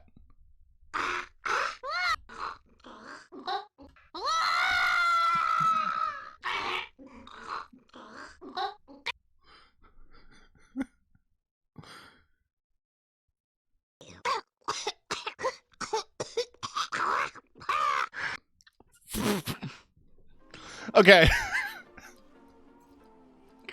God damn it.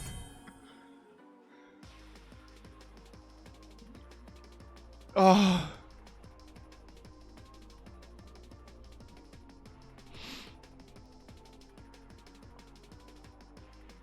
My face hurts.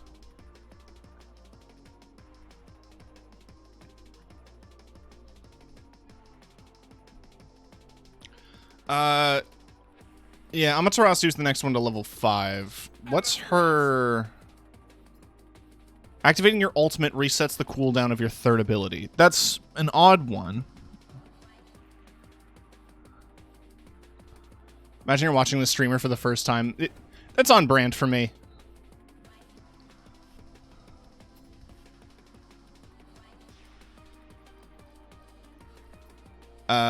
Yeah. Shrek'd! Shrek'd! Pico or Chipotle? Ooh, I'm gonna lean on Chipotle. What is Pico? Pizza place. So it's pizza or Chipotle. I'm leaning, Chipotle wise. But that's because I would never turn down a burrito bowl. Knockout! Spellbound study. Oh, it's a food court, I think.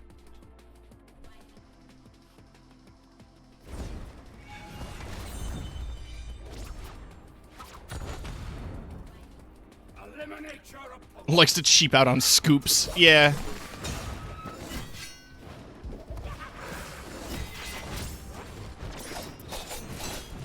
So I don't know how to play this character.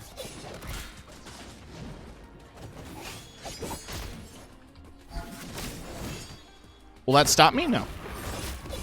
Very carefully. Hey. With your hands. No, I've been playing with my mouth this whole time.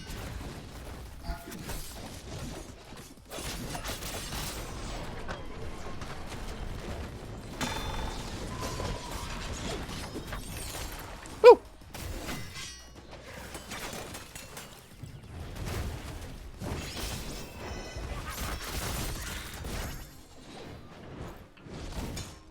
Woo.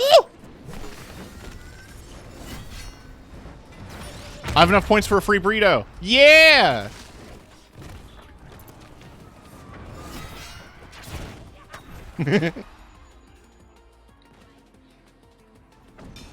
Treat yourself. With the money you saved, get a treat.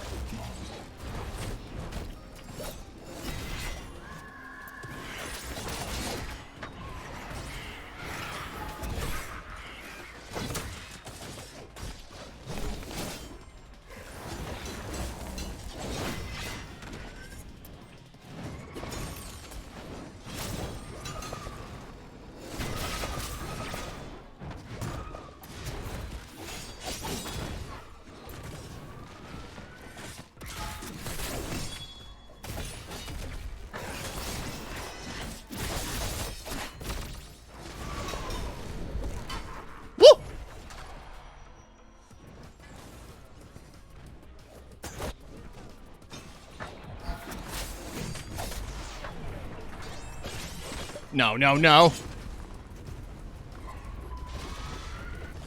No!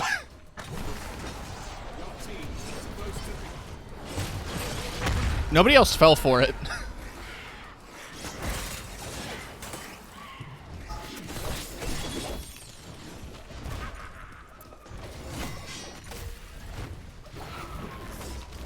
Here, I'm ending it now. GG.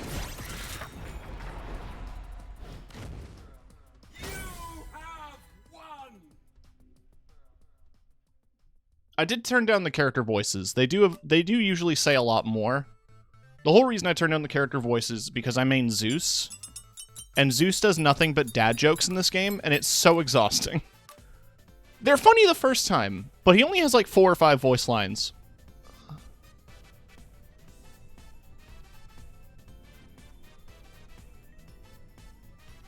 Like here, I'll turn voices back up.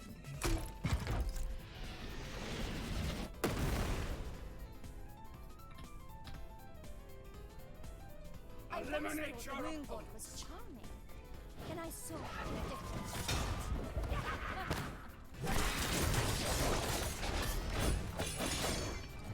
To be fair, I should also have voices turned up because, you know, there's Overwatch alt callouts.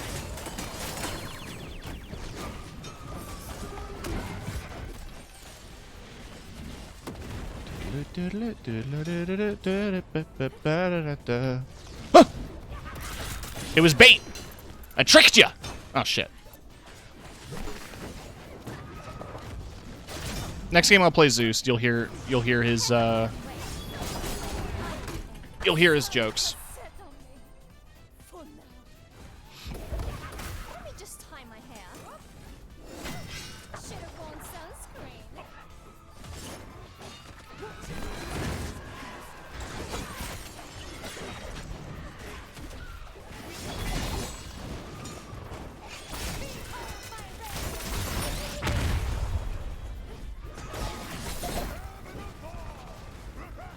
Oh, is he gonna jump? Ooh! Trying to Kirby me off the side of the map.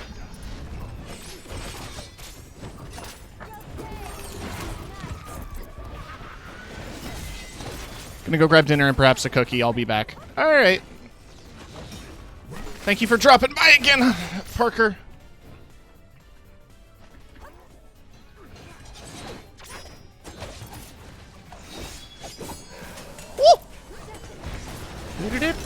All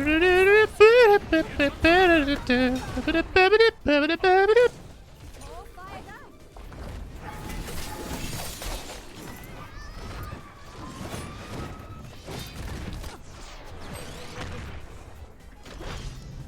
You know what I want to listen to right now? I'll die. I'll die for this. Supernova. New dawn. I don't know if I can time my ult.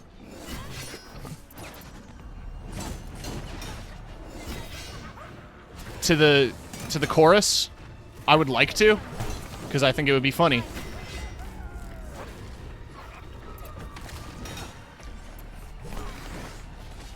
You look frazzled, friend. Your day is light.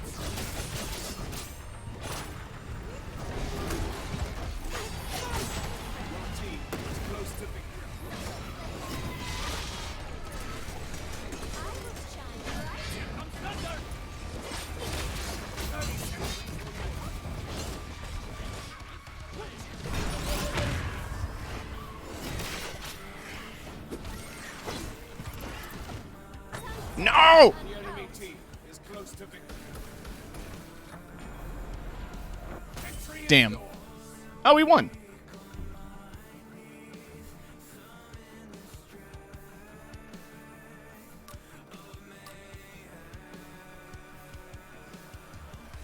I have never played Devil May Cry.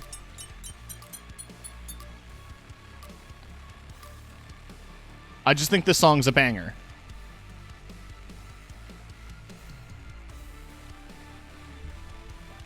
Knockout. Thundering kick. You might, if you're not familiar with where it is in the game, you'll definitely be familiar with the chorus because it's become a meme. Successful with balance, wisdom, and kindness. Simple.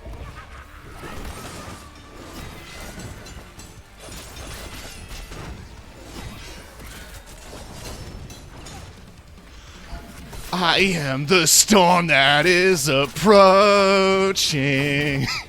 River.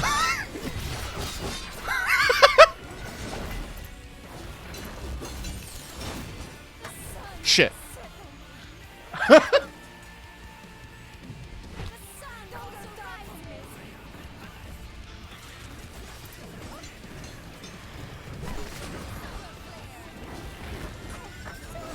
Above to the light.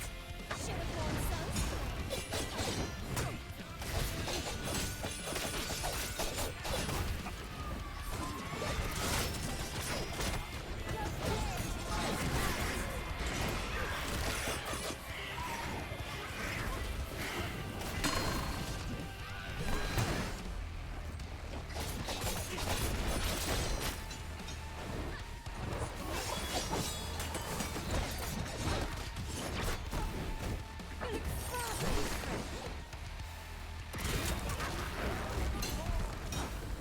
Damn. And out. Got as far as launching the game and then watching the intro. A new dawn, a new day.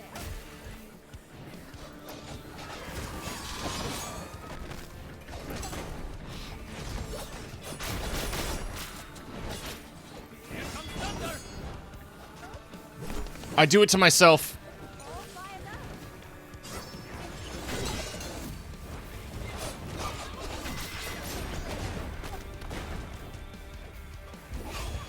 I'm stuck in the wall?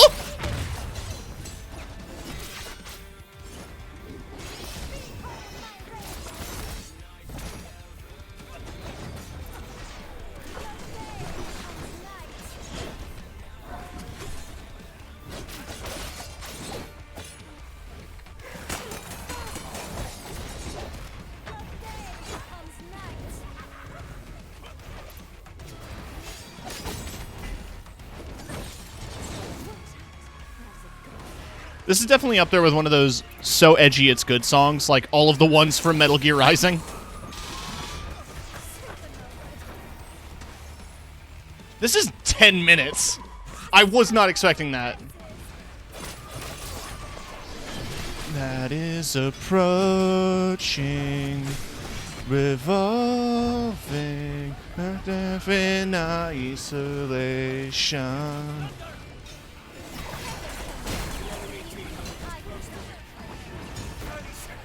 What? What happened?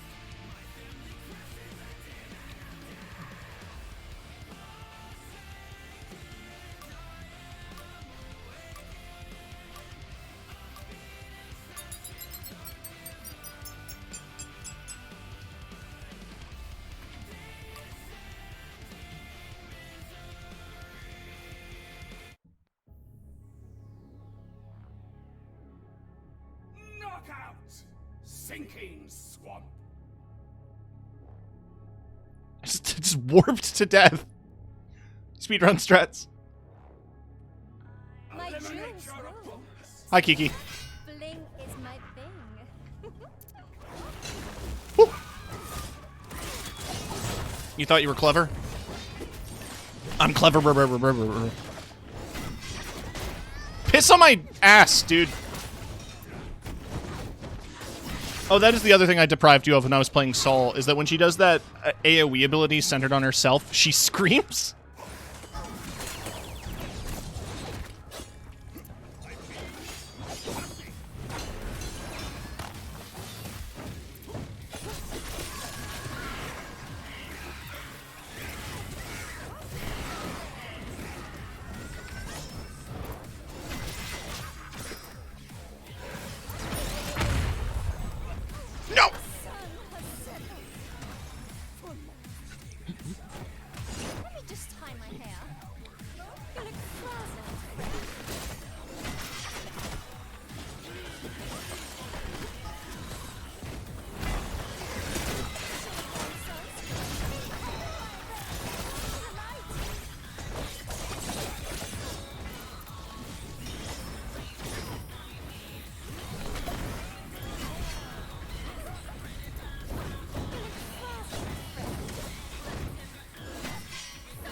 Hi, next.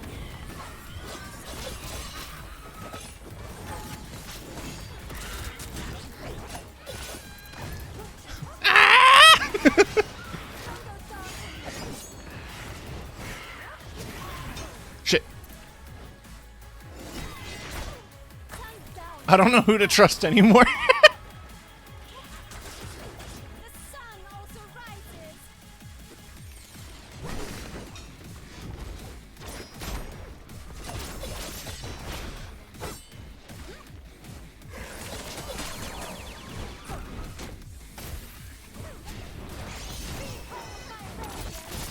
I just activated my devil trigger.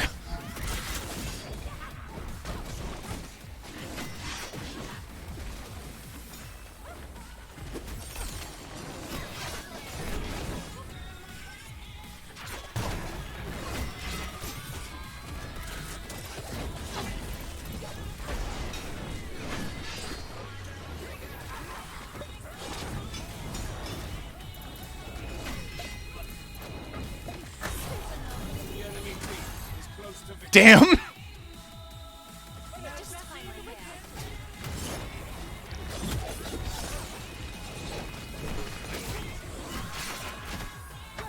Get dunked. Scoops Haagen-Dazs. 30 seconds. Fuck the Knicks. Not Comes night. N-I-C-K-S. I'm quoting the one of the most famous videos. Marvel, baby.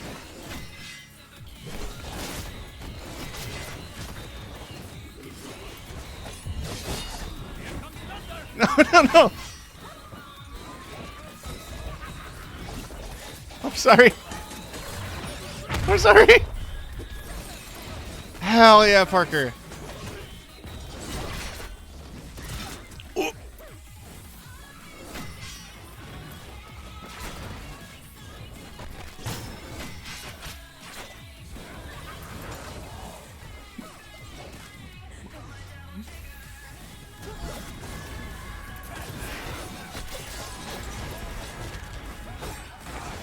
Huh?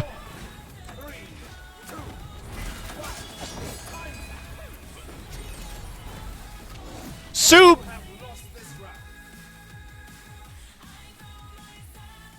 Alright, no, yeah. That is loud.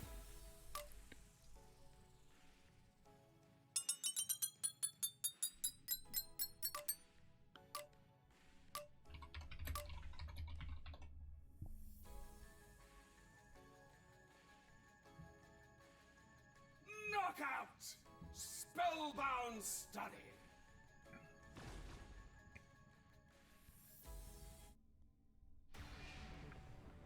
It turns out hack and slash music. Down with peace and harmony. This time, Why are you buying clothes at the soup store?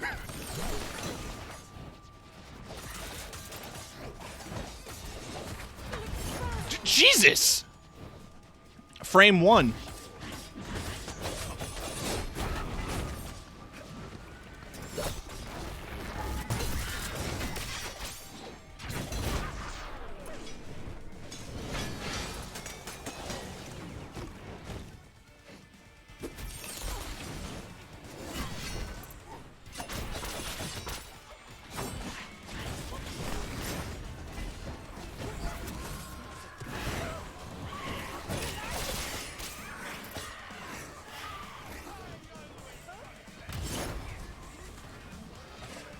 Come down here. Come down here, bitch!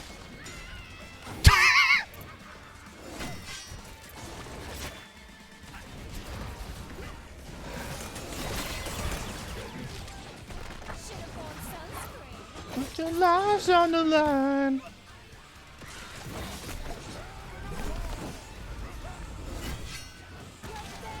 What's he accomplishing with that? Heaven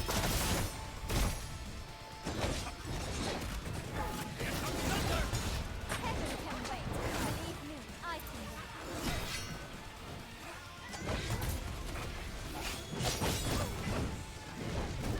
Turn down All right. Well, Rules of Nature has to go to my playlist. a new dawn. Only thing I know for real.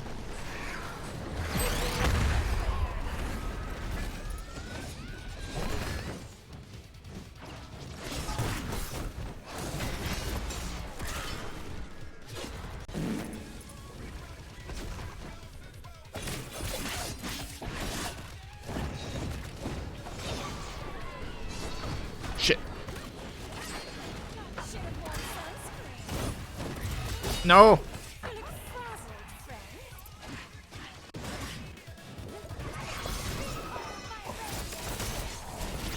Should have worn sunscreen. There will be blood. Shit. There was a fart. It was very quiet. Just time my Yippee works, so farts should work.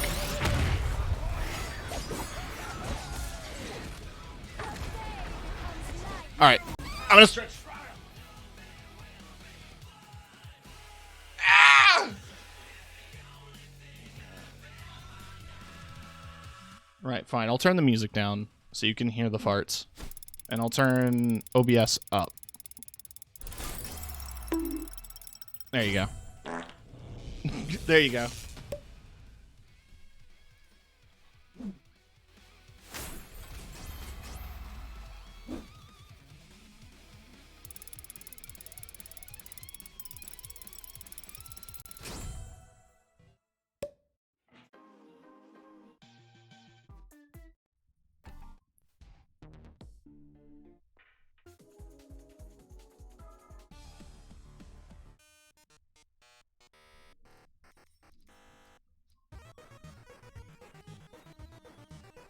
Amaterasu.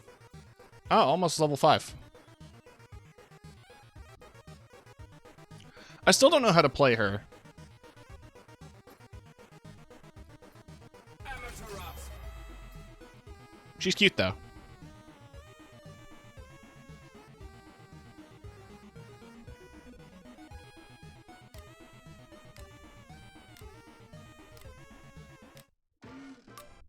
Pumpkin farted in the kitchen because he couldn't redeem one.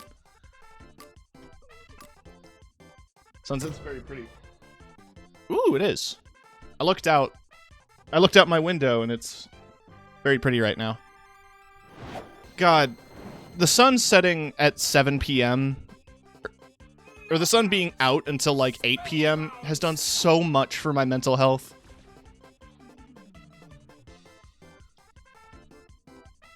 Daylight savings is fake, of the sun. but I like having sunlight. Eliminate your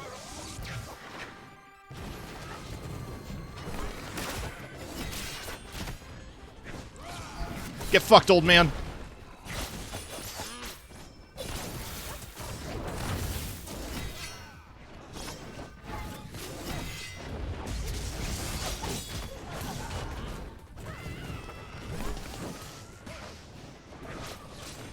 Summer's gonna be so murder on me. Yeah, same.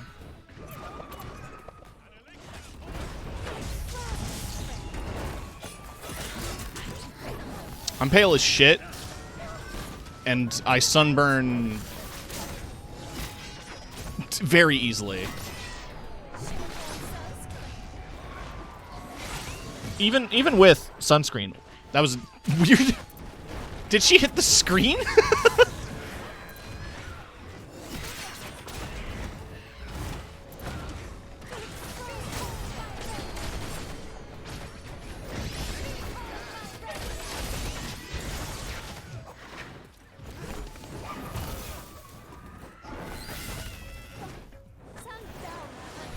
Enemy jump scare. You're exotic? You're not gonna let me live that one down, huh?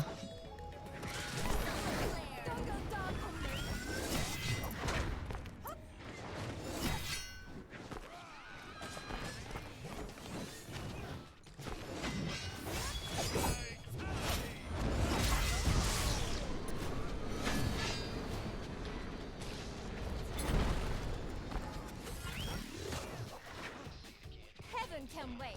Believe me, I've been there. Got him. Day becomes night. Okay, no, we're good. Sunscreen.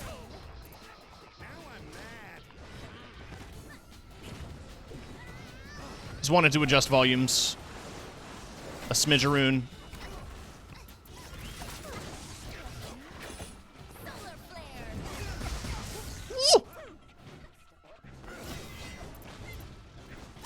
Don't go dark on me. Let me know how audio levels and all that sound.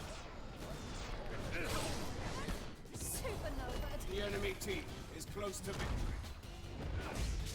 The sun also rises. You look frazzled.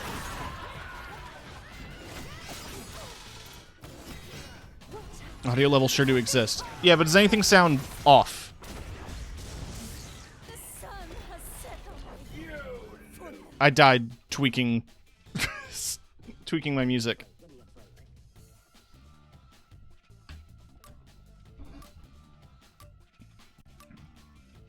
Your sound effects are quiet. I'm going to choose to blame trigger fire because OBS is actually I can show you guys. OBS is at max. Can I boost it?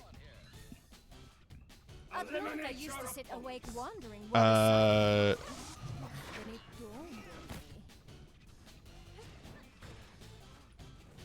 dawned on me. No. Gain? Where's gain?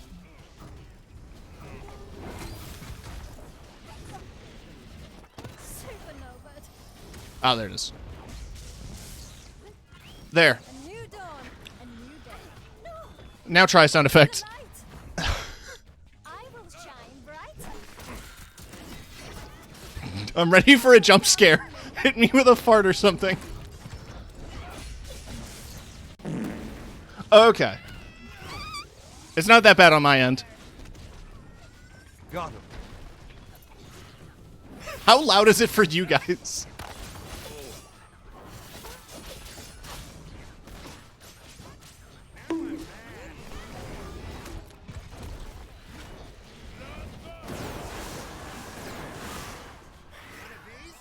Still a little quiet, but actually better. It's 30 decibels higher gain. Hold on, I need to move this back down so I can see what's going on. Yeah, I'm gonna choose to blame trigger fire for that one. On sunscreen. What I'm worried about is any sound effect in OBS that isn't trigger fire and how loud those are gonna be. Actually, I can test that. Why don't I go ahead and refresh the Kiki raid notification? Okay. Not that bad. Random sound effect. That's through sound pads. That's a different sound level. Arr, SpongeBob, and you're spending all me money! Let me just tie my hair. That one peaked.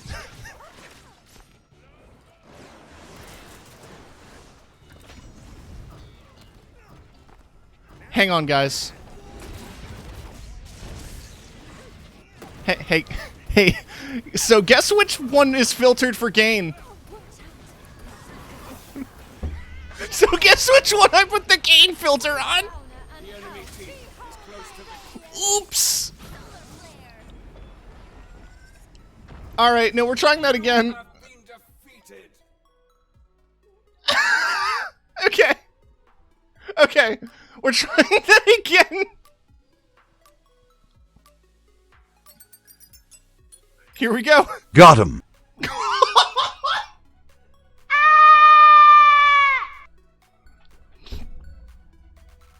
Knockout.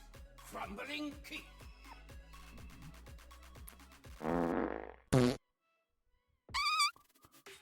There, I gave it a 5 decibel gain. Principles like valor, wisdom, and kindness.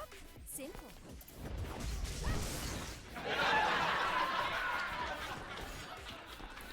How is that?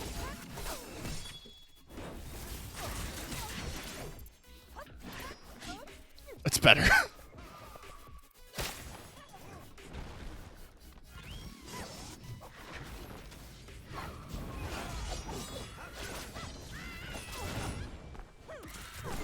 It's worth noting, by the way, that I actually did go into Audacity and increase the file's sound on Gotham for trigger fire. Like I actually like boosted the volume of it, and it's still pretty quiet, near as I can tell. Audacity?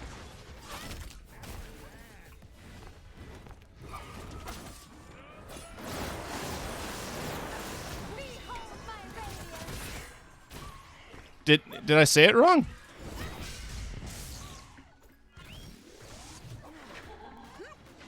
Come back to the light. Oh shit.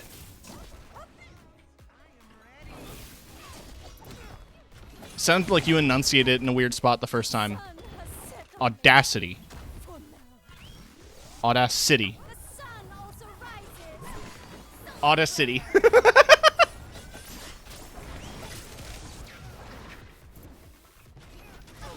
Put the emphasis on the wrong syllable. Don't go dark day becomes night.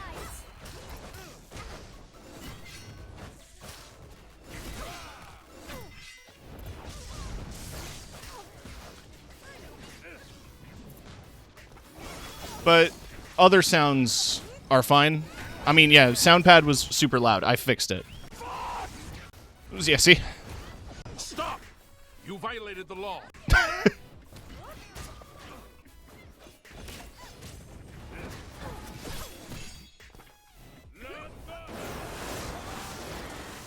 Solar flare. Heaven can wait. Believe me, I've been there.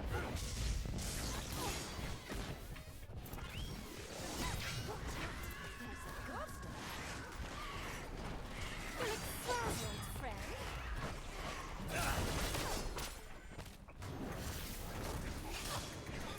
Meow. Downer and out. Let me just tie my hair.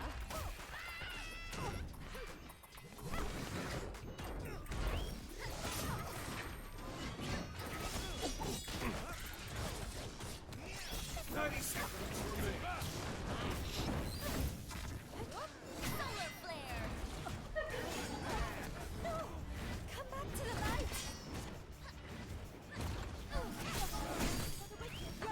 Get dunked.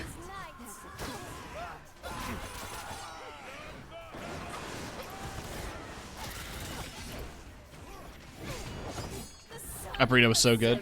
Food tastes better when it's free. A new dawn. Also, Parker, be glad you missed the saga of me accidentally boosting my sound effects. Supernova. You have been defeated.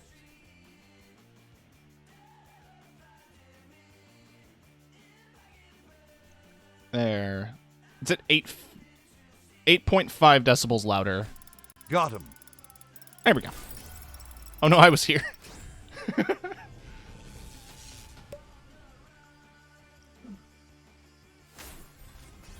I had a handful of burrito and couldn't contribute. Fair enough. As long as it didn't give you... As long as it didn't damage your ears.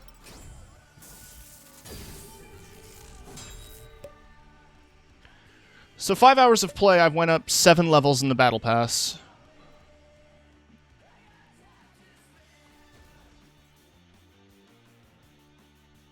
Probably going to be a bit before I get Crop Top.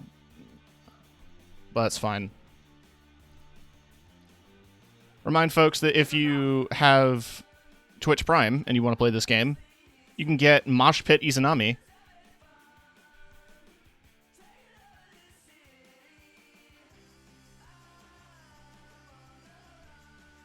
It's cute that she looks like that, but at the same time, she still has the animations of, you know, being a zombie.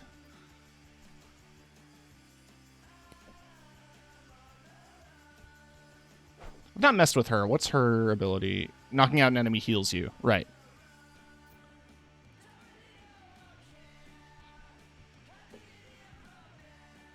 Oh, I got a lot of characters to play. Susano. He's a character that I want to play because his ability is, hitting an enemy with an air-heavy attack resets your ability to use your air light. So I could infinite chain aerial attacks, which would be really nice on Zeus. Zeus. Zussie.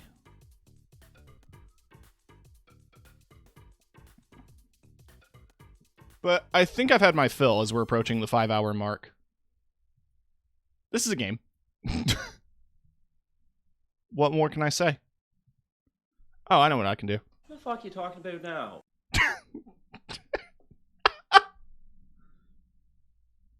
When did I get a Letterkenny sound in my soundboard? Jesus Christ. One of the games of all time, exactly.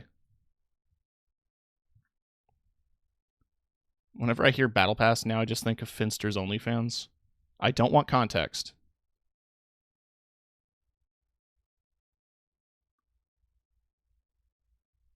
Right, who is live? Who is live? You know, Paula raided me the other day. I want to raid them. Paula is doing some Warframe.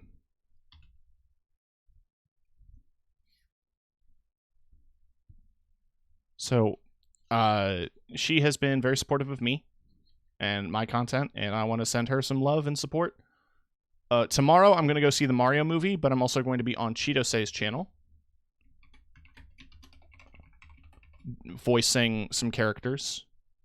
Let me switch to the talkie screen.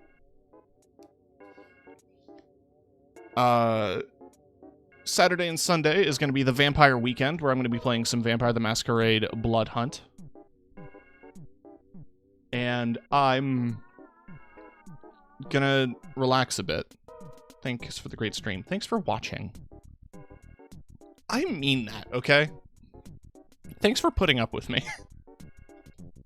And my bass boosted SpongeBob. Piss.